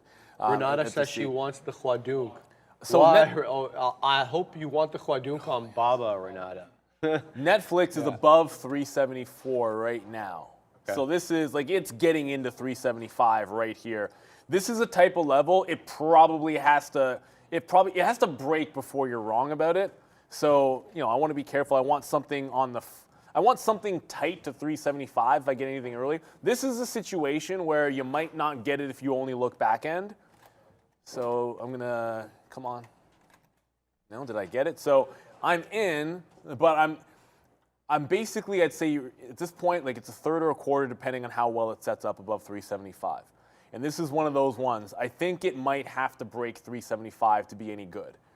So if it breaks 375 and gets like more than like $1 change out of the money, then I probably got to give it up. But I don't want to add unless it's over. Like if it goes over and then breaks, I want it back under at that level. It just feels like it has to break.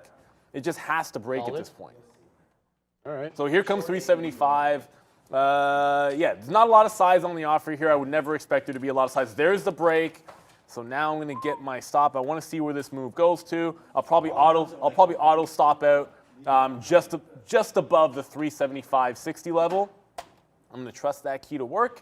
And then if we do not hold above here, I'm going to be looking for the addition. Once I'm all in, my stop is kind of good to go. I know Sean's definitely ready to come back. Oh, yeah. I just heard that 108 on AMD, he's got it. So AMD's turned, Apple's turned.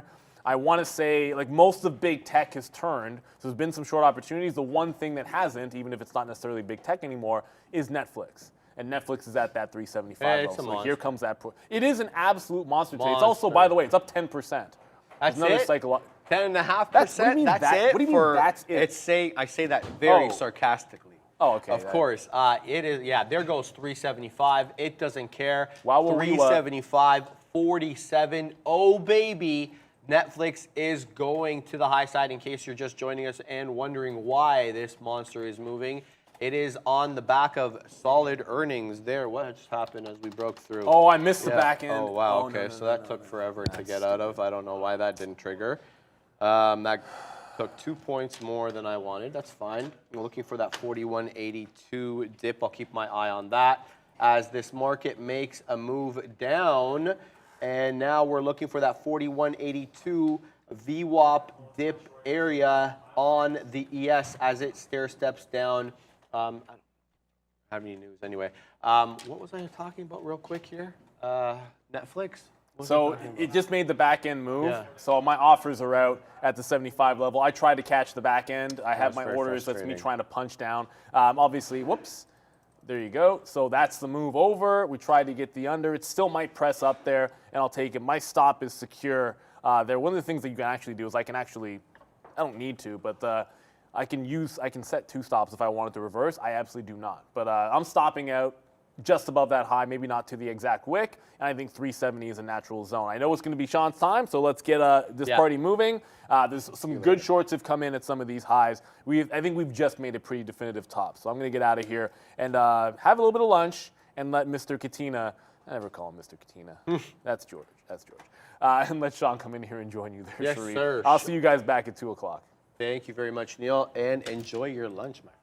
All right, let's have a look here and see what we're doing on the ES, because we just made a big move down. We rejected that 4,200, and now we're retracing into VWAP. VWAP on my chart is kind of in between that 41.81 and 41.82 area, so around 40.81 and a half, maybe in and around that area. I'm not really sure. So let's see if we make it down there and see how we, I'm not sure if I'm going to take a trade on there. Concurrently, it's that 13,800. Here we go. Right back into that 13,800 on the NQ. So another important level. The even level there at 13,800. So we'll see how it trades around here. And then you got to say the equivalent level on the ES is going to be that VWAP 4182, and we're making a nice move down here. Any news for this nice move down? Do we have any indication? I don't know, man. I put the shorts on and then just went for a walk and came back. And tell everybody about your short, please. Yeah, I will, but I'm short AMD 108. I'm done messing around. This is just stupid. Done messing around. I'm also short Amazon at 118.10 or something, but Yep. I got to go. I got to go do something over there because this didn't load over here. So, Right. I'll be right back. Okay, so as Sean does that, we are holding that 13,800 level on the NQ there. Let's see. Okay, so we're going to sit around here and yeah, so let me have a look and see if we're going to hold these levels. This will be interesting to hear. 4182 on the ES. I'm just contemplating here whether to enter these futures positions for a possible bounce. It's just, it's tricky. Obviously, you don't want it to go against you, but you're taking it in the direction of the trend, which is upside. I think that the better level to take is going to be on the NQ. It's just a little bit stronger. So yeah, we'll go ahead and take that and see if we can retrace me back into the nearer the high of day. What's up? What happened? I was saying what's up to Parsa over there. Cool. Behind me right now. I just got some more. I just went over to my desk and got some more out of AMD. No, I just look. You guys know that it's frustrating sometimes when you're trying to always catch the tops and then you get short. Yeah. You get run over. We've done that a couple times there on Google. Yep. But I'm a changed man, and we are definitely going to be holding things a little bit longer now. Told you I'm reading some books. I'm actually trying to get educated. I don't read much. Oh, cheers, by the way. Cheers to Tim Hortons. I don't know if you have anything left. It's completely empty, but I will cheers you, my friend. Yeah. We'll cheers on that as we go. But yeah, as soon as I get it all loaded up, we'll talk about that AMD. But the thing is like, I was actually talking with Stephanie in the back about futures and about just how this market's been trading, and it just feels like there's a lot of sort of back and forth all the time, and it'll break a level, it'll start to stair step up, and you think you got the short, and then it sort of congests at a level, then it takes that next leg higher. Right. But the thing is, at some point, my friend, there's going to be exhaustion on some of these names, like AMD being $80 2 weeks ago is up to 108 right now. On what? Chip movement? Exactly. When the smartest guy in the building can't figure out why it's up, then yeah, I'm going to be the same way. And I mean, it's just like, I know why it's up. It's up on momentum. It's up on sentiment. We know. NASDAQ is breaking higher, and everybody loves themselves some AMD. But at the end of the day, it is, there are pullback opportunities, and we're a hella short right now. We're short $1.50 in the money at 107.93. I'm kind of delaying here because I have to get this my layout going. Otherwise, because I'm not about to. I can't stand logging out and then logging back over here because it screws up all the charts. And if I'm going to be a technician a little bit and read some charts, then I need to have these levels going. Oh, by the way, how is this is an honest question? How is your CMT going? It's good. It's stalled. Okay. I haven't heard you talk about it. That's why I didn't mean I haven't been studying. I have businesses that my family, so that I've been carrying a lot more of, and so that's been taking up more of my time. What made you what made you decide to take that move? Because even my kid Baxter, he's only 21, 22 years old, and he's doing his CFA right now. Right. And while still in school, and I feel like that's a lot to do. And I just know my mentality. Obviously, with the family and stuff like that, you're dealing with family stuff as well. Yeah. Life comes at you pretty quick. Well, that's the thing. Look, And it's like, I know the CFA and CMT and all that stuff does take a lot of time on that. And that's the thing. Like, look, I think that there's a great case to be made for technical knowledge mixed with life experience, and like basically taking those two together, having the foundation, then actually getting the hours in and putting in the screen time and knowing what it's really like. There's a case to be made for both, and that's why I like it. But obviously, like you said, life gets in the way, man. Oh, man. And it doesn't always go as scripted. I just want to make one quick announcement. I'm long the MNQ at 13,800. I'm looking for a bounce back maybe towards day's highs. My out is going to be exactly the break of 800. So for about 15 points or so in the money, letting this one run. The idea here is, but keeping in mind that we haven't made a 5-minute candle to make a new high, at least on my chart. So the trend still possibly to break to the downside. So a little bit of a risk on this one, but it's a good risk to reward ratio on the NQs. The reason I'm taking the NQ, it's just, look, if I'm going to take something north, I'm going to take the strong one. Sure, I'm trying to get these specific levels on the ES, but it's just the movement isn't there. The upward movement, I feel, is on the NQ. So we're letting this one run on the NQ for now. We're looking for big boy moves back, possibly Sean into high a day. But wow, the volatility is real. We just got up to 25s and then we just dropped immediately 10 points plus more. Now it's coming back to test these lows again on the 13,800 level. I don't know if we get continuation here or not. Looks like there's some selling coming in, Sean. Yeah, I'll tell you why. First of all, wow, why did we just get out of more AMD? I mean, here's the chart right here. This is what we're talking about. Remember I told you that we would take our shots, and I mean, at some point it was enough. I thought 107.50 after we made that top right there back at 11 o'clock. I thought that was enough. So we went short, then it took it out, it broke it. Then I saw another high right there at 108, and I said, awesome. Did we ever figure out, by the way, who this was? No, Renata didn't know. She's like, that's Why would not Renata anime. know? Oh, is she an Because we thought anime it was an person? anime. She's like, no, it's not anime. Okay, so it's not anime. We're Okay. coming down to test that to Renata there. 13,800. We are again, absolutely. Sean. I'm going to get out if we break 1,800, and I'm out there. I'm like a little bit flabbergasted by how much this market has fallen down. Look at the damage that we're doing on Amazon. You know, on Amazon, you can go directly to hell because we were short this name all day. And then we actually lost trying to go long like an idiot, to be quite frank. And then I'll look at this move all the way to the downside right now. So Amazon, thank you, come again, honestly. Like, we talked about that over and over again. I finally put that short on, and that's why. Got frustrated with myself, always taking these out, got blown out to the top side. But at some point, if you're a good person, good things will happen to you. And I think that we're doing pretty good over here, today. And there it is right there. So that's a nice move to the downside. Sean. And no, I'm just talking about that good person stuff. Hopefully, good karma catches up to everybody. I mean, that's I believe in that stuff anyways. If you do right by other people, then hopefully 100%. They'll do right by you, and then the good things will happen. My daughter is right now, she's 8, and she is working a walkout at the school. Oh. 8 years old. A teacher apparently she wasn't feeling the fractions that she was doing, and apparently a teacher said, "Oh, that's baby work," and she goes, "So you're calling me a baby, basically," and that was enough for her. So my wife, being so strong, she's like very, very strong into your own personal space and respecting. Yes, of course. Someone's calling me. Watch this. Hello? Like, why does that always happen? We're a live show. Get it together. If you're going to call him during a live show, have your stuff together. I'm trying to figure that out. I'm just joking. No. I want to try to take the phone call live on the show. Yeah. Why not? Let's get some entertainment here. Anyways, no. She's all about personal space and things like that, and really sticking up for yourselves, especially raising little girls now.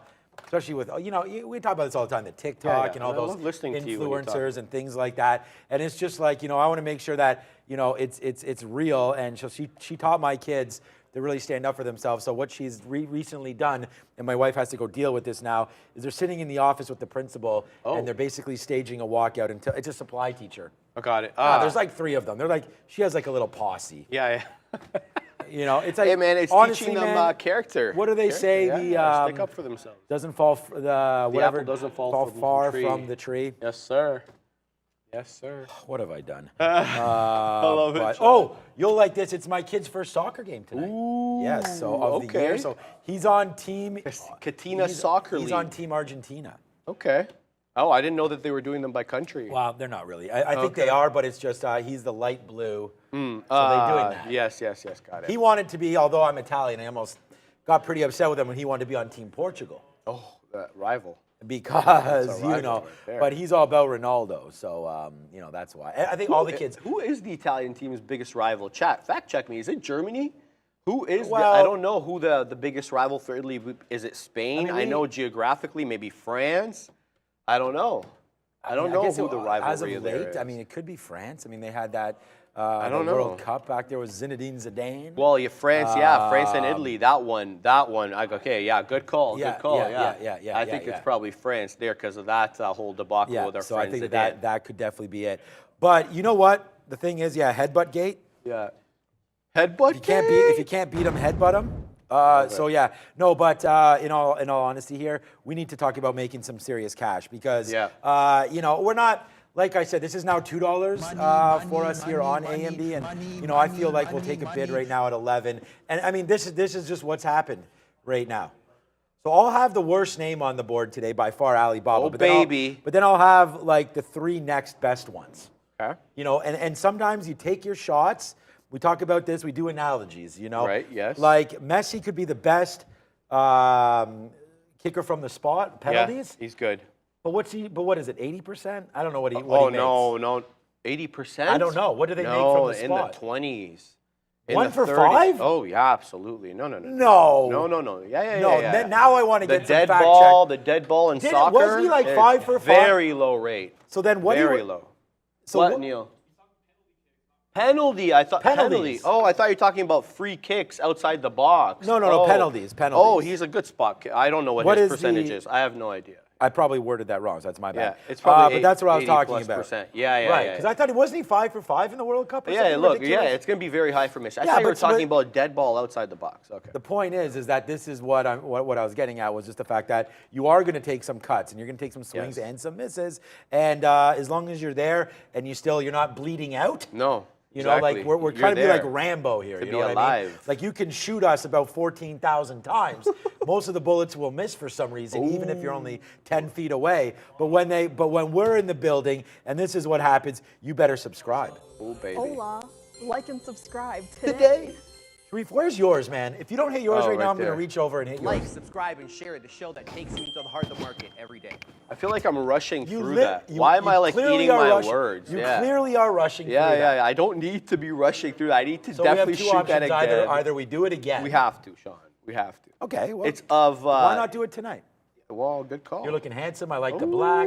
I like gotta the get all, you know, DKNY. I got the bush coming out, the hair is out of control, and so it's That's gotta called get out all of control hair. No. Wow, that's amazing. No, it's like, I wish I had that fluffy problem. from the side. Out of control hair. No, I don't mean out of control. It's just bushy, you know what I mean? Like, Sharif had to use the bathroom. That's why he rushed. No, I didn't. I don't know why I was rushing. It was like, we actually shot that first thing in the morning for some reason. I'm like, Fahad, yeah, let's get it done now.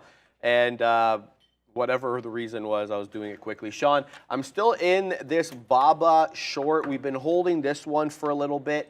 It's been dancing with that 87. It just put it in a newer low. So I'm going to continue to hold this one, see if we can maybe get like 50 pennies off it. It made its way down to 75s, but I didn't take anything out at the time, hoping that we could test at least 86s and maybe make our way down to 85s. It's been very slow going here, holding below VWAP on Baba as we get the MNQ trade, again, as we do dip below 13,800. So I will hold off on that one, and we'll have to look for a different entry. But holding this Baba short, still working out for me. Yeah, what's up to Reliable Rudy and everybody like that? Reliable. Reliable Rudy saying in the chat, and I respect this. This is why I'm here, and this is why I think it's super. No, I mean, I'm here to trade, and I'm here to hopefully entertain. But I think you and I do a good job of this. Yes, sir. Well, everybody, all of us on the What do show we do a do? great job. No, I'm just saying. The small talk is one of the main reasons Yeah, why yeah. he shows up to this show every single day. So shout out to you. Shout out to Dan Emmons here. I didn't even know what you said, but I know you're killing it with some levels, and good work on everything that you're doing, Dan, and you hopefully you know what I mean by that. And then also Secret Treasures. This is the thing right here. Look, like I said, man, this is, let's go right now with AMD, man. Let's go. Like, we're here for small talk, but we're also here to bring the energy and There to you tell go, people this baby. is what it's all about. Like, you know, this is why the show is here. You know, it's to educate, entertain, inform, and hopefully put on some Bangers. All right. wake all up, right. America. All right. Wake up, your boy is here. But no, this is what we're doing right now. And by the way, America, we shout out to all of our Canadian friends as well. And a big shout out to Keegan. You know where Keegan Keegan went yesterday? What? He went to CKTL. I got to talk to those guys because Okay. I need, you know, sure I got invited there. They threw a couple free drinks, but you know, if you're going to go visit there, we need to have like some of that affiliate going on right there with CKTL. Yep. It's a great bar. It's just on Bay Street. It's just south of, south of City Hall. It's right there. It's called CKTL. Okay. Why?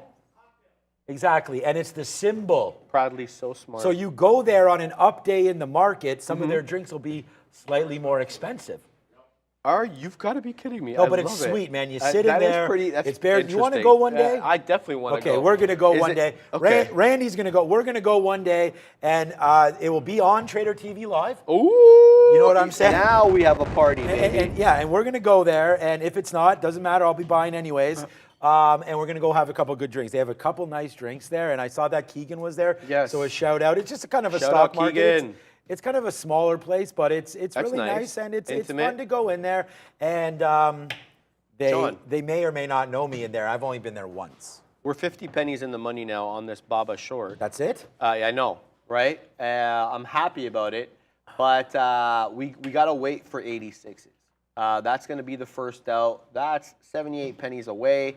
So if it could come at any faster pace, let's go, baby. 86 is first out, looking for a low of day test. It's down 4.29% on the day on the back of earnings, but we've been dancing with this VWAP level, kind of 87.5 level. You want to say, yeah, 87.5 has been the level with VWAP. We've been rejecting off there. That's initially where I got in, and now we find ourselves on the end of 50 penny winner, but Oh, hell yeah. we need We to like hold on that. for more because we are We not like sized in that. accordingly. What is going on over No, there? I like the 50 penny winner, man. I'm all about that. The short on AMD, how's it going? Wow. How's the short on AMD It going? looks like a, Hey, can you tell the a mood I'm Christmas in? ornament Can tree. you tell the mood that I am in right now? And I want a big shout out to everybody. It's not only that, dude. We've got $1.50 in the money on Alibaba. Sir. So sort of. Oh, that was the other thing. I think it was Secret Treasures or someone there in the chat was saying about how their worst stock was Alibaba, but they were able to make it back. Yes. And that's similar. We only have a very, very small piece left of this, but we are able to get that fill right there at 87.50, right against that VWAP. The best fill. Are you short? Yes. Yeah, so that's what I was going to say, because that's a great I don't even know your I'm still position. I'm not holding. going to look at the board. I think it's going to be 87.60s. 87. I'm 87 and a quarter. Okay, so. Yeah. All right. So now we're Should've done better. 75 Should've done pennies in better. the money. Well, I sat down, Sean. I had to digest the info, baby. I'm just joking. I hate know. trading. We're trading nicely here, though. We're now at 86.50, Sean. We're knocking on the door Come of on, 50s. Amazon. Here we go, baby. What you got, homie? What? You know, Amazon ain't got people are gonna think that I went out and had a couple pops or something. Not because, even. Dude, like, you already know, know but you that's have energy. the only thing I put. Oh, Uh-huh. by the way, oat milk. Ooh, yes. You know, Marissa I had switched to over. bring that for Brendan this morning. He asked for oat milk. Yeah. So Brendan's been OAT. doing that. OAT. Yes, Yeah, not GOAT. OAT. Yes. Any milk that goes in Brendan's, you would just say it's oat milk for the goat. Oat goat. Or does you hit that? It looks like a sheep. Where it is a sheep. Where is this sheep? There it is. Neil had it. And there goes the 50 level on Baba, Sean. Now we're at 75 pennies in the Spin money. that shit. We're almost $1 in the money on our friend Baba as we head to the downside. There we go. We took a quarter short, and so let's take a nice little out there. And then we're going to hold another piece as it continues to make its way down on our friend Baba. We're going to look for that 85.50 level. 86 incoming, though. We do have a support level, Sean, at that 86 level. We did make a little bit of a trough. I'm going to tweet this AMD out. Go. No, because the thing is like, the reason why he's going short is, and this is, again, shout out to Stephanie back there, okay? Because thing is, we talked about this, and I said to her, I'm frustrated because we keep going short. There's a lot of negative news out there, but all everybody cares about is this tech run, this AI crazy-ass run. You know, we even have, like, remember when basically I just traded every single big cap tech name? Mm-hmm. You know, now you're looking on the chat, like we're avoiding you, Neil, Max. You know, everyone used to trade small cap, little shitty stocks. Mm-hmm. Now every single person, and this is where the action is. So this is what you're supposed to do. Exactly. Is trading these big cap tech names, which is the right thing to do. But everyone's so excited. You know, it's like when you get into that cab and all they want to talk about is Bitcoin. You know, when was that at its high? Like when Bitcoin was at 60 and 70,000 is when everybody was like, oh man, we got to get into Bitcoin. You know? And now it's like, oh my God, these tech names are going absolutely insane. I can't believe I missed this huge run. And by the way, before we got in here, I did sell some AMD in the own account as well because that was a high one. Look, I've sold some names. Like I talked about selling some Google at 116, rips up there to 120, and so on and so forth. So as it goes, you're always going to have some wins and some losses. I sold Netflix, some of my Netflix, just like you, man. Mm-hmm. We bought Netflix 172, 173. Yep. When it went to 330? I got a full disclosure. So my long-term investment, I have no equities. I just buy the Qs and I buy the SPY. I have a fixed amount every single week, every 2 weeks that goes to buy that amount, and then I swing trade, and I do like swing trades on stocks. But Sean, we are now $1.10 in the money on our Baba short. I'm looking to take profits. The next profit level, 85.50, as we knock on the door of that 86 this is level. Getting to be insane. This is a good short on our friend Baba. Dude. Yeah, go for it. No, it's just this is a good move everywhere. So this is what we do, man. Look at the screen. It is right there, baby. Go. There it is right there. The dynamic duo is back. Oh, baby. I'm your Robin. You are Batman. Definitely not Batman. Definitely not Batman. Man, man, all the black, can I you're kind of like a little bit, do you think that I should start posting my workouts more and like have... No, not like that, eh? Like, I was trying to think maybe, you know, like I have that such a big aspect of my life that I have no like social media presence for whatsoever. You know what I mean? Like a lot of people, they have that social media presence for that aspect of their life. So I'm doing the social media presence for marketing for the show. I hear you. You know, plus as you can tell, some say I have some sort of a personality, but I mean that's. Yeah. We'll just say just a little. Yeah, just a little bit, right? So, and that's done really well, right? So like I've just like that CKTL, they'll message out of the blue and say, "Yo, come through," you know. And I just like doing that. So I post stuff like that, and it's been fun and it's been a ride. In case you guys don't know what he's talking about, he did a TD commercial, guys. Yeah, and I've 2 or 3 TD Bank commercials, and again, it's been fun for me. It's a fun ride, and but ultimately, my passion obviously has nothing to do with that. It has to do with A, family, and B, trading, and C, my work. And so, but lately, work has been kind of like, you know, I'm all over it. Like my mind every day is always thinking about different things like this. So we're gonna have to. Secret Treasures, yeah. Netflix is at 369. Okay, that's funny, man. You guys are funny. This is great. Oh, and the New York Jets said, I don't know if he meant it for a joke or if Keegan was tweeting something or whatever. He goes, Keegan wouldn't shut up yesterday.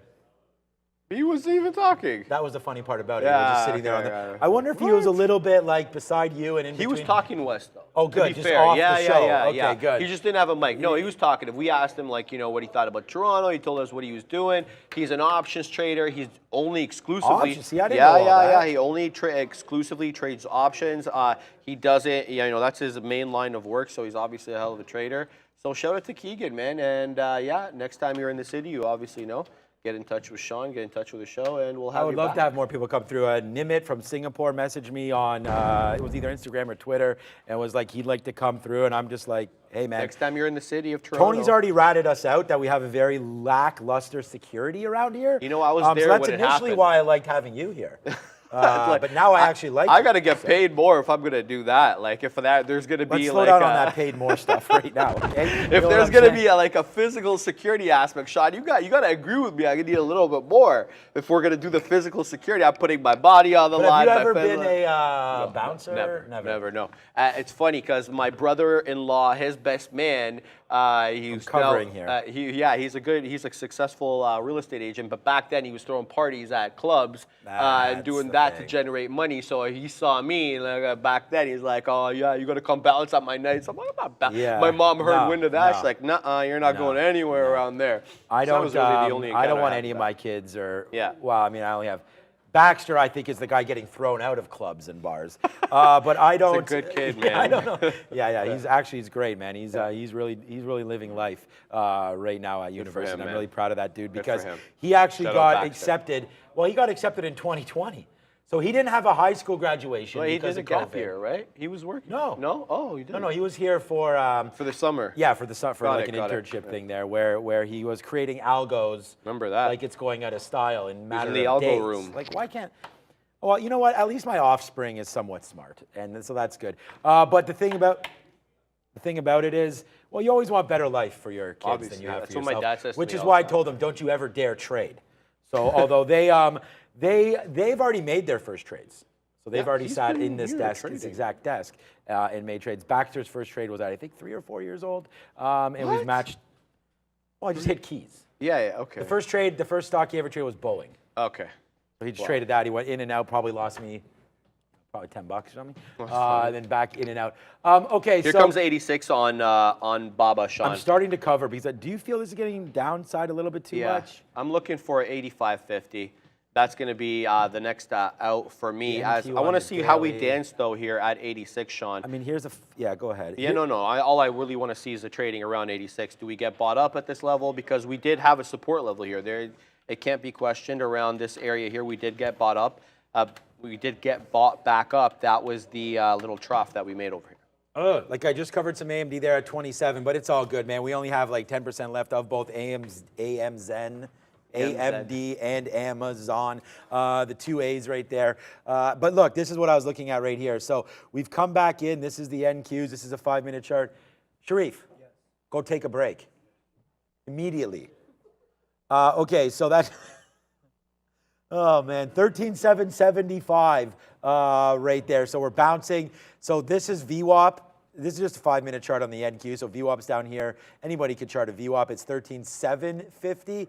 And so you're only 25 points away from that level. So if this is a bouncing level, maybe we're bouncing a little bit early. Coming back into where we were this morning, a huge move up. There's the move down. So I'm starting to cover. So if we're going to talk about covering, I don't know if we want to go long yet. I still think there's bad news coming about this debt ceiling, but I mean, whatever. And I say this all the time when Neil and I are on the show, and it's my opinion, Neil's opinion, Sharif's opinion is really just that. We got to trade what we see in front of us, and whether or not this debt ceiling is going to get solved today, tomorrow, next week, or never, we still have to trade what we see. And like right here on AMD, took some out ahead of VWAP, took some out at that 200 period, took some out at 105.70. Like these are $2 winners, $3 winners, so we're fine with it. Or, sorry, $2.30 at the max. And then it comes back up, it hits VWAP again, so we're going to take another piece out. That's 27, and we're just going to watch it flow. Right, there's the 21 period, so there's the fill there. Someone asked me what was the reason to go short at 108.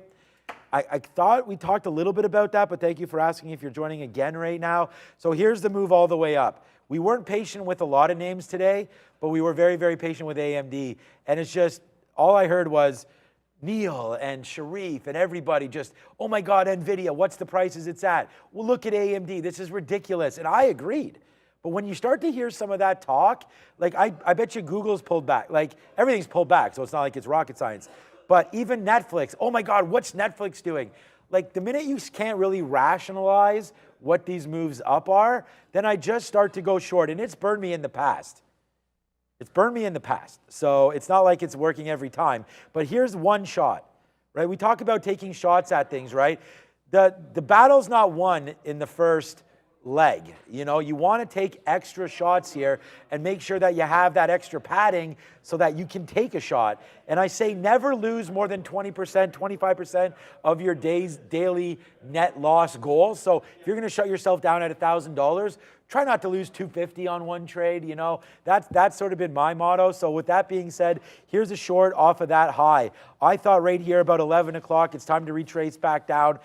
So we took this, double topped as the high. We just came from a nice little area, good volume, you can't see, but good volume at the bottom. And then we stopped at 107.70. All right, so we went short there. Never worked, I have no outs. So we went short at 107.35, and then again at 107.50. Out right there on the break of 75. So that's a 25-cent hit, maybe 30 cents all in all. Then I was like, okay, we just made another top. And look at this. Aggressive candles. Boom, boom, boom. Taking out day's high. And then running into 108. So we let it come back down, and 2 red candles in a row, followed by a sharp green candle right back to that high. So we short. Then I was just shorting off this level. It was looking pretty good. We got short again. Then it ripped up to 107, 108 was on the offer. And I said, all right, one last straw. If it breaks 108, all right, look at our average price. 75 there, 78, 85, 98. So if you're going to go an average price, well, we have it right now 96s. So that's a 96 fill, not a 98 fill. Average price probably 80. 83. So our hit at most was slippage 25, 30 cents. So when it comes back down in, some of these are 60s. So right there, we're taking already 20 cents. Then it starts to drop. We get some out at 50s, which is the 50 period. Then we got some out at 27s. Then we're getting some out at 25s. 20s, sorry, all the way down. And at this point, we're already 2 to 1, 3 to 1. Then it starts to bleed down. We get a piece out. Then I say, forget that. I'm going for a walk. I know I got to take the show over. So we did that. We went and got a coffee all the way to the downside. Started filling some of our bids as it came back down. And then we got that very, very last fill down at 105.73. So that was a good fill there at the end. And that's just, hopefully that's a little bit of an explanation of why I wanted to go short AMD. And it's not, like I said, it's not rocket science. It's just, it's a trade. Came back in, and we took that. Amazon was more of a fight because we were fighting this one all day. Too many fills. Short working, busted out. Short working, short again, blown out. Said, okay, we're going to go long on VWAP. Then when we got taken out right there, this was when I was at the lowest part of my day. It was so frustrated. We went long. We were taking small profits, broke the bottom. Then just as we got out, look what happened. It ripped back up to the upside, and that's where I was like, you know what, man? Like, this is not our day. But we still believed in the Amazon short, and I said to myself, I'm going to take 2 more shorts. Right here at 08, 1 more at 15 against that 50 level, and then came back in, took another short against 18, saw that level, and then really cashed in on the bottom. So, you know, what turned out to be about a 50-cent worth of risk turned out to be about $1.20 at maximum. Now it's coming back in, so we're going to have to deal with this. But I told you guys about 10 minutes ago I was covering. I don't know, you went on a little bit of a break there, which was well-deserved. And I mentioned we were starting to cover. Okay. And we were covering. And so now, remember I said we only have 10% left of both of these positions. Of BABA and... Yeah, so we've made back X amount on the day on that cover. So Is that right? Are you long BABA? I've been long BABA since the morning. Yeah, you're man. long I mean, BABA. we got absolutely destroyed. This was my first trade there at 90. Thank you.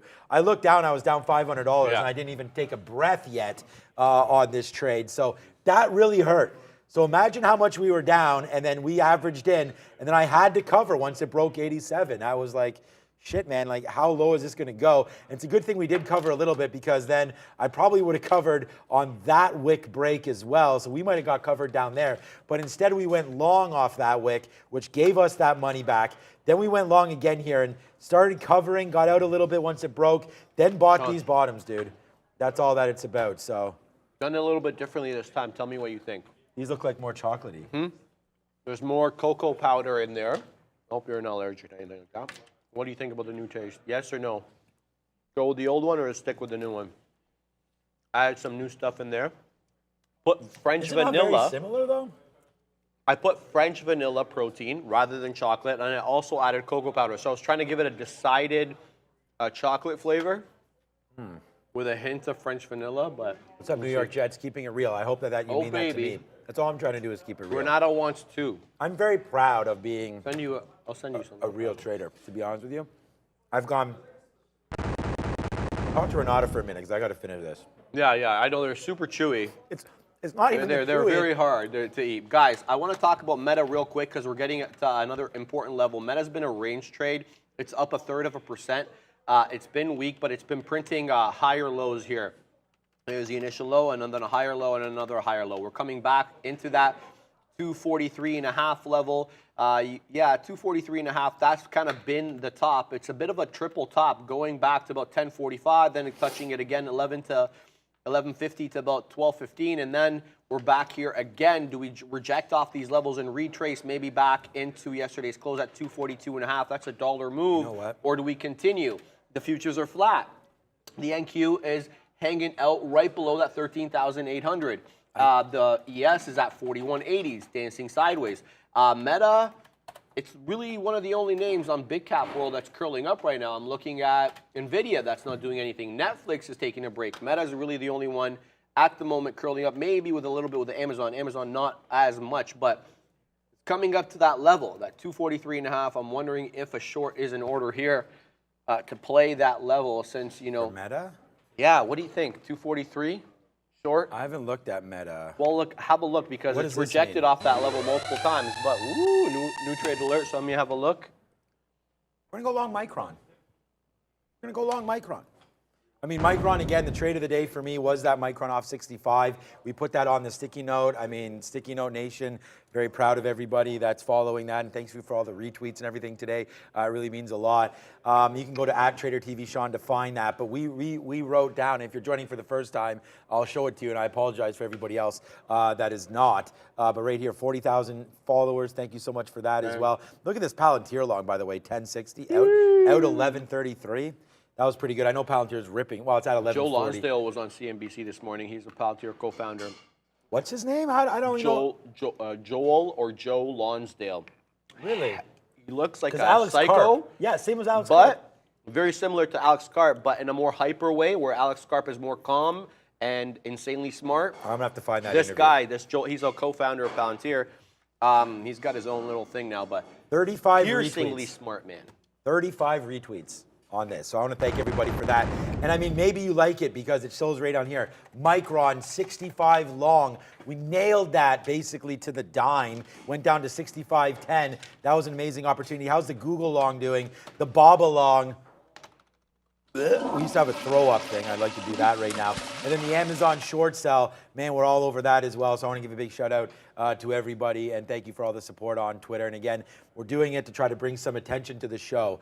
And so that's what we're doing. We've spent $0 on marketing or advertising. I know that. Marketing, I guess, is kind of like social media. And I mean, so there's been some. I haven't spent any money, although I'm had to spend $10 a month to get that stupid blue check mark.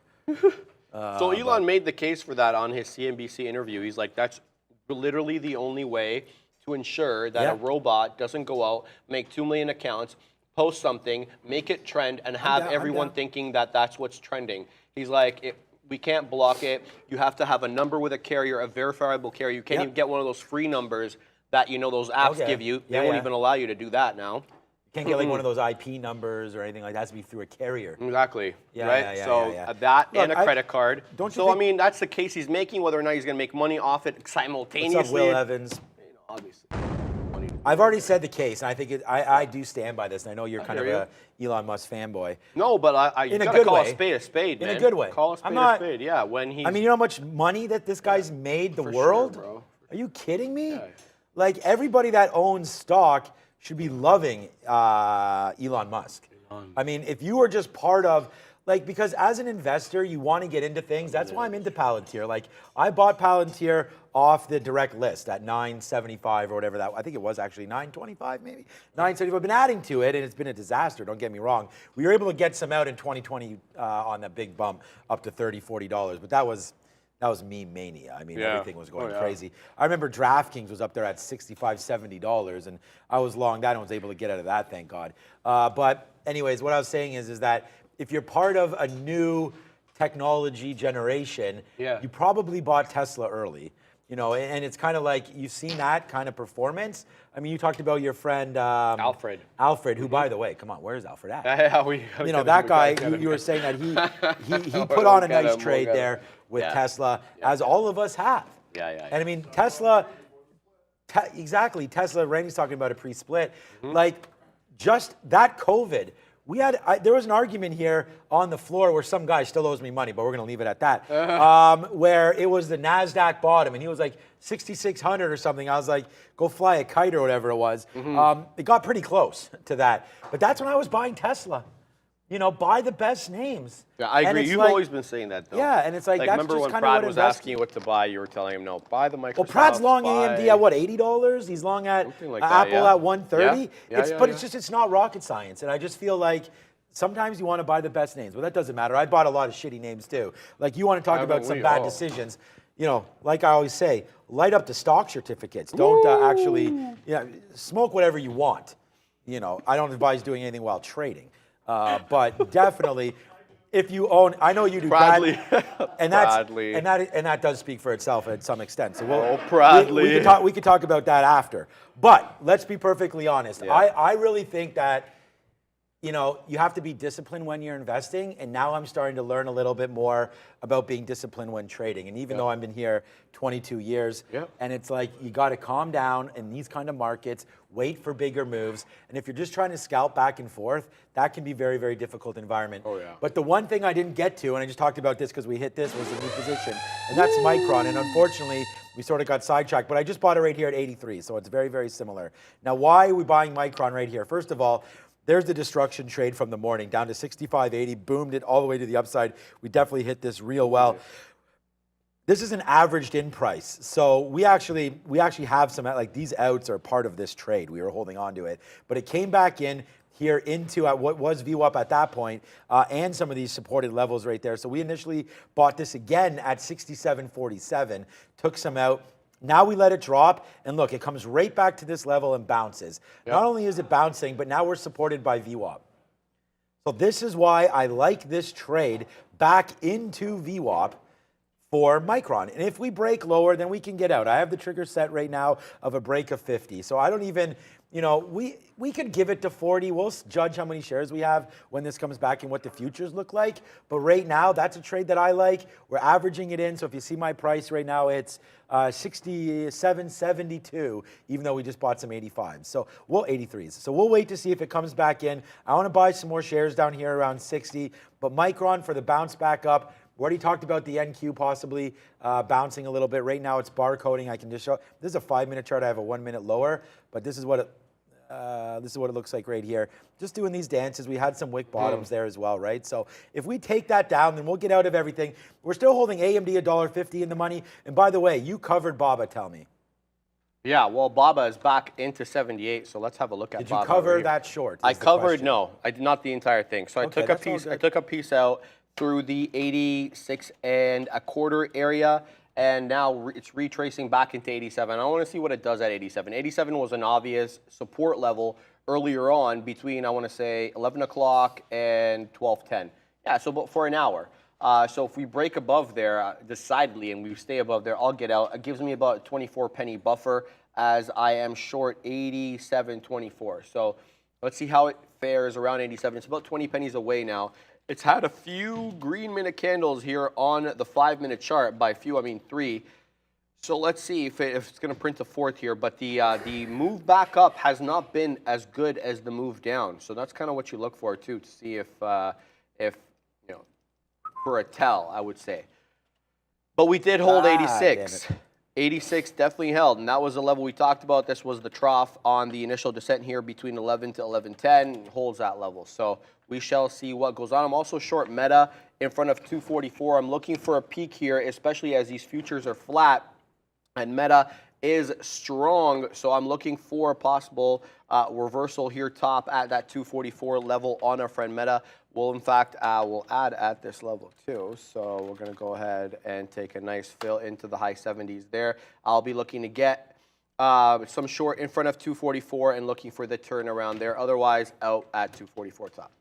Great job, Adam, in the chat there. I just said what's up to him off Palantir. I mean, what a great day that was today for Palantir. And again, like I said, a very, very top stock. Fort Neil had it too. We both had this long off the jump there. I kind of let it settle down. I mean, I wish that I sort of changed my strategy sometimes and, you know, buy earlier on, but you know, the best price we really realistically, you know, we could have been long down here, 48s, 50s. We waited for it to settle down a little bit, and then it was kind of aggressive back and forth. It was like up and then this is only 1 minute chart, so you know, you go from 1042 all the way to 1070. It's a pretty good move there, 30 cents on $10, so that was pretty good. Then it just immediately in the very next minute dropped 25 cents back up. So I thought like buying this was a good little level there against 1050 or even lower than that, maybe even this level. Then it started to blast up to the upside and danced around a little bit here at 1080. So that was good. Then we got a piece out ahead of 11. Then it broke 11 and we left it. This is just, I had two offers up here, so it looks like we got overfilled long, but we got overfilled short actually, and we got out right away. But that's my last out right there. So we took it all the way up there for a nice little 70-cent win or so on Palantir. And now, see, this is kind of reminding me of AMD again, where you know, you make a top, you fall back in, you come back, you kind of test that top again, you know, you're falling back in, but the thing is, it hasn't broke the top, so it's making me a little nervous, but I think a short here, honestly. I'm pretty pessimistic in this market right now, believe it or not. Well, I think you guys believe it. I've been talking about all these. Oh, shit. I mean, oh, my. Right now, Micron, we just bought these. What is happening? Nothing. It's 30 cents up. Like we literally just took these. I'm going to take a 90. Okay, there it goes. It blasts through 97. Let's just take that. I mean, we'll take a 17-cent win right now. There it is. Yeah, it's 17 cents. It's back up there. It's kind of at a level that we were. Look, I wish we were. You know, I wish it would sort of blast a little bit more. We'll get out of a third just because we're still short AMD, we're still short Amazon, and we're long Alibaba. So right now we have two positions that are $1.50 in the money. Amazon's 80 cents in the money, and Micron is now. It's pulling back a little bit maybe, 17 cents in the money. So we'll have to wait to see, but we'll take a piece out right there at 68. I'm always going to take that out at an even dollar level. So just like my stop was going to be near that 50, I mean, not 50s. We were going to possibly stop out here at 66. So that's 1-to-1 just right now. Next level for me on Micron, if the futures go, let's take something out at 20. If we can get that. So right now it is starting to go back up to the upside. That's why hitting this key is so important for me. You know, let the people know when we're in a trade, and that's the one that we hit, and we hit Micron for you. So far pretty good here today on the midday, but it's sad because I only have 5 minutes left. Super chat from Larry Summers. 2K shares of Boyle at 313 to 370. Do you ever get tired of winning, Sean? Also long NVDS. I don't know if I think probably NVDA. Probably NVDA. Yeah, no, exactly. I lose. And that's what we talked about, trying to be as real as we can. No, but this is what I'm saying. We try to be as real as we can with everybody. And, you know, we talked about getting run over on Google and all those stocks. And talked about getting run over on Amazon this morning. Talked about, that's it. Everything else has been fine. But the last couple of days, and, you know, like I said, man, I tell people, like, you know, I'm negative on the month, or I'm positive on the month, or anything you guys, you know, you want to know like that. And I say this, like, I pride myself on being as honest as we can with everybody. So, you know, I do have losers on board. I'm not going to speak for anybody else. And if you want to ask what you're up on the month or what anybody else, anybody can disclose, you know, whatever they want. So, you know, that's up to you. But I'm just here to tell you guys that I'm trying to keep it real, and I want to thank Larry Summers for that, and congratulations on your trade as well. But yeah, we do have losers on board all the freaking time, and that's part of trading. You know, they say a good gambler on sports, it hits at like 53%, something like that. Oh, yeah? Yeah, which means eventually you lose, because the juice is 10% on most. Like if you want to like if me and you bet, let's just say, oh, by the way, we talked yesterday about the Premier. Yeah. How? Well, it wasn't the Prem. It was the Champions League. Sorry. Yeah. Oh, my God. What happened? Man, City ran over Real Madrid. It was embarrassing. I mean, I'm not a Madrid fan. Well, I was going to say, how do you feel about that? You know, I don't feel as bad as an Arsenal fan, having likely lost out to them now in the Prem, because they're just a monster, bro. Every player there plays like, I don't know. It's not, they're just, what was the they're score? well coached. 4-0. Ouch. It was a whooping. That It is was a- 5-1 on aggregate because the first game was 1-1. I saw a bunch of fans storming a field and fighting. Was that in Spain I don't know. a couple days ago? It wasn't because of that, but it was something else. Not exactly Or sure. nothing says, yeah, so Renato was, Yeah, it was was embarrassing, so there must be some Spanish. Dude, it was a you know what whooping. We're taking meta short here. We're looking for a 44 rejection. We're looking for a future break. Well, I'm looking for a future breakdown here as we retrace and reject 13.8 at least for the moment on the NQ. The ES also retracing lower, and now we're printing on this meta short, Sean. Yes, that's, so this is a good little time here. Here comes a little bit of a cover on our friend Meta as we head to the south side. Could we see 43s? We're short 77, Sean, as we dance here in the 40s, 30 plus pennies in the money, and now we're in the 30s. And now we're in the low 30s. Okay, I love when I see blue. Apple News. Apple News, what's up? OpenAI just introduced a Chat GPT app for iOS. Wow, right there. So iOS has a chat app now. I already had it. The Apple. No, I'm just saying, I don't know. Right now it says, so now Apple's going to make 30% more. It's right there. This is the Chat GPT. No, I think that's This just is a taking different you one? to the website, though. This This is an app. Oh, I meant to ask you, because I think you're using it a little bit. I don't know if you are or haven't not. much, but yeah. Why would somebody pay? There's a paid version of Chat, right? 4, ChatGPT Right, 4, so what which is do you- better. What does that mean? It's like much, much better, Sean. What does that mean? Like we've talked about this, like in terms Right. of the what spits out. Like I gave you the example of how I've used it so Right. far. I used it like my parents have these medical reports that they send me. Okay. And so I threw it in there. I asked it for an explanation for summary, and then you can give and take with it. So the level of output you'll get from 4 is going to be a lot better. It also has access to the most recent data. Okay. Whereas the other one, Because my wife was asking, and I said that I thought that the free one was only up to 2021. It's exactly. Like if you ask it like There's something. supposed to be a plugin, Sean, now that goes to the internet for that one, because now you can have plugins to the original one, right? And you can have those plugins search the web according to the according to a little what better I've heard. performance is, Yeah. is basically the answer to your question, to my question. Yeah, better. Like better results, Yes. maybe a bit quicker, and maybe, newer results, fresher and newer results. Yeah, Okay, is that worth it? What does it cost a month? It's like $30 a month. Oh, 30? Look, it's like a premium subscription, like saying whatever. That's like, fine, I'm just you know wanting what to I mean? know. Yeah. It's when you're going to compare it to like a Netflix or an Amazon Prime subscription. It's definitely premium on the more expensive side, but some people they live by this. No, there's nothing. I was just trying to figure that out Yeah, because, and just to see what was going on with that. So, yeah, she asked me, and I said I'd ask you or Brendo or, Yeah. because I know there's been haven't dabbled some with it talk about that, on the show for sure. Sure. Okay, so, and going back to Larry's question, I believe, in the chat there about do we ever lose? I mean, look at this Micron. I talked about taking out a third right there. So we did that. And then it just dropped right back down. So this could be a potential losing trade right here. We're going to hold out for it and see if it does win. We just got some more on VWAP. And then I don't know, man. The market's below the 50 period. It's kind of not doing too much. We're huge short right now. We're well in the money on both Amazon and AMD, but we're light on those trades. So I was just thinking, if we don't hold this, I don't want to turn what's been a fantastic day on Micron into something worse. And now we're not using a huge amount of shares or anything right now, but we want to make sure that we're right. So that's 67.40 right there. I was really debating on this play right into here. What is this level? This is 67.60. Honestly, where did I put my stop? I put my stop breaking through 50. I'm thinking right here is a better trade, man. 60s. So let's do that. Let's just watch out for that 60 break. If it breaks 60 on Micron, then we're going to get out. So right there, breaking 60. We'll give it a little bit more love, but that's going to be my out right now. We're long at 79. So pay attention to the chat because I'll be there as we're getting ready. Yes, it's 1 o'clock.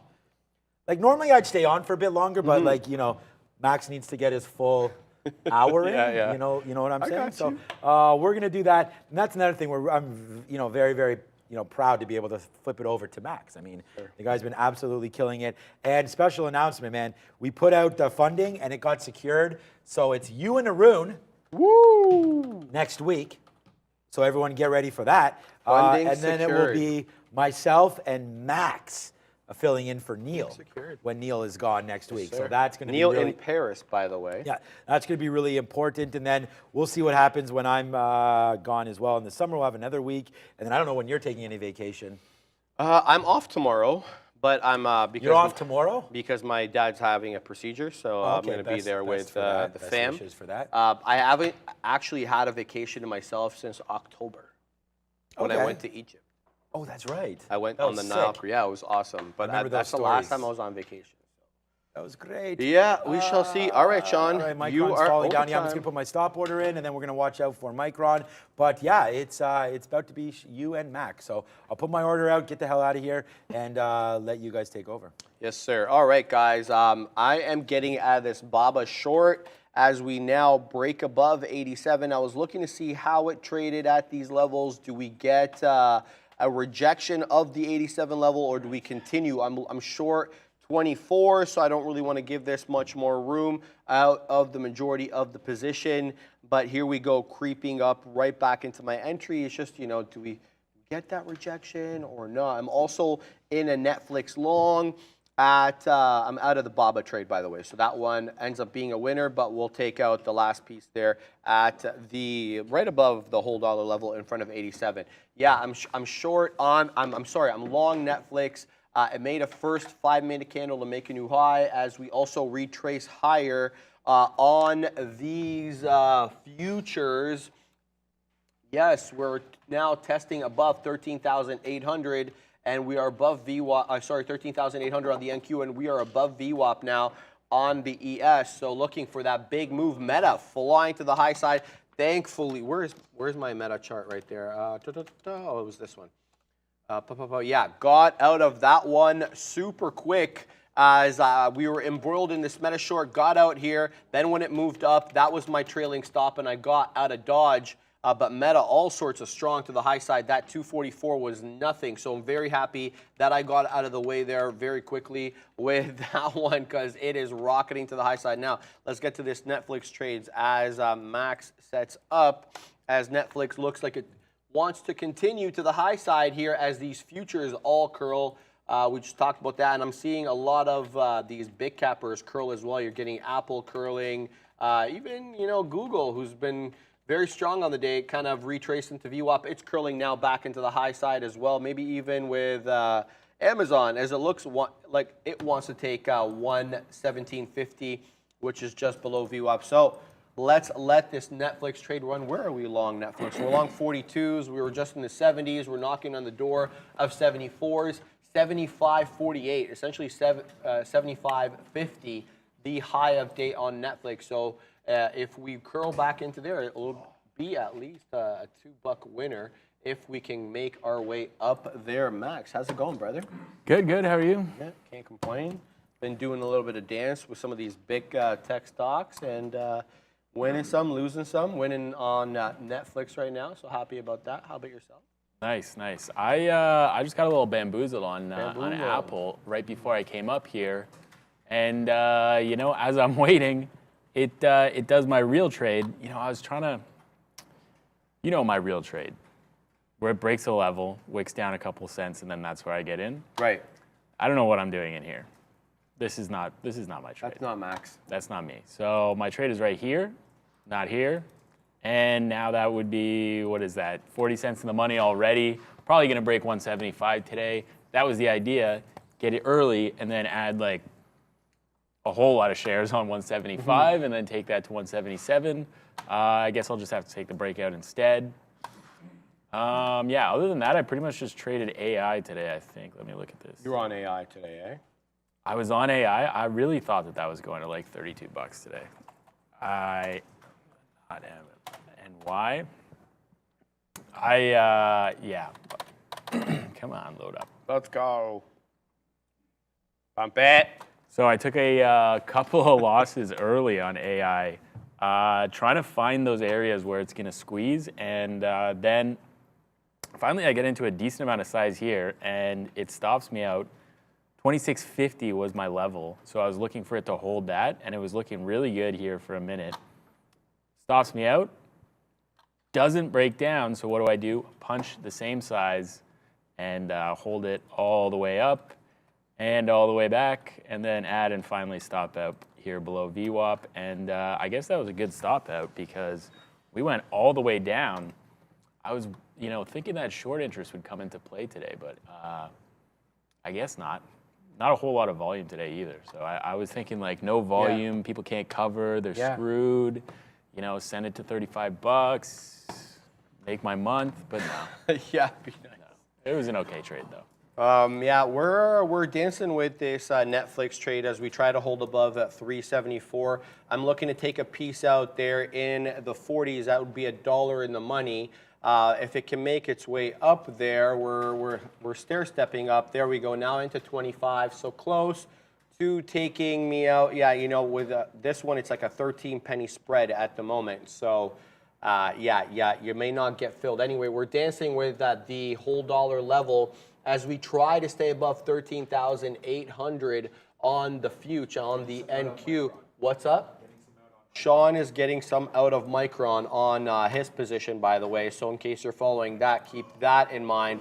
Back up into the 30s on our friend Netflix. If we can get that fill in the 40s, oh baby, I would be pleased, but we are not getting filled quite yet as we do that dance. Okay, and now we get filled, Max, so that is $1 winner there on our friend Netflix. Oh, baby, let's go to the high of the day now, 375.48. That's $1 from where we are now, so there's still potential upside to this trade as we dance above 13.8 on the NQ. Need this level to hold out. You think there's probably some confluence there between the Netflix trade and the NQ.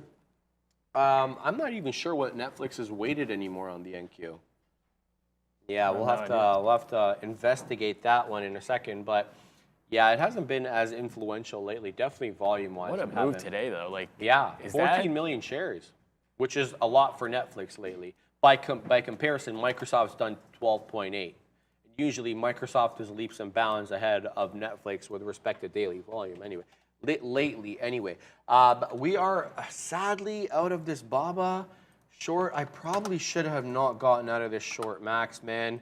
That's a little frustrating because, I didn't want it to come back into my quarter entry there, and it does, and then it retraces back down. So that's a little frustrating. I knew that was the level. I knew 87 was the level. Obviously, it doesn't give you the exact level.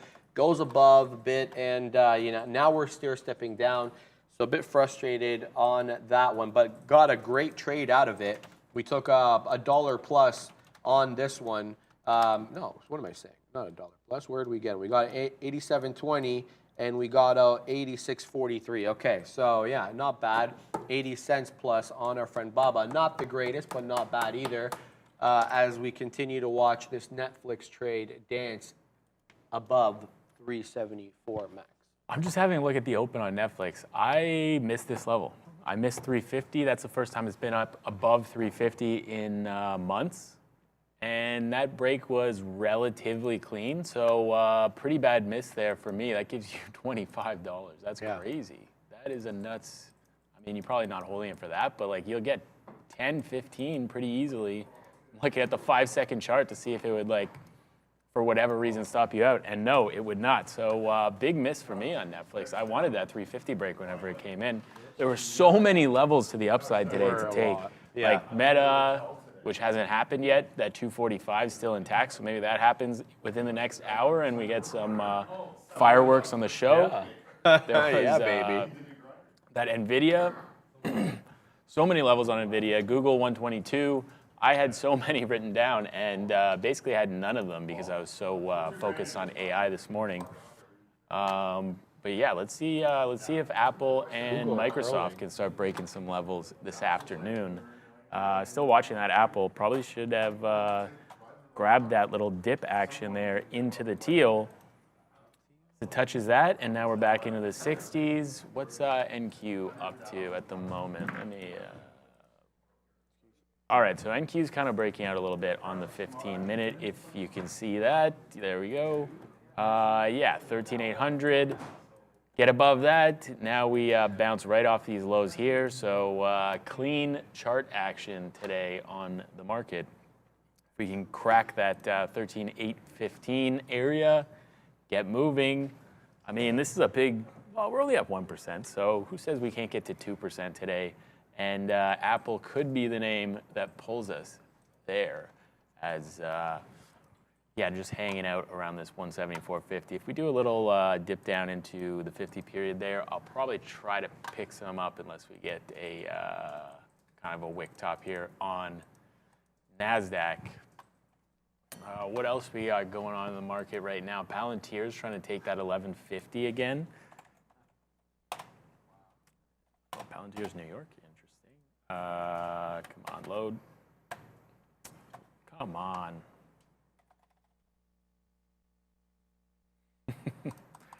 All right, so trying to take that 1150, high 1153. I had a 1030 on my watch list this morning. Never came in, sadly. I guess you just pay the 5 cents, and that absolutely ripped today. Yeah, $1.50 almost on Palantir today. You know, we saw it coming up yesterday into the close, and you kind of had to figure that like that 1030, 1050 level would come into play today. I didn't think that it would be this explosive, but if you look on the daily chart on Palantir, like this was a huge level.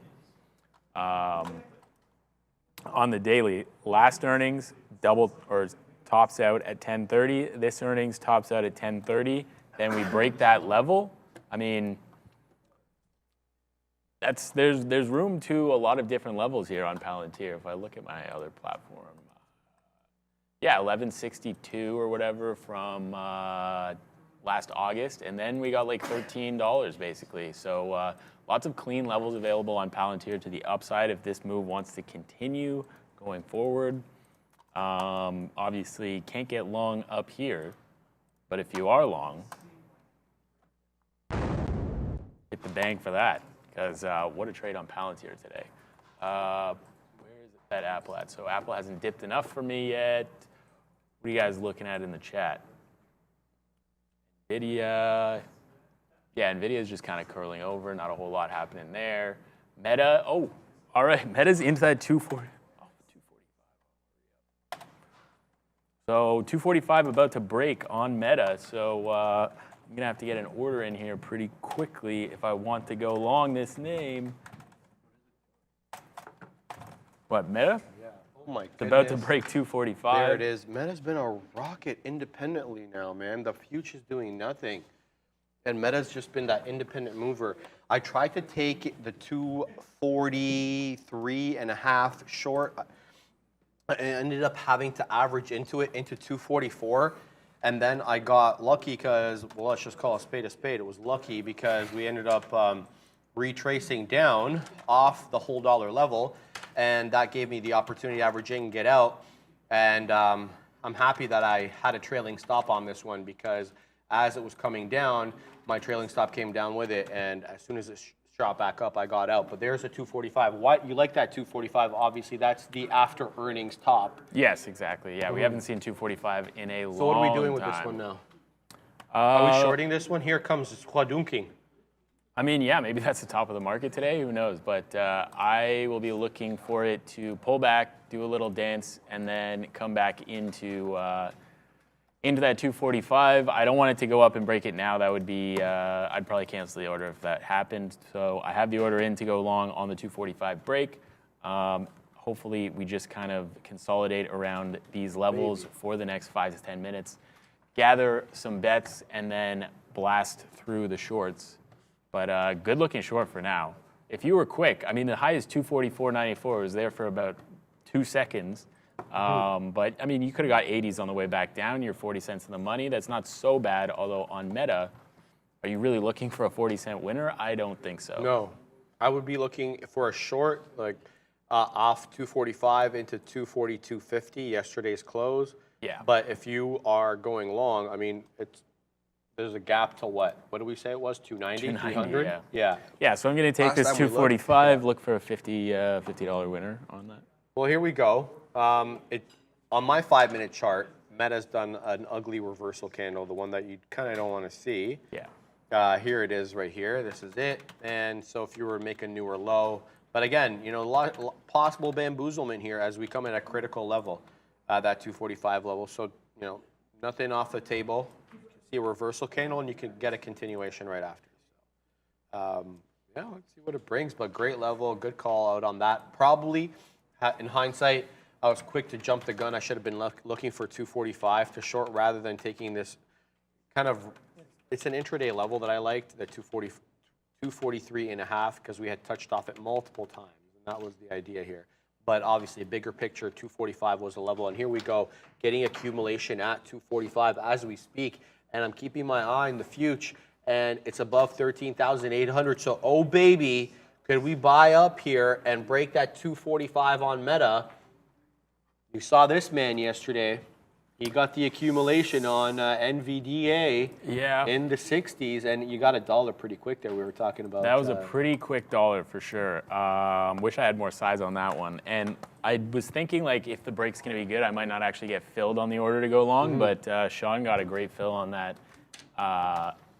So I guess I could have, like, doubled or tripled my size on that breakout, which that would have been the way to play that one. Maybe the same thing coming on Meta here. Maybe a little liquidity grab below this 244.30. Comes into the teal. You buy it back through, and then you add on the breakout. Doesn't sound so bad to me. I do want to see a little bit more price action around here before the break, because I don't want it just kind of screaming up and then screaming back down. That's that's how you get smoked. Especially on Meta. That's happened to me before on Meta, where I lose like 70 cents in 5 seconds, and that's not fun. That is not fun. No, it's not.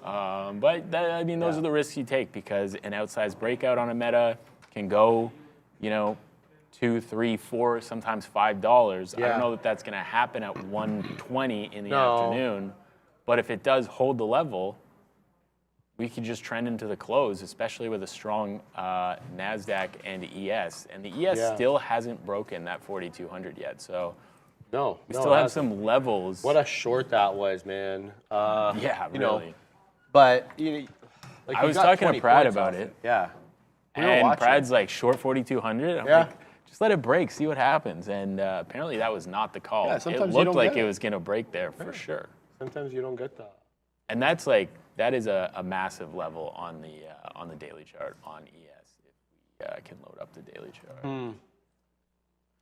I wonder if get a Meta long here in accumulation zone. What do you think about the front running the size here? Getting long here? Yeah, and then giving it 40 quarter break. Trying to, you know, time the entry. Yeah, I mean, maybe. I think the way that I would play it would be like if it dips down into like the 20s and then comes back up. But if it's not even giving you that dip, then you're probably getting the breakout, right? And I'm keeping my eye on the NQ and the ES, and they're both moving up. And that's the thing. You're getting accumulation on both of them now. And here you go. You're getting a nice little move up here on Meta. I'm keeping my eye on some of these other NQ names like Google, even Tesla, Amazon, retracing the VWAP now. Oh, baby. 317 also incoming here on Microsoft as we get accumulation on the future and Meta. Now I'm lamenting not having gotten in, but yeah, here we go. Going to be a nice test here. Netflix also back at days high. Said I got out of that one too. You know, a lot of shoulda, woulda, coulda today, but I know, right? But a couple of good trades nonetheless, you know, but could have been better, no question about that. And looking to improve every day. But here we go, 245 test. Yes, 245 incoming. Not loving the tape speed going into this. There's not a whole lot of action happening right now. But maybe we pick it up. There's about 500 lots right now. Once we get closer to the level, maybe more pop up. But yeah, pretty slow and relaxed going into this breakout. Feeling a little bit like that Google one the other day at 120 versus the NVIDIA yesterday, which was like fast. And I mean, it didn't break fast, but the tape was flying and things were happening and there was size everywhere. This is like, it's kind of lackadaisical. Definitely a lot more into Meta. But maybe Meta's the one that helps us break out here. I mean, NQ's looking pretty strong right now. Looking at that 13,820 level, which, I mean, I'm amazed that we're talking about that level and not 13. What was it that we were always under? We were 13.1 to 13.7. 13.2 for like a whole month. $13.7. 13.1 to 13.2 for like a whole month. Oh, yeah. Oh, okay, you're talking about that. Okay. Yeah. I thought you were talking about the NDX. No, yeah, you're right. It was that 13. Now we're talking about 13.8, talking maybe even 14,000 soon. Yeah, the NQ has just been an outperformer, no question about that. Big cap tech has really led this wave. You see the Russell is actually negative on the year, man. The mid caps have not participated in this wave. It has been a big mega cap move. No question about that. Yeah, for sure. Here we go again on Meta dancing. Look, you know, it doesn't always have to look like NVIDIA, but we're getting good accumulation around these levels. We're also seeing lower highs too. You know, probably should have accumulated a little bit more in the 50s there. Yeah, here comes the NQ again, man, curling. We took 20s, Max. So it's the right direction, at least for now, on these future positions. And maybe by extension, some of these big cap names as well. Apple curling, Tesla, Google, Microsoft, Meta, everything curling right now, man. Yeah, that Apple went off of the 50 period. Like I said, I wanted it to, but wasn't paying attention to that one because I was paying attention to Meta. So could have just put an order there, I guess, to get long off the 50 there. Should have done that at 174.40 area. Didn't, but let's see what happens with this Meta break. And then if that's good, then we can take the Apple 175. If the Meta break is bad, probably not taking Apple at 175. But yeah, we'll see. Just chilling here, waiting. This is not the same kind of waiting that we were doing yesterday, though. No. So I'm getting a little bit cautious about this break. Might, well, I'm going to be punching out very quickly if it starts printing 90s or something.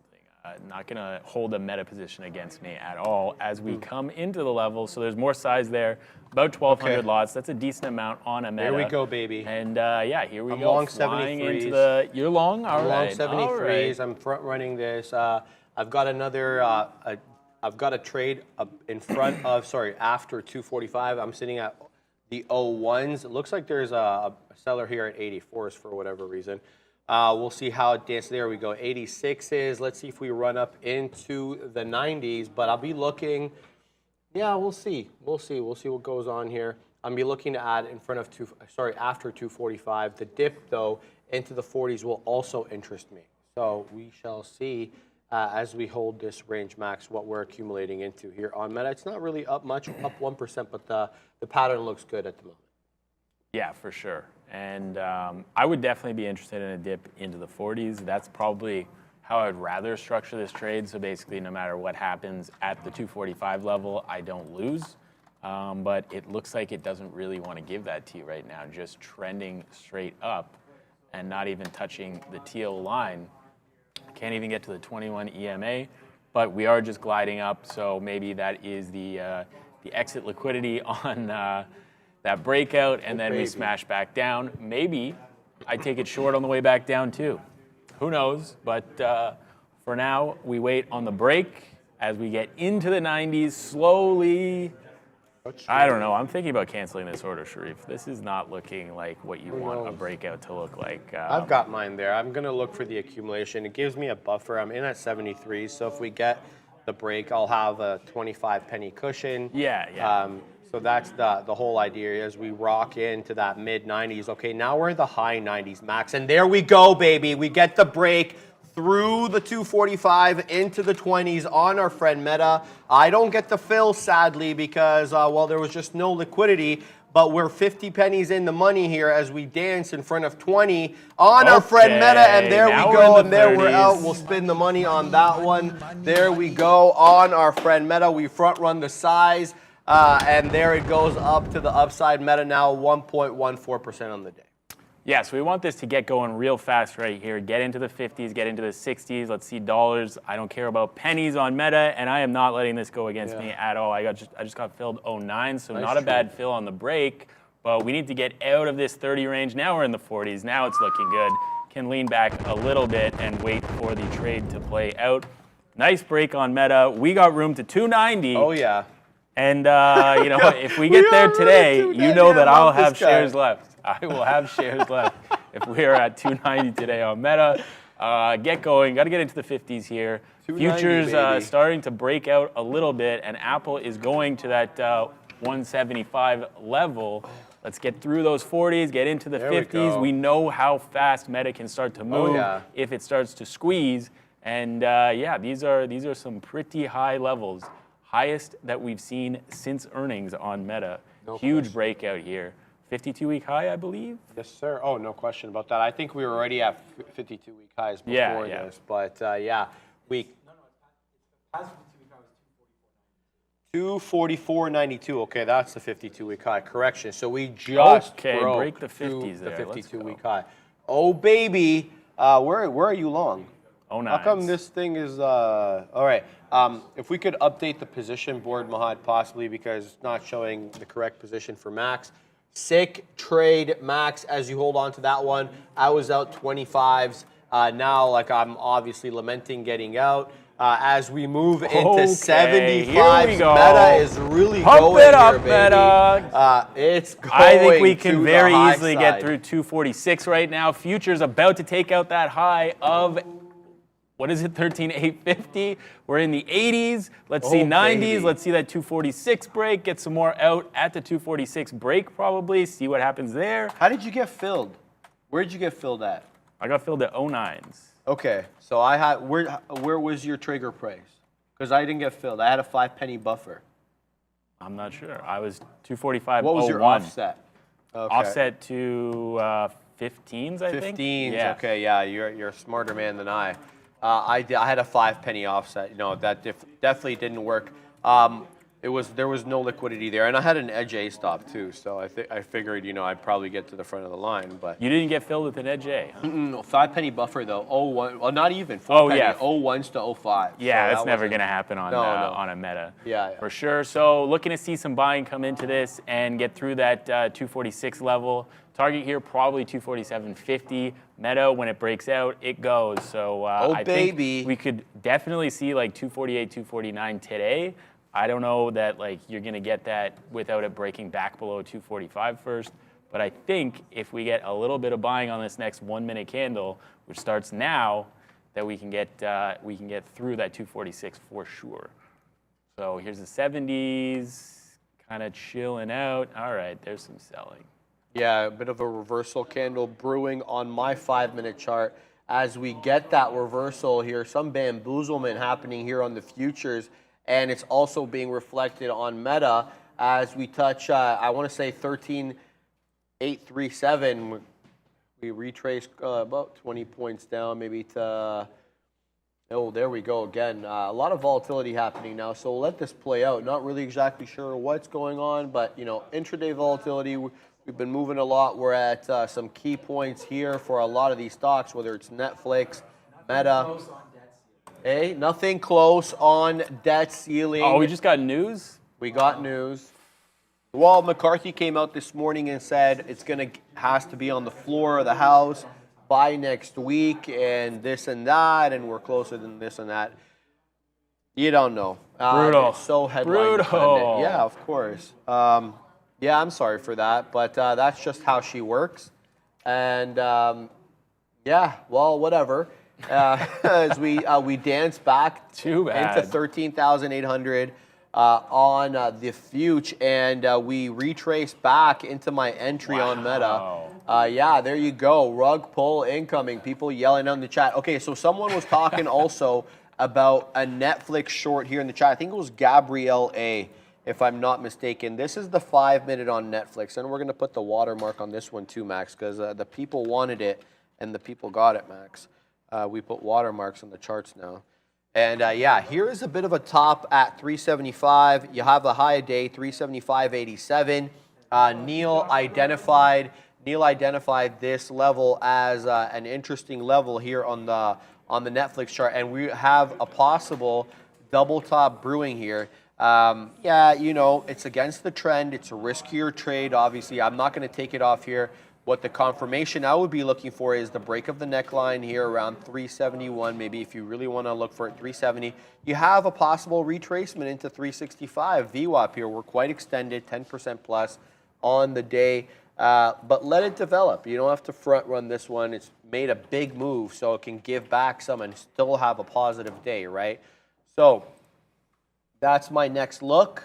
There's only half an hour left in the show, but now I'm eyeballing Netflix for a possible short as we dance below 375. But notably, we are holding 13.8 on the NQ. So if we continue to hold this level and maybe make a newer high, then I don't know how I feel about this trade. I don't know if Netflix would be the secular rejection off the top. So keeping some options open here trade-wise, seeing what may stick, what may not, and yeah, that's it. Yeah, I like that. The way that you can execute that Netflix trade, you take it back through to 375. Crazy that we're at 375 on Netflix. Take it back through 375, and then you're risking that wick high of 78 or 89, whatever that was. So that's looking good.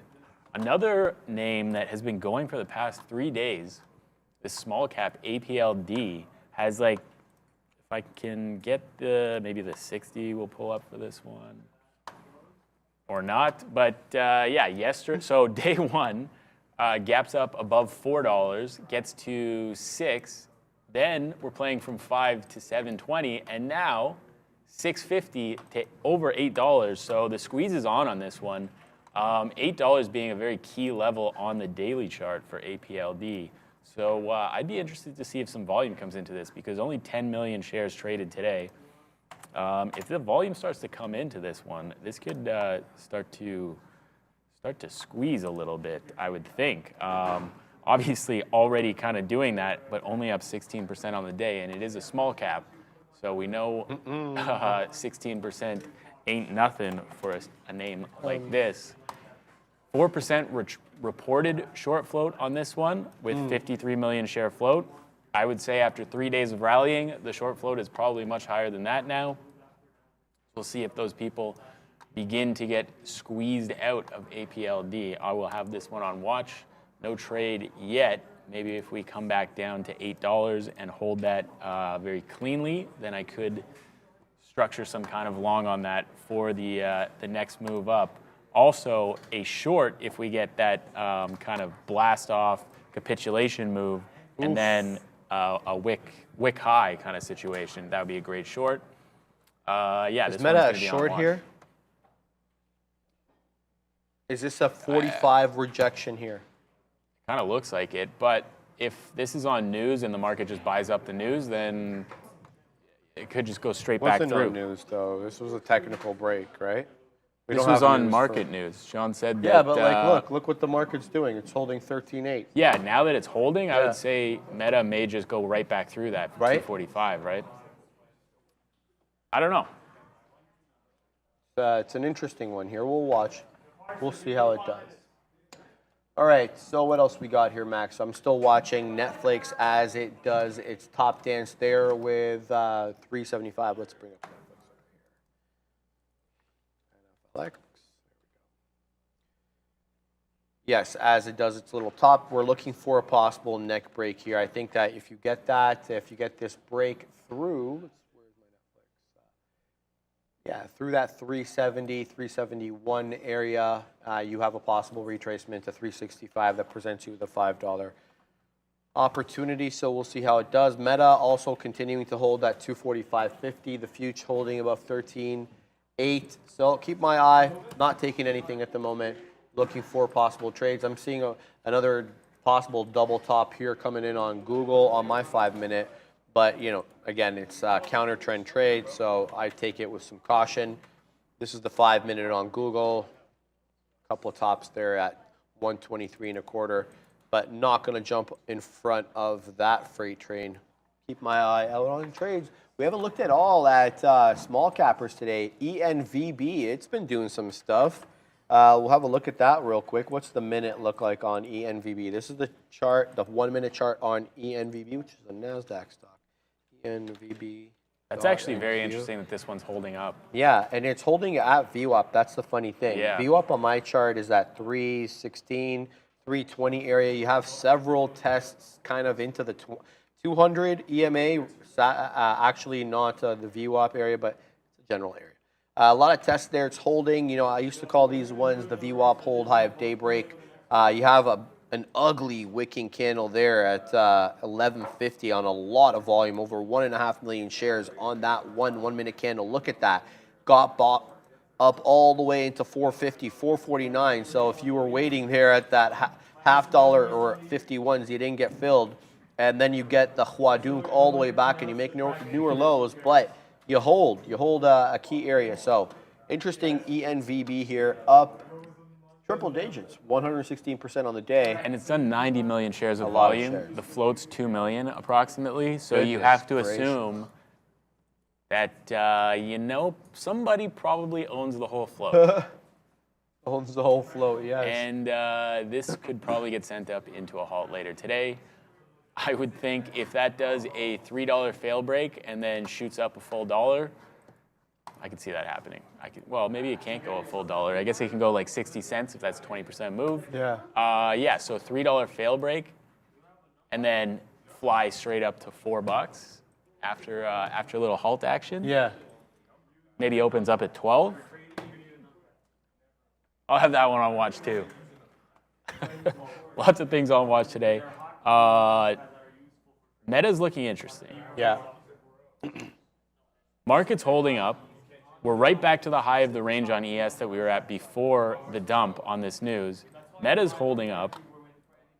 I think if we go back above 245, I might go long, as painful as that sounds. Or maybe catch a dip into this 244.50 kind of area. But Holding.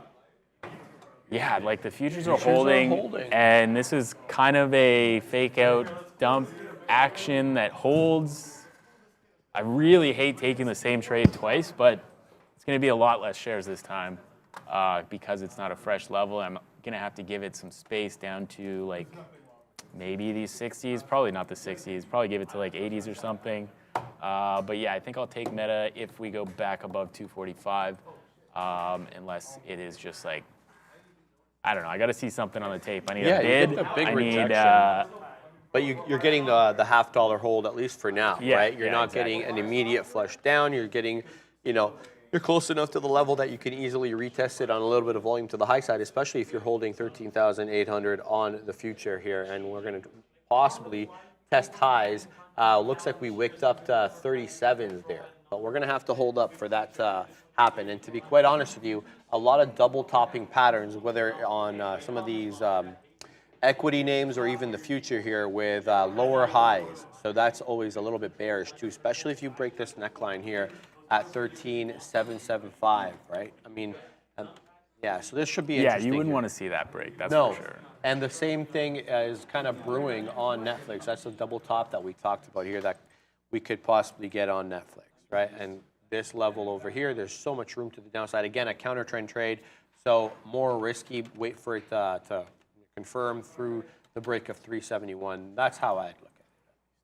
at it. Not much else for me on, though, at the moment. Bunch of trades today, mostly in these big cappers. Didn't touch any small caps today, but that doesn't mean they weren't running. Whoa. Even PHIO, what's up? Got a Little big- dump action there on on Meta. Meta. I was looking to potentially go long, and Yeah. it just dumped like 35 cents Oh, right baby. down into the 244 O's. So 50-period breakdown on Meta, and continuing lower. Let's see if we get back right back up there. Looking like that 245 rejection was There you quite go. something on this name. It was. Yeah, interesting action there. I guess that coupled with the market move has killed the old Meta for now. Maybe you can get it back down. I mean, I'd be looking to cover a short at like VWAP here. And then, I mean, do you think you're going to get low of day? Is that low of day? Where's low of day? Down here at 240? You're probably not getting 240 today, but I don't know. I would say that there's probably going to be buyers of VWAP on Meta, so maybe I'll keep looking at it there. Maybe I'll move on to something else that's a little more strong on the day, but some of these large caps are just at, numbers that are too high to chase them up on the daily chart. Like AMD, NVIDIA are just at crazy levels right now, so I find it hard to go long all the way up here. No. I don't know. I'm gonna sit on my hands. I don't have a trade, which is fine by me. I mean, I have a couple earmarked here, but they really need to get to my levels. They're not getting to them. I'm looking at Netflix breaking through 371. I'll take that short. I won't take it short in anticipation at 371, although there's a case to be made for that trade as well from where we're at. To me, it's just a counter trend trade. So because that's the case, I need confirmation. And that's my confirmation is a break of 371 to at least test VWAP at 365.55 where it's currently at right now. I'll want to see a breakdown below 13,008 on the NQ. For that to kind of happen, I'll want to see them both go to the downside rather than, Netflix just going to the downside on its own. The Meta 245 short, I mean, I could have sit here and pretend like, oh, I should have taken the short level on Meta at 245 because it was the obvious level after earnings. I would have had to given it $1 because it went all the way up to 88. And so I'm not going to feel bad about not taking that trade because I probably would have got stopped out of it anyway. I don't think I would have given myself $1 on Meta. No. Right? So, Yeah. Which is fine. What else we have here? I'm looking. PHIO, small cap runner from this morning, Is it moving? just did a dip into $5. I was actually watching this to see if it could do the little liquidity grab break of 5 and then shoot up, but it just went down to 505, clean double bottom, and now we're headed up, and that just took out a decent size offer there, about 10,000 shares, and continuing. That's like a 50+ cent move off of this little double bottom. That's not bad, 10% off of there, and we're only up 50% on the day. So if the standard is 100, then we got room to go on PHIO. Room to 750 if we're going to get to 100%. High of day currently 688, 687. So yeah, definite halt up potential on this one. That 570 kind of level. Seems like that's a bit of an inflection level at the moment, and we are messing with VWAP and the 50 period right now. How would I get into this one? Well, I would have gotten in down here. That's the only trade that I can have on these. So nothing for me on PHIO. It seems like there's some enthusiasm surrounding this one. Possible big move. I need to get my daily chart back here. People saying coin making a big move down. Yeah, it's down 2 2/3. Just broke that 59.50 level. Made 59.30. I'm still looking at Netflix though as it dances between 73 and 74, but a bunch of red candles. I think this one might be too strong for a retracement into VWAP today because we're below 13.8. On the NQ, and this one's barely budging. So we'll see. No biases because, I'm not taking it unless it breaks 371. So, as that trade develops, what do we got on these other ones here? We haven't talked about Apple in a little bit. I talked about the double top on Google, and that one still looking decent. I'm not sure how people feel about this possible double top on Google here, up 1.5%, maybe a retracement into 122-ish area, the VWAP area, as well as the bottom of the V. Over here, probably an area of support that presents you 70 penny opportunity. You'd have to give it to high a day or to the break of these candles here. So that's you got 30 pennies and then 20, 50 pennies. So yeah, well, barely 1 to, what is that? 1 to 1.5, 1 to 2, 1 to 1.2 ratio trade. Mathematicians tell me, you guys. I don't know. It's in and around that level anyway.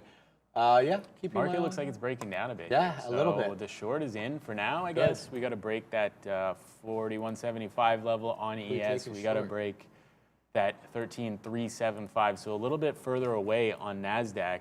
NASDAQ names holding up a bit. Meta did hold that 244, but now coming right back into it.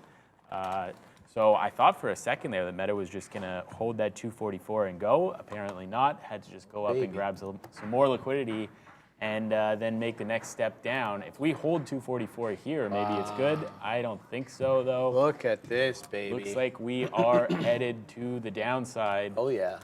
Yeah, as the market is giving up the 250 period right now. I don't think that matters. And yeah, we are headed down.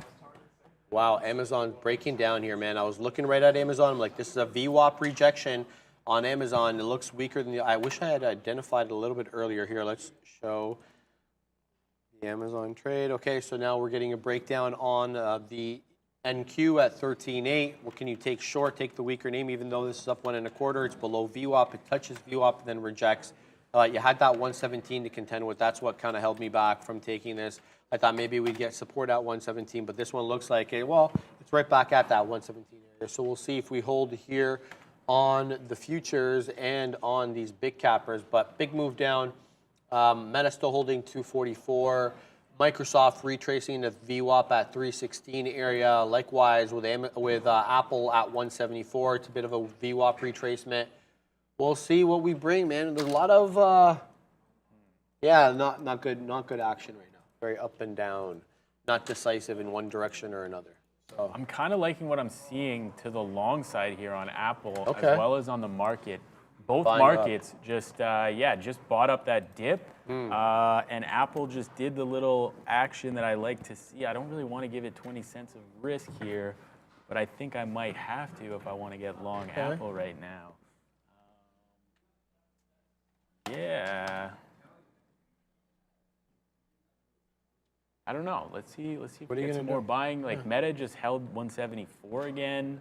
I don't want to be that last bull to get trapped here, but looking pretty decent for the long. There's some more buying, so I'm long Apple. Instantly a couple cents in the money. Let's see what happens here. Take out the teal, take out the 50, print 175, print 177. Let's get going on the market. I think we just had to go down there on ES and grab all of these people short so that we can fly back up and take out 4,200 this afternoon.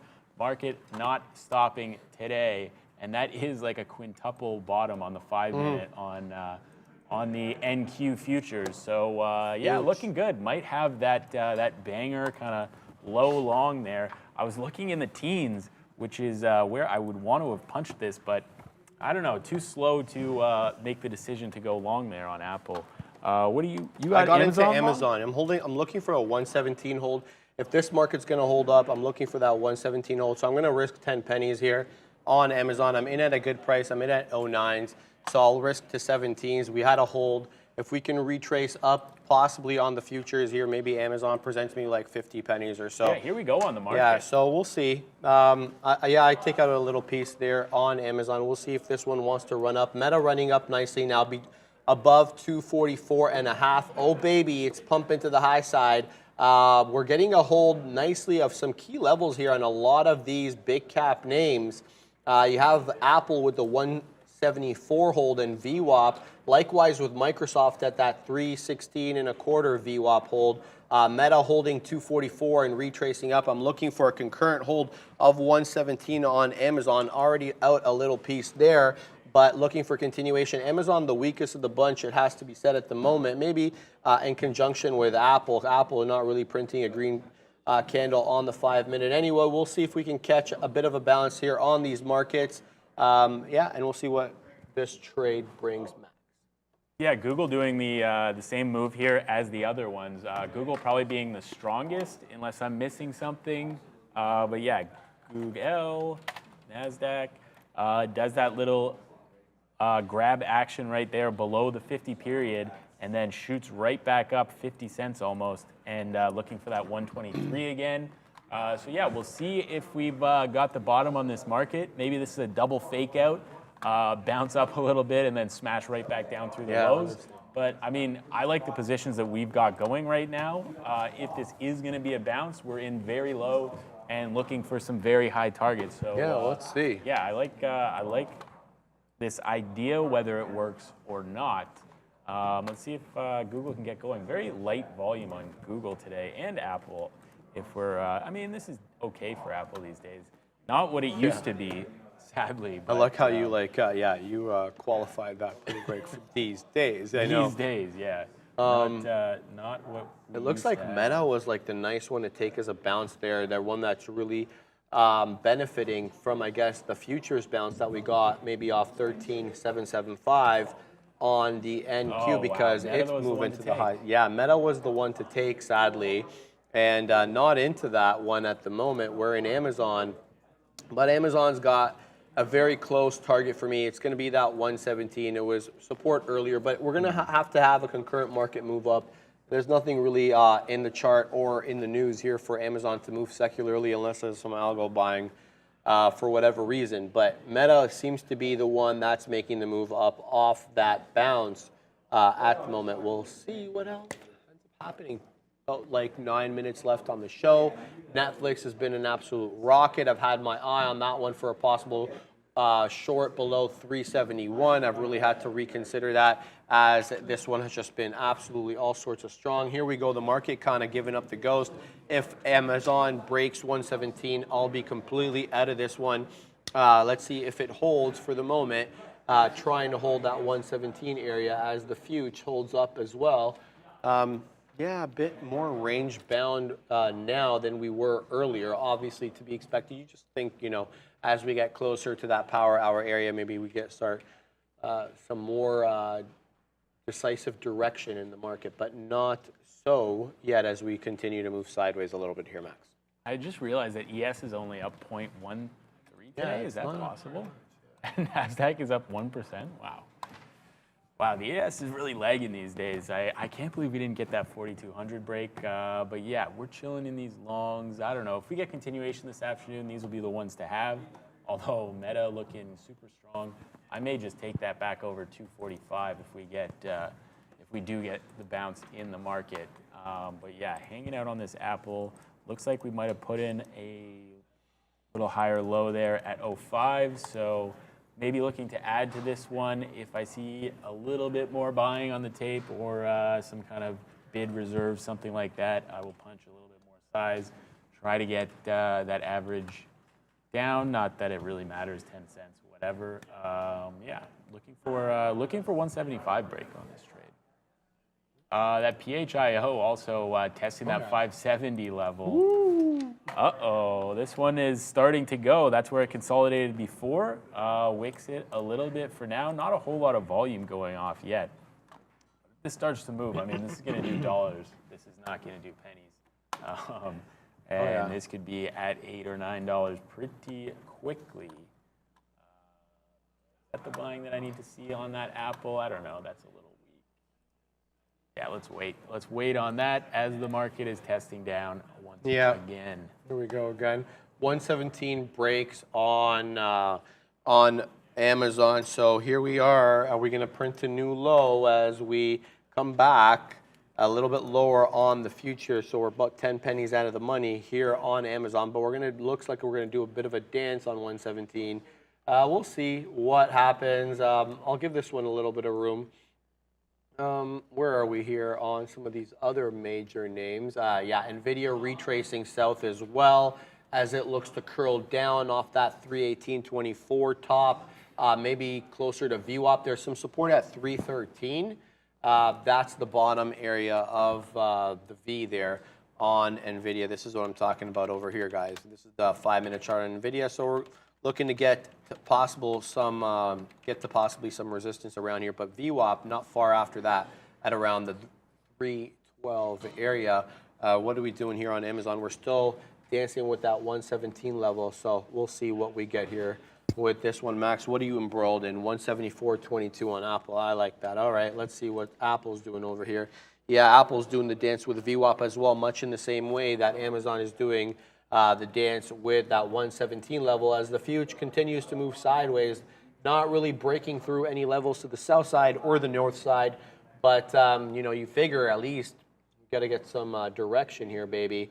Let me know what's happening, whether we're going to print to the high side or we're going to print to the low side, but make a decision.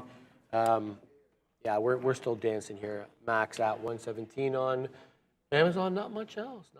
Except, yeah, NVIDIA back at that critical level, 313 on NVIDIA.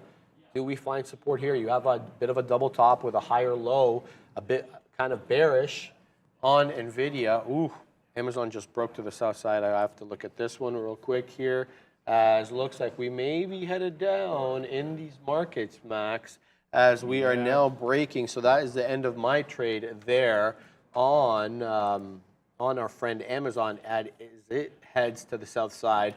We break 117 decisively there, and it looks like we may be stair-stepping down on some of these names at the moment. Maybe a flat bottom. Maybe it's time to go south here on Amazon. We'll see. We'll see. A losing trade for me ends up being. Yeah, it's add or bail time on Apple here, and feeling like the latter. Too bad, so sad. Lost on that one. That's 35 cents approximately. If we make a new low here, which not making a new low quite yet, but futures looking like they want to take these levels down. Yeah, there's still lots of buying below 174 here on Apple, so maybe I just add and pray. I don't know. Add and I think, pray, baby. yeah, I mean, this is where we're going to bounce, like right below VWAP, right around VWAP, and right below a key level of 174. You wait for everybody to sell, and then you send it back above. That is how those algos roll. Oh, yeah. But, yeah, they're going to have my lunch in a second here on this Apple trade. Yeah, futures, ES trying to make a double bottom at 75-ish there, 73. So if that does happen, then we're good to go. And I will add back through 174. If that does not happen, then I will be out of that. And that PHIO rejected that little breakout. Went to 80s, and we're back down to that $5 level. So, yeah, that one did not decide to go. But I feel like that one gives you a decent opportunity off that $5 level. I mean, getting 80 cents on a $5 stock is not so bad. No, that's 16%. That's fantastic.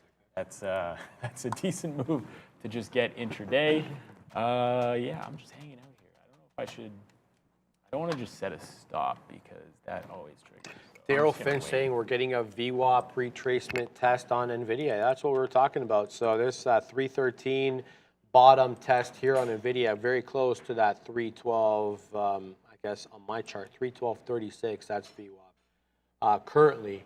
But it looks like it's hanging out at that 313, which is the 50 period as well. So may find support here, but we have a lower high on the double top. So if you get that breakdown, then you have a lower low. So you have two lower highs and two lower lows. You know, I don't know if you want to be buying into that, but it is a trend trade. So you are up 3.7%. So you may find support. It's a better chance. I guess we'll see. I have not been accurate today. So I had a couple of good trades, but now this Amazon has now put me in the red. I was in the green, but now in the red from this Amazon trade. So a little bit, yeah. What's the Lambo trade, bro? Yeah, I wish I knew, man. It says Ponzi Fonzie. Shout out to Ponzi Fonzie. No, I don't refuse to look at Baba KL. I had to look at Baba this morning. It's just, you know, I'm fixated on some other losing trades here. Quite frankly, yes, it has not been a good trade. Let's load up Baba. See what the people want. What's going on here? How come it's not loading up Baba? Oh, here we go. Okay, so what do we got here on Baba? Yes, this was the... Back to that 85 level. And by the way, you realize that I did trade Baba, right, KL? Maybe you weren't around on the broadcast, but we had a good short on Baba. Here's the entry on Baba at 87.23. We took our first out at 86.41, and then, you know, paper-handed the trade, got out through the break of 87, but then you had that eventual descent. It was the 50 period here was really the level that it, excuse me, respected the entire time. That trade on Baba was really off the 50 period. Hell of a trade there, yeah, to the south side. Ended up being good, but, you know, didn't hold it for the full piece, sadly. But yeah, Baba, good trade. It reported this morning, and the results were mixed, to say the least. All right, 30 seconds left on the show, Max, as we watch Baba trace down, Amazon retrace down, and the Fuge NQ looking to maybe touch that 13,750 area, which is VWAP. The ES trying to stay green. It's barely green. 41.71 yesterday's close, so trying to stay above that as it makes a series of lower highs and lower lows. We are overtime. I will be off tomorrow. You're covering for me? Yes, sir. So it will be Max on for the entire midday show, and then he's going to be with the Big Kahunas, and Obi comes on for the last hour. So we I shall see you Monday. Max will see you tomorrow, guys. Same bad time, same bad channel.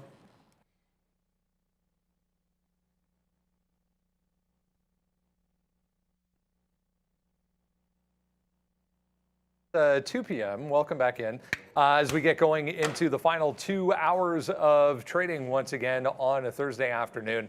Back to the downside.